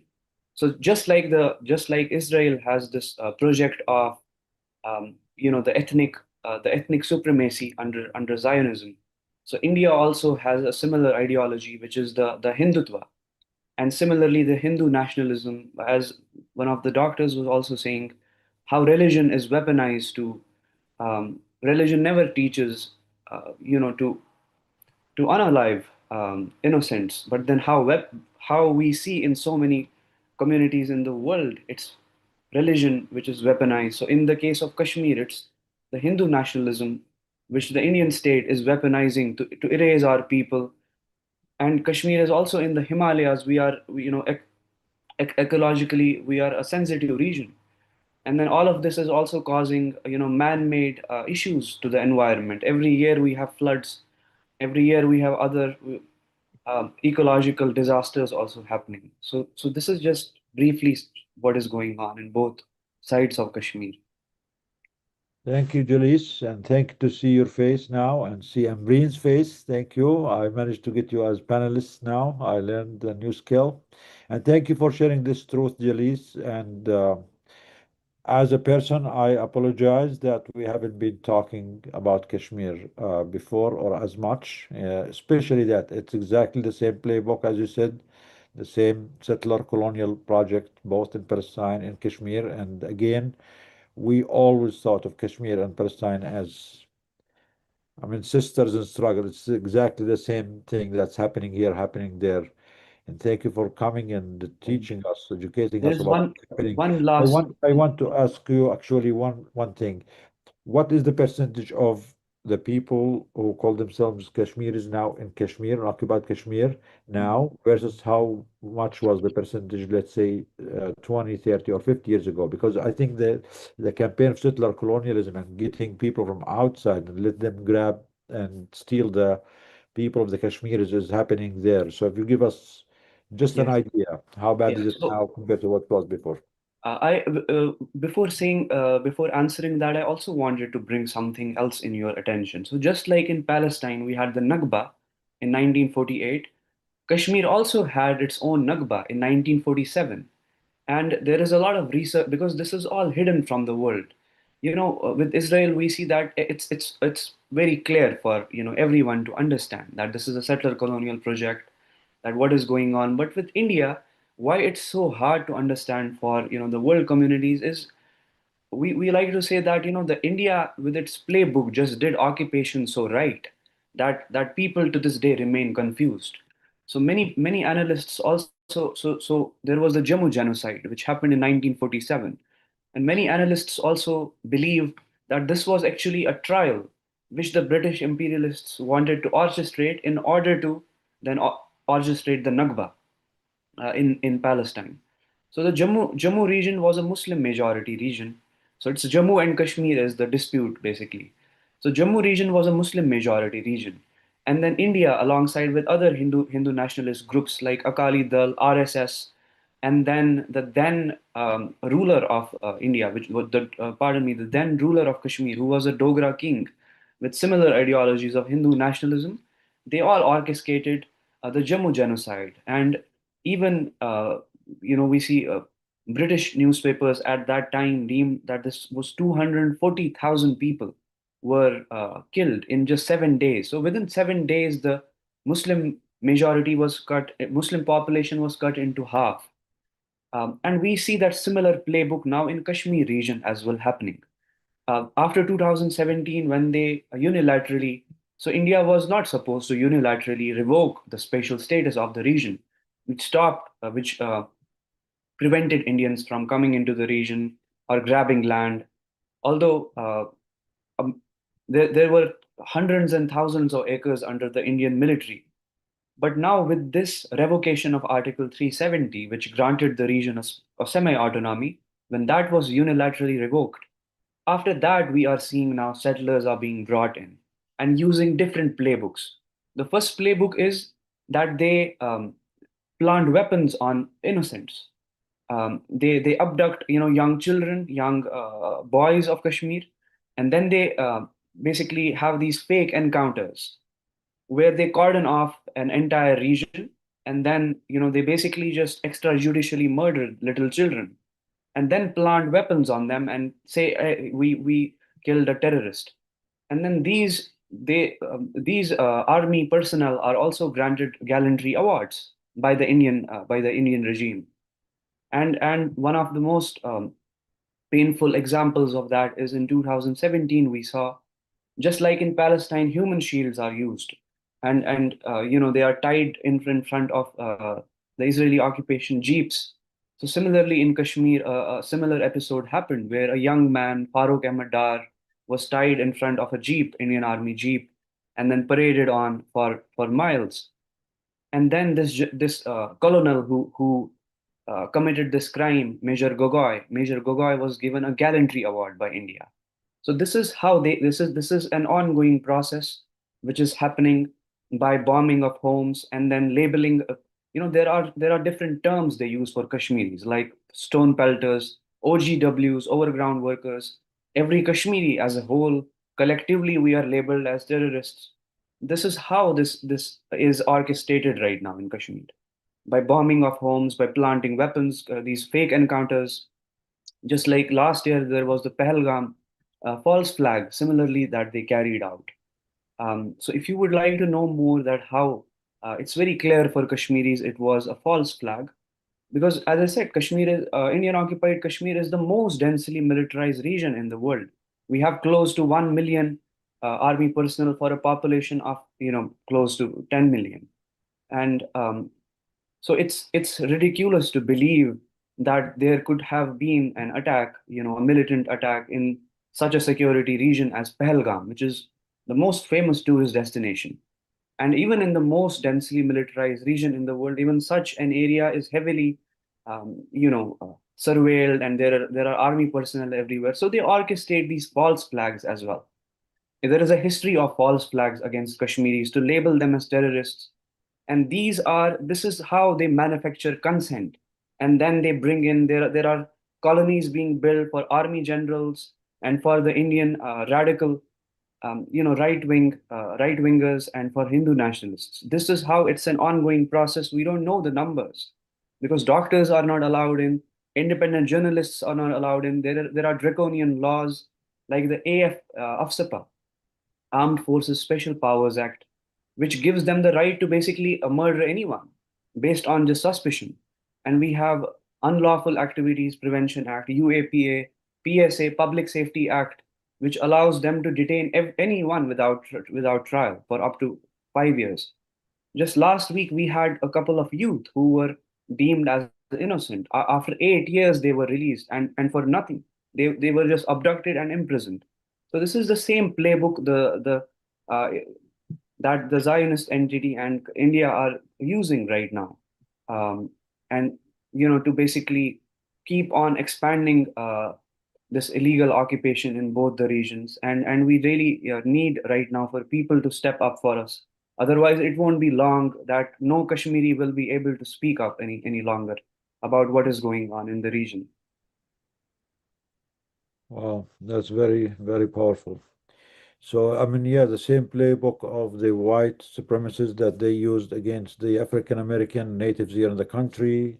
The same playbook was taken by the Nazis and used by the Nazis, and then the Zionists took it from the Nazis. Then the Hindu nationalists are using it, taking it from the Zionists and using it there. And as you said, India, unfortunately, actually, at one time, it was not a big supporter of Israel, but in the last few decades, it has become one of the biggest supporters and weapon market for Israel and technology and exactly, they are exactly practicing the same playbook of dehumanization, labeling the whole people as terrorists, as a security threat, as their lives are not as worthy or as equal to justify their erasure, their destruction, their disposition. And yes, we need to speak a lot more about Kashmir. So thank you, Jaris, for joining us. You're a very powerful advocate for the Kashmiri people. I mean, Kashmir should be proud of you, and we are really honored to have you. And Brain, the same. So please consider the space your home. Please join us every week, every other week, whenever you're available. We want to hear more. We want to hear the updates. I don't know, are you in the United States, Jalis? Yes, so actually, even this comes at a huge cost, which I would also like to mention. You rarely see any Kashmiri from Indian occupied Kashmir able to speak, because now the Indian occupation also targets our families, relatives, and then as I said, the collective punishment, the forms of that even extend to property, to relatives, extended family. So my family is in Indian occupied Kashmir, and Indian media also has labeled me as a radical, as a terrorist, and so it's very rare. So this is why we want allies. We want people to speak up for us, because we are not able to. Our journalists are in prison. Khurram Parvez, who also won the Human Rights Advocacy Award by RAFTO, Khurram Parvez is in prison, and who is the secretary of the JKCC, Coalition of Civil Society. And just because they had made a report of the torture of the Indian occupation, the forms of torture that they use on youth and innocents.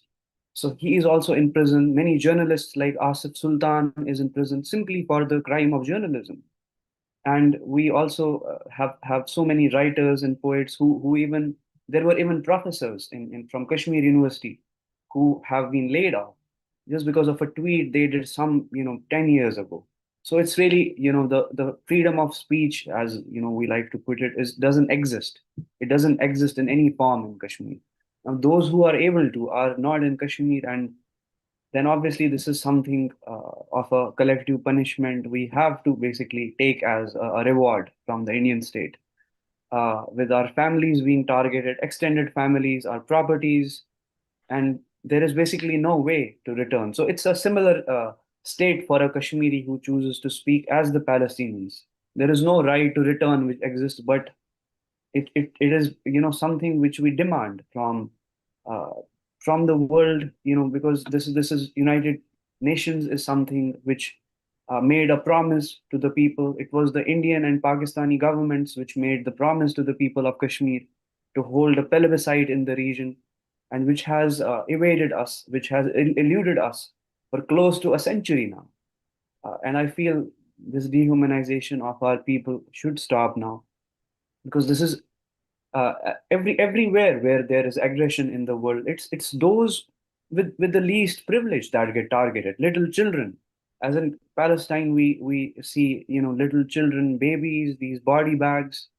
As Franz Fanon likes to put it, the wretched of the earth. They are the ones who get targeted, the ones with the least privilege. And you see these pellet victims. They are not even militants, although United Nations gives people under occupation the right to resist, but they are not even resisting. Hiba Jan, 11 months old, was blinded by the Indian occupation. They went to her home. She was in the lap of her mother. There they blinded her with pellet guns. So I feel like this is a humanitarian cause which people should be speaking up for. Otherwise, this will continue to embolden the Indian state to continue to erase us as a people. As I said, maybe that time won't be long, God forbid, when we won't even be able to speak up anymore. And our language is also being erased. Kashmiri is one of the oldest languages in the world. And they are, this hegemony of the Indian state is they want to enforce Hindi upon us. So there's so much one can say, but I also don't want to take too much of time. And we really appreciate the work that you do. And we always, lastly, I also want to mention this, that the solidarity of Kashmiris that they have with Palestine, it's very deep rooted. We even have artists that got imprisoned simply for graffitis that they draw for Palestine. And it's criminalized. Even the word we cannot speak, Palestine, is criminalized by the Indian state. So it's deeply tied, the roots that, the solidarity that Kashmiris have with Palestine. And even despite these criminalization, still every Friday on Quds Day, they continue to raise slogans for Palestine, and we continue to raise the flag of Palestine. So yes, thank you so much. Yes, as Palestinians and the Palestinians who grew up in Palestine, I always heard the support, the great solidarity that we get from the Kashmiri people, despite their own, suffering, despite their own, catastrophe they are living. They were always the first to support Palestine, support the Palestinian people. And we always have Kashmir in our hearts. Maybe we need to do more, but we are happy that we are starting, and we promise we will do more. And obviously, you do seem to be radically truthful, radically honest, and radically human. Maybe that's why they are targeting you. But it's really great that we have your voice, and we want to hear from you more often, and to hear from more people speaking on behalf of Kashmir as much as we can. But we don't want to put anyone in danger. So please be careful, be safe. Ambreen, you have your hands up. You want to say anything?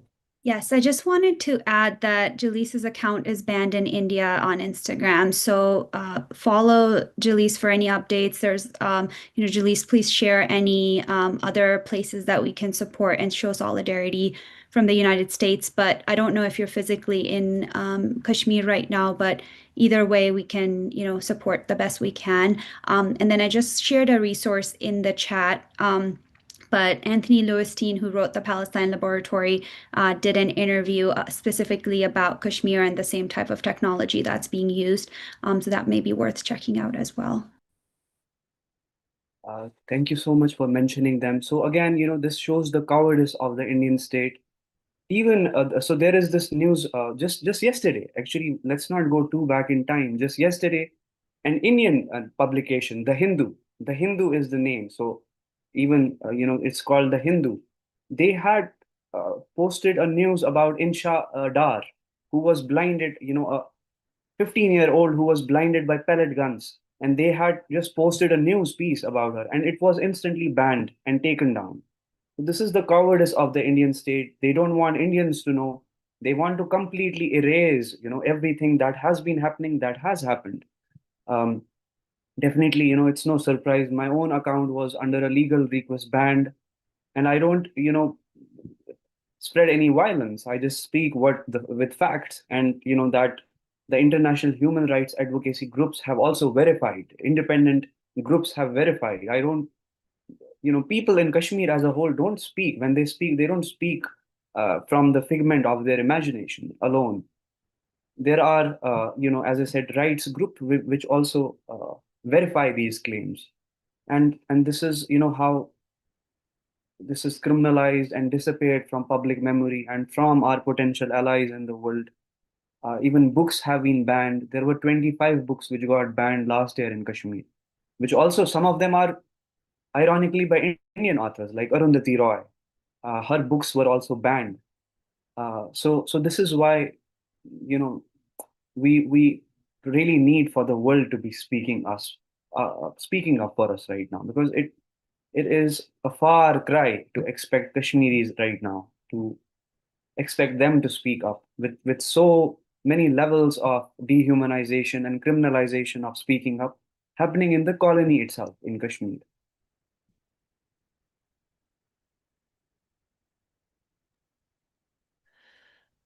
Thank you, Jalise. Again, how many people are in Kashmir, please, in this area that's impacted by this settler colonial project? I believe there are 8 million people in Indian occupied Kashmir, and the Pakistani side has 4 million. So approximately the both regions have 12, if I'm not wrong, 12 million is the total population. And what is the percentage-wise demographic balance? What it was, let's say 50 years ago, and what it's been happening in the last few years or few decades? So it's I believe more than 90% of the population is Muslims. And Kashmir as a region has its own history. You know, we were also a center of Buddhism back in the day, and then Buddhism actually remained center of so even the conversion or the reversion that happened to Islam, it was not by any force. We have our own links. So Kashmir was a part of the ancient Silk routes as well. Even geographically, we had nothing to do with India. They forcibly created this tunnel, the Banihal tunnel, to connect us. Even so, when Kashmir was first, also this may be a fact worth considering. Kashmir as a region has also remained under occupation for the longest time in history. Our last independent ruler was in 1576, indigenous ruler.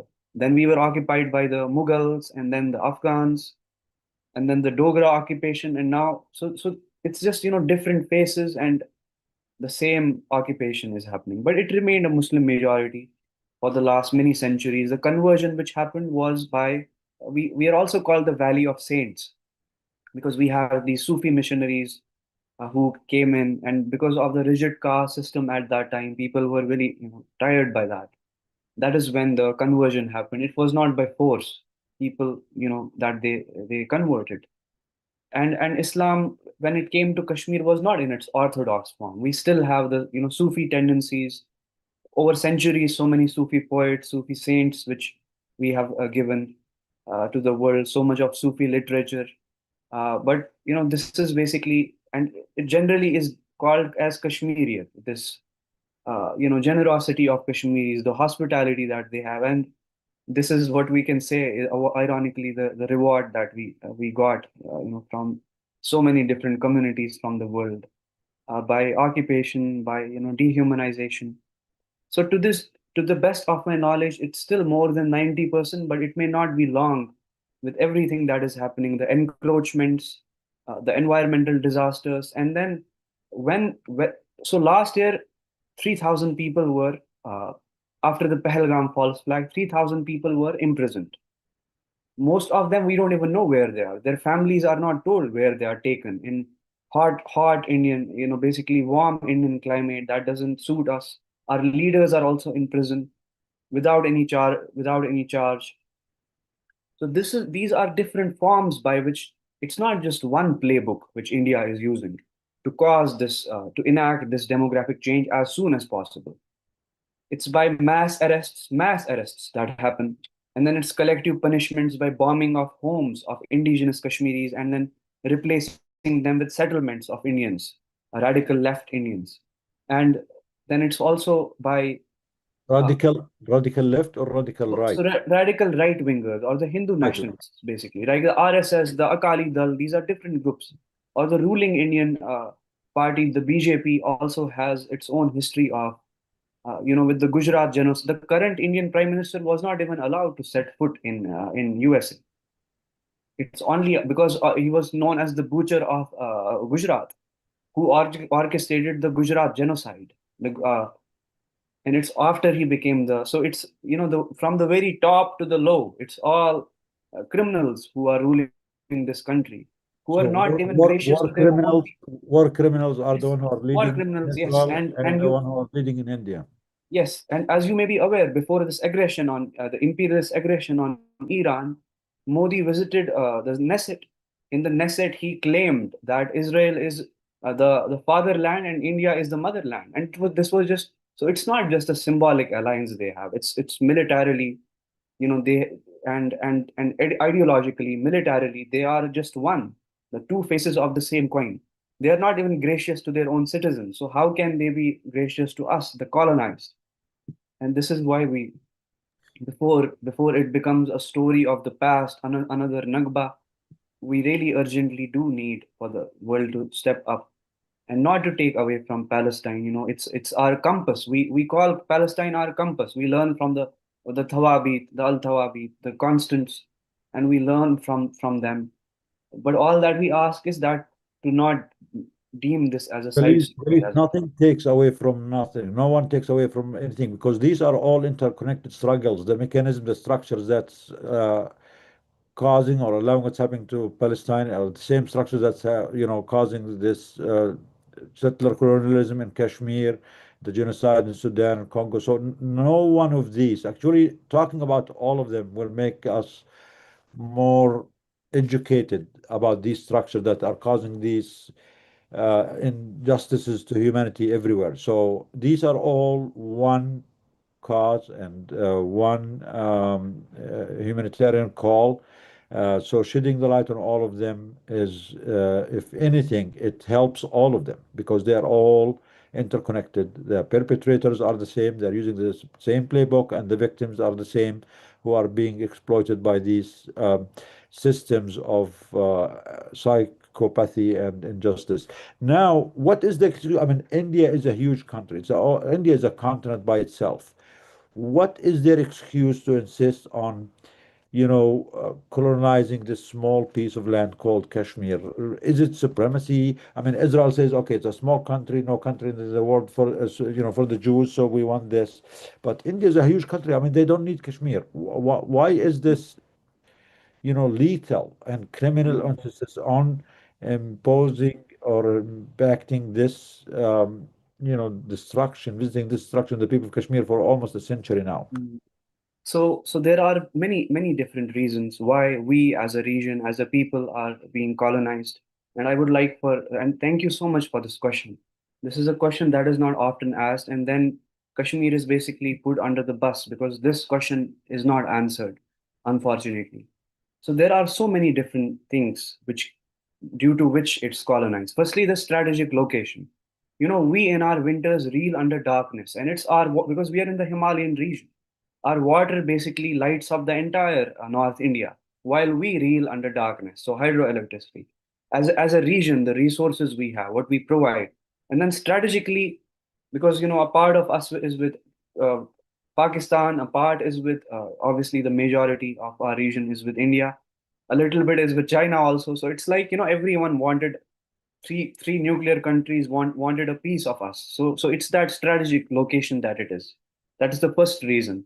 And the second reason is, as I said, with the resources that we have, the water, and India may very soon, India has in its summers, it has so many issues that it faces because there are also drought, not drought, they have issues with water and other things. And then we are exploited as a region, our resources are exploited. And then there are four reasons I can think of. Thirdly, the demographic change, because we can say that Kashmir as a region is like a thorn which is stuck in the throat of this Akhand Bharat project. So just like we have the Greater Israel project, and they will never stop at anything. After Lebanon, God forbid, may God protect Lebanon and its people. Then they have eyes on Pakistan, on Turkey, on Syria. It's like a virus, which will continue to grow on if it's not stopped. So similarly, this Akhand Bharat project encompasses, and Kashmir is the first region which is as a Muslim majority region. And we already saw that in Jammu region, the genocide. So, and they say this very openly now. We want to have an Israel-like solution in Kashmir by just carpet bombing people, and which they have been. It's not just so, as I said, by these different playbooks that they use. And fourth reason, which is a very a dehumanizing one. In the rest of the world, we can say that fair-skinned is a privilege. As we may agree, but in Kashmir, it has become our biggest source of dehumanization. So Kashmiris, then, the rest of the region tend to be fair-skinned. And then we are fetishized, we are basically, as a people, by the Indian when in fact when in 2019 they revoked the status, very blatantly Indian politicians said this out in the open. We will now bring in Kashmiri brides, and so this is basically the amount of dehumanization that Kashmiris as a whole face. And then we have Indian generals also making videos of it. These are the war crimes we commit against Kashmiri women and girls. So this is a war on all fronts, on a people that have nothing. Basically, we have nothing. It's a landlocked country between these three nuclear countries, and who don't care about, who see us as disposable to meet their own ends. This is why we do urgently need for people to step up. As I said, it's on so many different levels. And how much can a people take? It's environment, it's nature, it's people, it's women, it's girls, it's so yeah, this is on so many ends the war is fought on the bodies of Kashmiris and the land. Yeah. I'm really glad that we have you on, Jalise. So I think the people of Kashmir, they need to take a tan or tan themselves a little bit more. Maybe they can blend in more and not become a target of the Indian people. Yeah, this is weird. Usually being lighter usually put you on a more favorable situation. I didn't know that. So, I mean, this is what it means when you talk to the people themselves, their own truth. There are things you don't hear in the news. You don't learn from the news, from the books. You need to hear the truth from its people, from the victims themselves. There's one more thing which I Yeah, also feel is you have all important the time. to We want to say learn here. as much as we can. Go ahead. So the Indian state has two propaganda tools that it uses to manufacture this consent and for everything, for its purposes. So the first one is Bollywood. So Bollywood fetishizes us and terrorizes us. Oh, Bollywood. Bollywood is the Indian cinema. So the Indian cinema also it multiple levels of dehumanization, the fetishization, and then also painting us as terrorists. They have these nationalist, uh, heroic, movies coming in every now and then. So something I would like to also very recently they had a movie is coming up by Ajay Devgan. He's an Indian, actor. So basically, the video, what it says in its, what is the promotional says, it shows Kashmiri youth being blinded by pellet guns. It's the promotional, and what they say, limited damage. So this is how. So blinding of Kashmiris is being sold as limited damage, and this is not something I am saying from the fiction of my imagination. We still are not able to wrap our heads around it, that the level of dehumanization has reached such a point that they openly in their cinema show us as being blinded, and that is being shown as limited damage. And then we have these movies like Kashmir Ki Kali, where the Kashmiri woman is shown as a fair-skinned beauty that the Indian state has a right over. And then Indian media continues to, basically dehumanize us, paint us as terrorists. So these are also two twin propaganda machines that manufacture the consent against the violence against Kashmiris and on our land also. Very important. Anyone, Amreen, have anything to say? Please reflect. Anyone has a question to Jalise, please? Jalise, we have to have you with us more often, please. Every week, every other week, we need to learn. There's so much to unpack. There's so much to learn. And honestly, if we want to fix what is happening in Kashmir or in Palestine or in Sudan or in LA or in California or in Oregon, we need to understand these systems, because fixing one or understanding one will fix and liberate all of us, inshallah.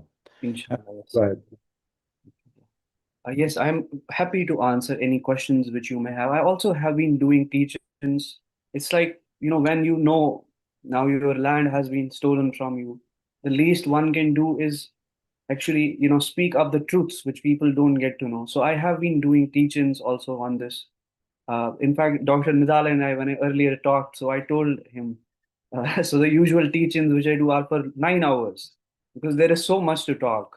And these are divided between 3 sessions. I'm more than happy to share those recordings with you also. So, if you may be interested to know how Do you it's have a link? machinery Do you have a of link for those? Do you have a link for yes, those? I have Yeah, the please recordings also, and share I'm them more in the chat. Share them in the link in the chat so people can go and learn or yes, just give me one moment. I just in the meantime, if there are any questions, I'm more than happy to answer those. Yeah. And for the sake of our webinar, we're not gonna have the all 9 hours in one session or 3 sessions. We want you to come here every week, every other week, and give us 15, 20 minutes each time. So it might take us longer, but at least we will get through them, inshallah. Anyone has any questions for Jalis, please, or for Ambreen?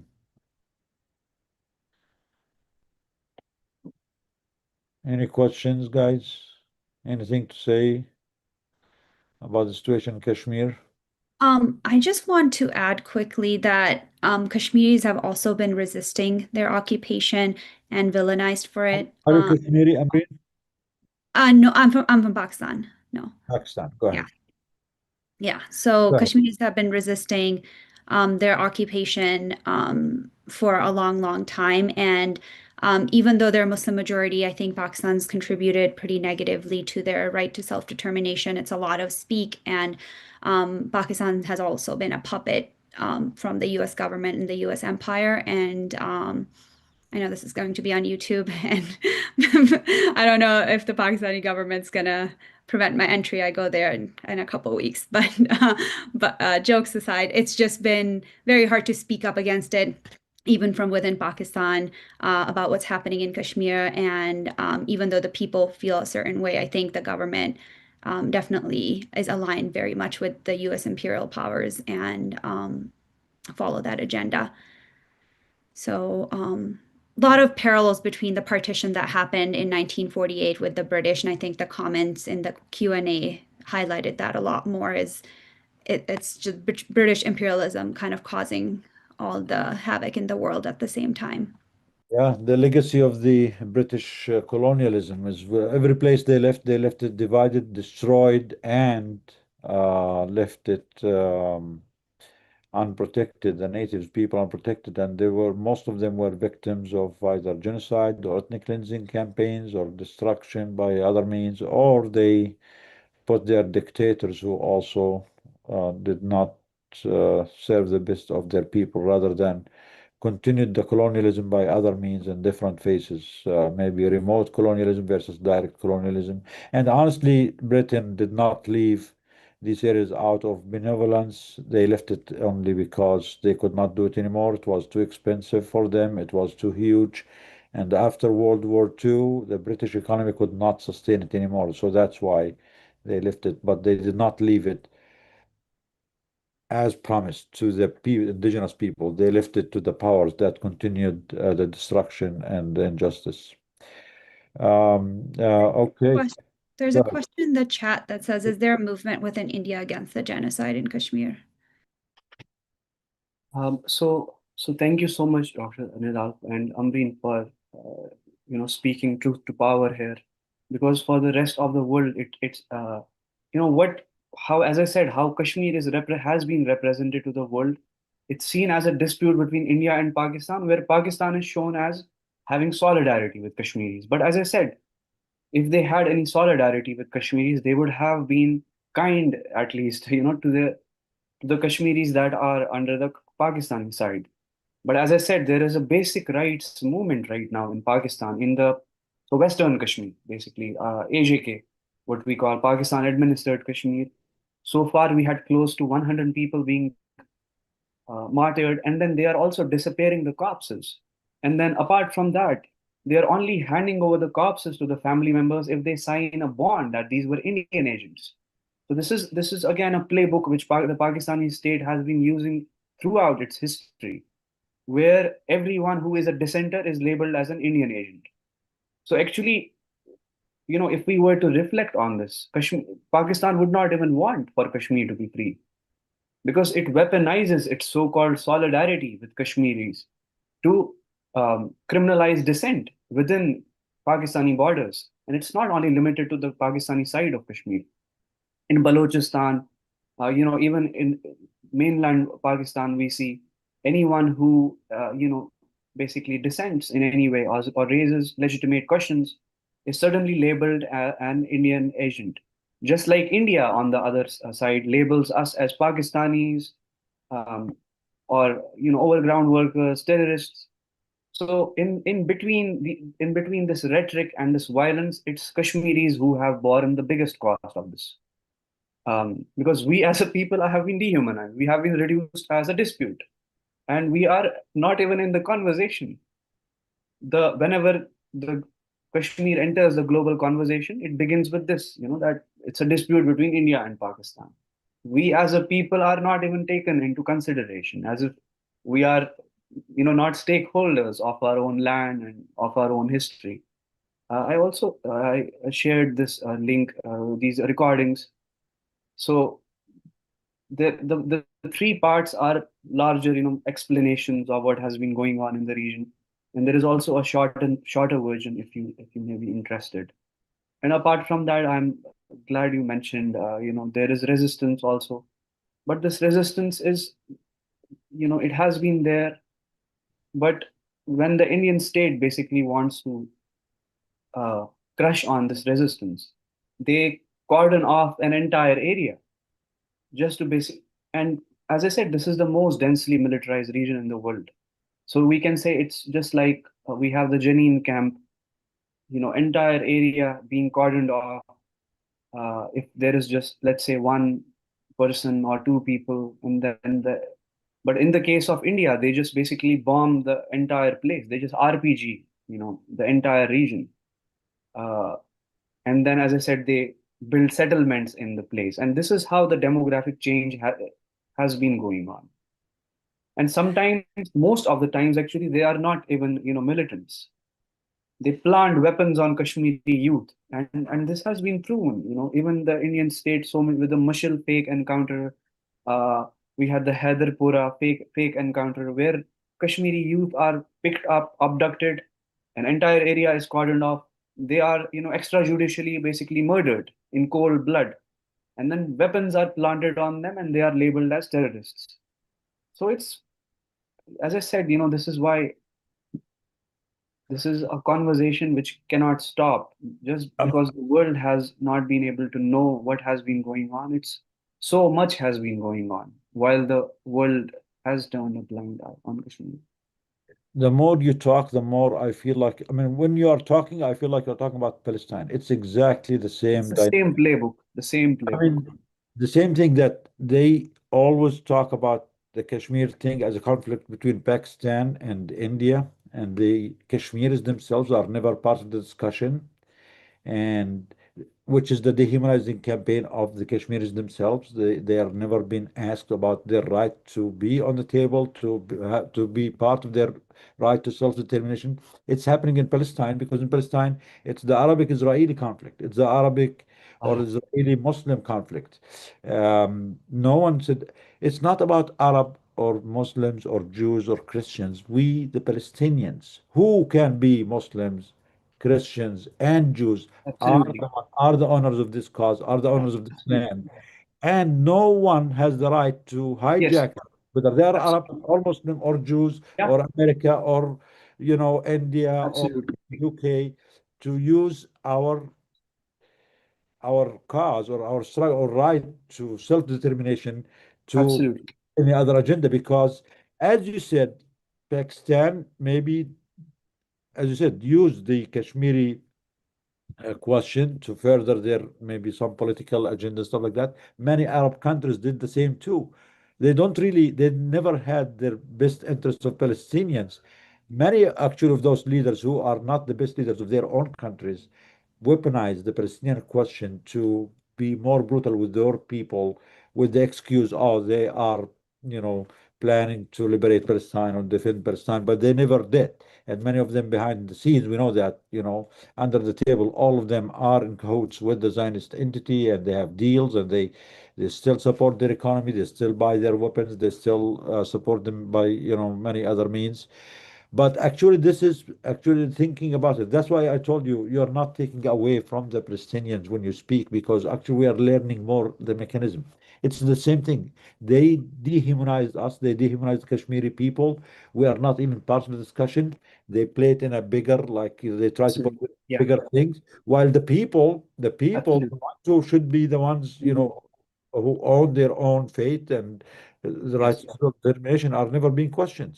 Are never, absolutely. So, and yeah, as in the the board, West Bank, we, the board of peace that they have now, the yes, disaster time, Palestinians don't exist, especially if we exactly. This is, try to just implement whatever major, broader scheme the world wants the Palestinians to have or to play. That's all. Yeah. yes, we see sometimes these outrageous remarks, last year when the false flag was orchestrated by India in Pahalgam, then Trump came up and made a statement. I will resolve the 1,000-year-old dispute between India and Pakistan, which is the Kashmiri dispute. The thing is that India and Pakistan itself have not existed for even as long as 100 years. And then Kashmir as a region is not taken into. And then it's very beautiful what you said. We see so many beautiful examples of that also.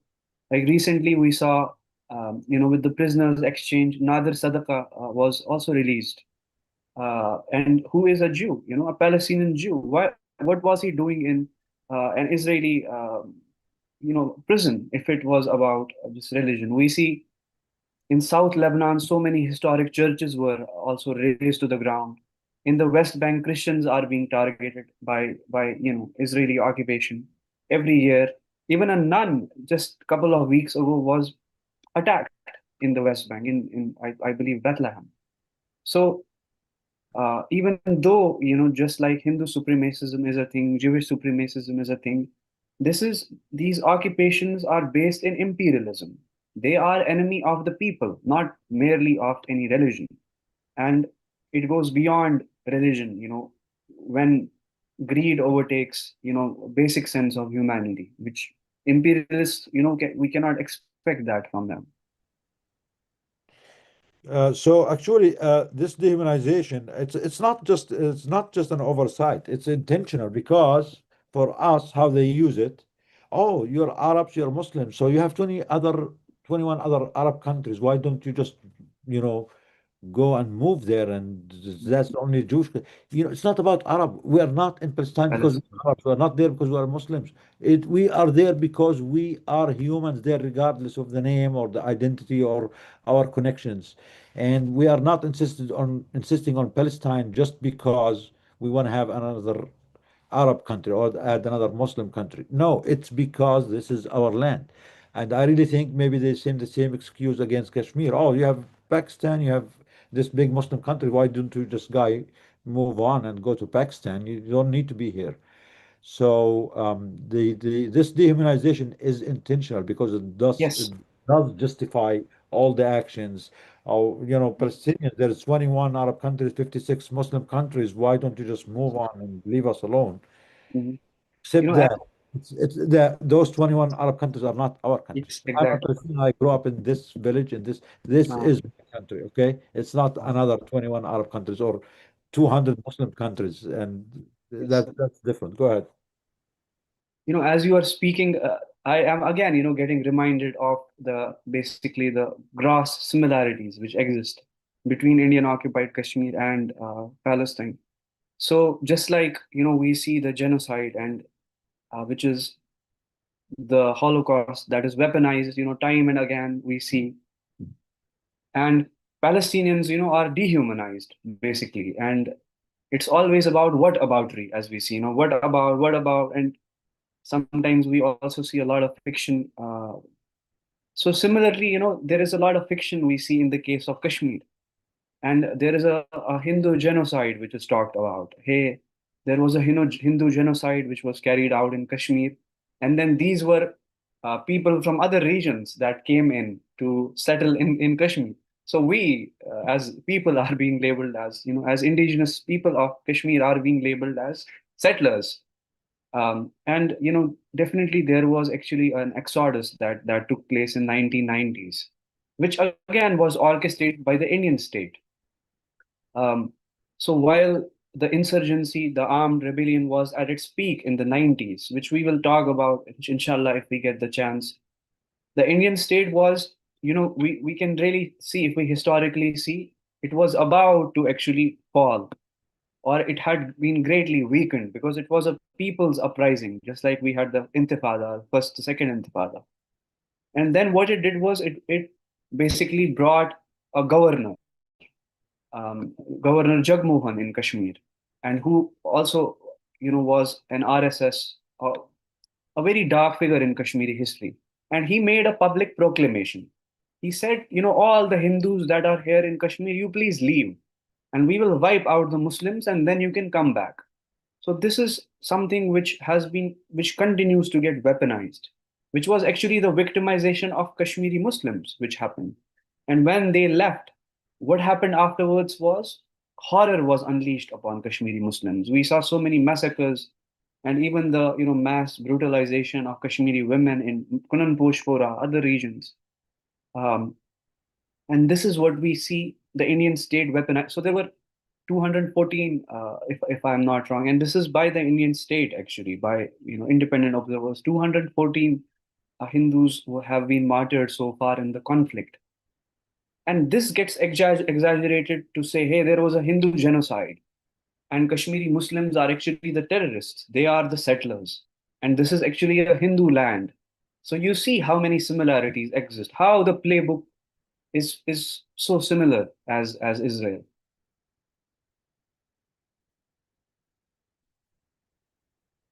When this vice president of America made your talk, go ahead. Yeah. Just one last remark. Sorry, I know I had given you a disclaimer also. Please, cut me short, and I don't want to take. Stop. Please stop apologizing. We want to hear from you. We want to hear more. So don't apologize. We are the one who apologizing because we are hearing this too little, too late. But I'm glad we are on board with this now. Go ahead.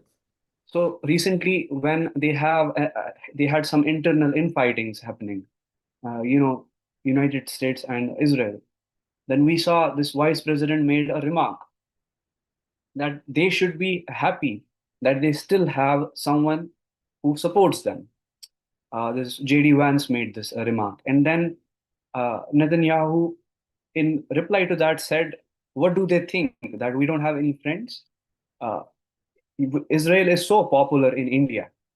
It's so popular in India, and we have it's the most populated country in the world. And when they actually even commit war crimes, the IDF soldiers, when they commit war crimes in Gaza, then to basically what can we say, like a reprieve,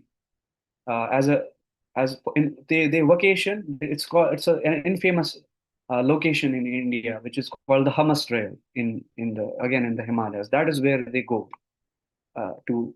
What's the name? What's the name of that place? The Hamas Trail. I'll write it here. And this is, and then they also go to Goa. These are some locations where they are given a free pass to enjoy themselves after committing war crimes. And we are also seeing a surge of them in Kashmir. So this has been going on.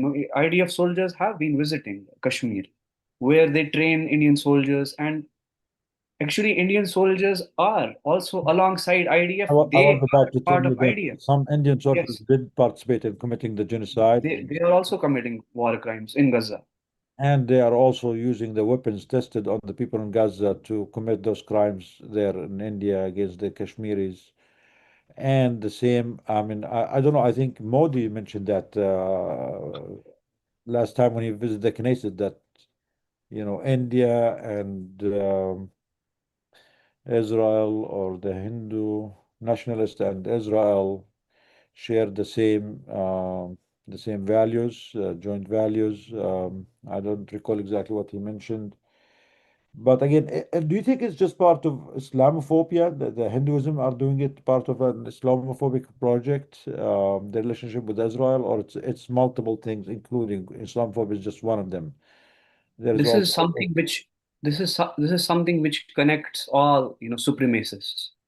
Islamophobia is definitely, we have to mention it in whether it is the KKK. There are a lot of shared values between supremacist groups. And this is not, obviously, we also see Islamic supremacists also. The ugly face of that we saw, like ISIS. Give me an example of Islamic supremacist group. ISIS? Like ISIS, right? So And ISIS and India and Israel, United States, these so yeah, so when it's a non-Muslim supremacist group, they definitely share Islamophobia, because it continues to remain a threat. And you see in the Indian media, there are openly, statements made. And this has continued since India was actually created. We saw right from the beginning that how Indian Muslims Indian Muslims who are the citizens of India are treated as second-class citizens. Time and again they have to prove themselves that they are equals, that they also care about. They casually, get termed as Pakistanis. So Islamophobia is very deeply rooted. It's actually one of the machineries of Islamophobia is the Indian state itself, because it projects itself as a victim at the world level, as a victim of Islamic terrorism. Although it's India itself, which is not only committing terrorism, state-sponsored terrorism in India, in its colony Kashmir, but with its alliances with the other imperialist powers, especially with Israel. And weapons inflow, and it's not just inflow, there is outflow of weapons also that we see. In its recent war with Pakistan, there were Israeli weapons, which were taken down by Pakistan also. Some Israeli fighter jets were also taken down. And similarly, we see Indian weapons are also imported by the Israeli end. So it's a two-way relationship. That's very true. Thank you, Jalis. We really learned a lot, but it's not enough. We want to learn more. So please, you have the links, you have us. Consider DAG your home, you and Embreen. We want to hear more about what's happening in Kashmir. And honestly, again, at one point you said like this might take the light from this. Actually, it's not. It's really actually making us understand these dynamics more. Everything you speak about Kashmir, in my mind, is making me understand more about the dynamics, what's happening in Palestine and vice versa. So we can be better advocates for those victims wherever they are, even here at home in the West, if we connect the dots, connect all these struggles together, understand the dynamics more. So we are all more educated and more helpful for our communities. If we just take each struggle alone by itself, first of all, we will not understand the full picture.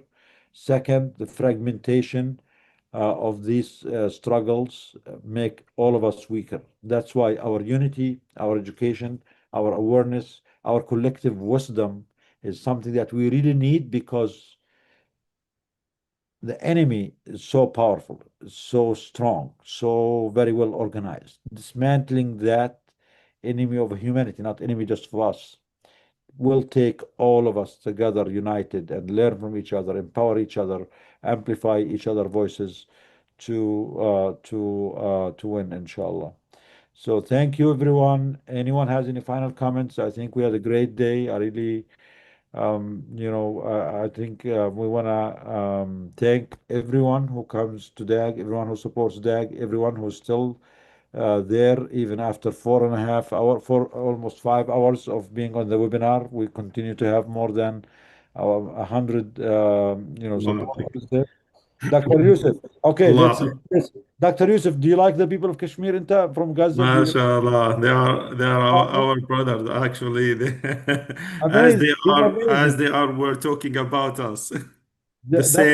The Yusuf, same challenges, the Dr. same Yusuf, pain. he remind me of Ismail, the head of emergency services in Gaza. They look the same, they speak the same, they have the same kind of calm, but very, very well reasoned voice. تفضل دكتور يوسف. لا أنا بدي أقول لك الله يجزيك الخير والله يعطيك ألف عافية اليوم يعني منفردا بعيدا عن كل التيم قمت بالمجهود كله الله يجزيك ألف خير ويعطيك ألف عافية وتقبل منك يا دكتور نضال الله يجزيك ألف خير يعني ما عندي كلمة إلا أن أقول لك الله يعطيك ألف عافية الله يخليك دكتور يوسف. طبعا احنا بجهودكم كلنا مع بعض، يعني مش انا لحالي، ما هي انا بحسك وبحس دانيا وبحس امبرين وجليس وكرامة. وكرامة and Mesa are working in the background. They're watching, they're listening, they're giving me hints.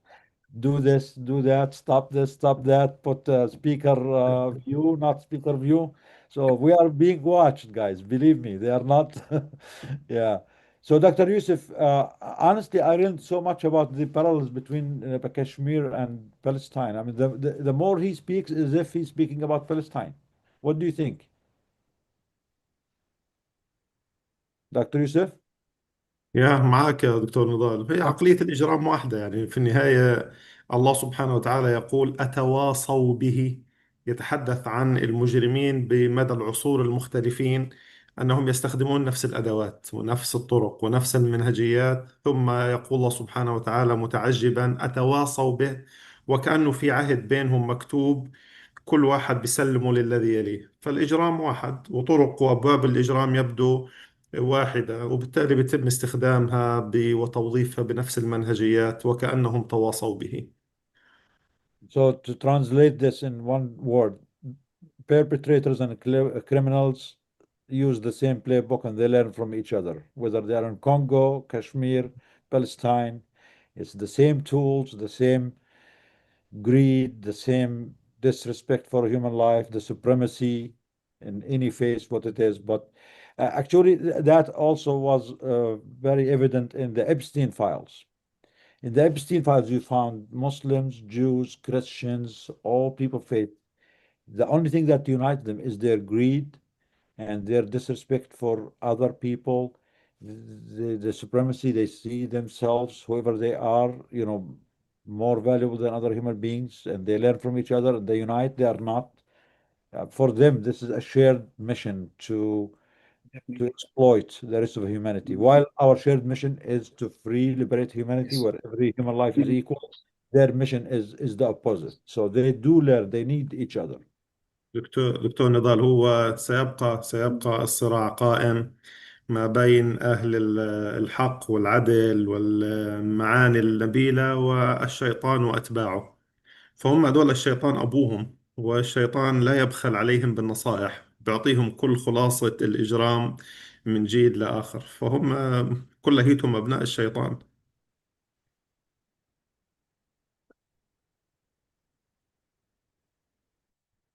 You are muted, دكتور نضال, you are muted. Yeah, thank you, Dr. Yusuf. Thank you for your voice. Thank you for your hard work. Allah yahmikum. Thank you, Jalis. Thank you, Elvis. Thank you, Dag Stars. Thank you, Dania, Phil, Scott. I'm going to turn into Dr. Ahmed Farah and start counting all the names now. Since we missed him today, so I'm going to start counting the name. Ambreen and Phil and Maribeth. And thank you, everyone who's supporting us. Please don't forget about the people who need our voice, wherever they are. They need our voice, they need our advocacy, they need our support. And inshallah, we will be hearing more from Jalis and from Ambreen about the situation in Kashmir. And if there is any projects, it might take us a while to try to build some networks there. If there is any way we can support them there too, we will be happy to. But let's start with knowledge and education and amplifying their voice and their plight. And again, all these, not conflicts, I mean, all these crimes are interconnected, and the perpetrators, as you said, they learn from each other, they use the same playbook. That's why we have to fight as a united front for humanity, for a better world, for a better future. I'm gonna end up at this. Keep it going, stay strong, Allah yahmikum, and victory is going to be ours, inshallah. يرونها بعيدة ونراها قريبة. This is what is said in the Islamic side. And the Mandela style, it says, it feels always impossible until it is achieved. And inshallah, we will achieve victory and liberation for all humanity, especially coming from us as doctors, healthcare workers who go to school, who swore an oath to protect life, protect humanity, and preserve human life. There is more responsibility, there is more obligation on us than anyone else. And as Iman shared before, with privilege comes responsibility. And we here who live in the West, we here who enjoy all these privileges, we have more responsibility. And whatever sacrifice we can do is nothing compared to what the victims are going through. So this privilege that we have, we need to use it wisely. First of all, for our own self, for our peace of mind, to please our conscience that we did everything we can to help. And also, if you believe in any faith, to also fulfill your faith by being there for others, as Brother Munther Isaac, who is your brother keeper or your sister keeper. So it's in all religions, all faiths. The good things are the same. And also, as a professional duty, as for doctors, healthcare workers, to be there to defend humanity, defend life. So thank you. Keep it up. Stay strong. Keep the work. Dania is gonna be at you tomorrow. We have to keep the calling. We have to keep the meetings. We have to keep speaking. Scott is gonna be also going to DC again for the drop-ins, and we will continue working by all means possible to help the victims, to help the people. And inshallah, we'll see you again next week. And we will continue together, learn from each other, and practice the real solidarity with each other. Thank you. Assalamu alaikum. Assalamu alaikum. Assalamu. Thank you. Have a good night, guys. Right. Thank you very much. Thanks. Bye-bye. Thank you. See you next week, guys.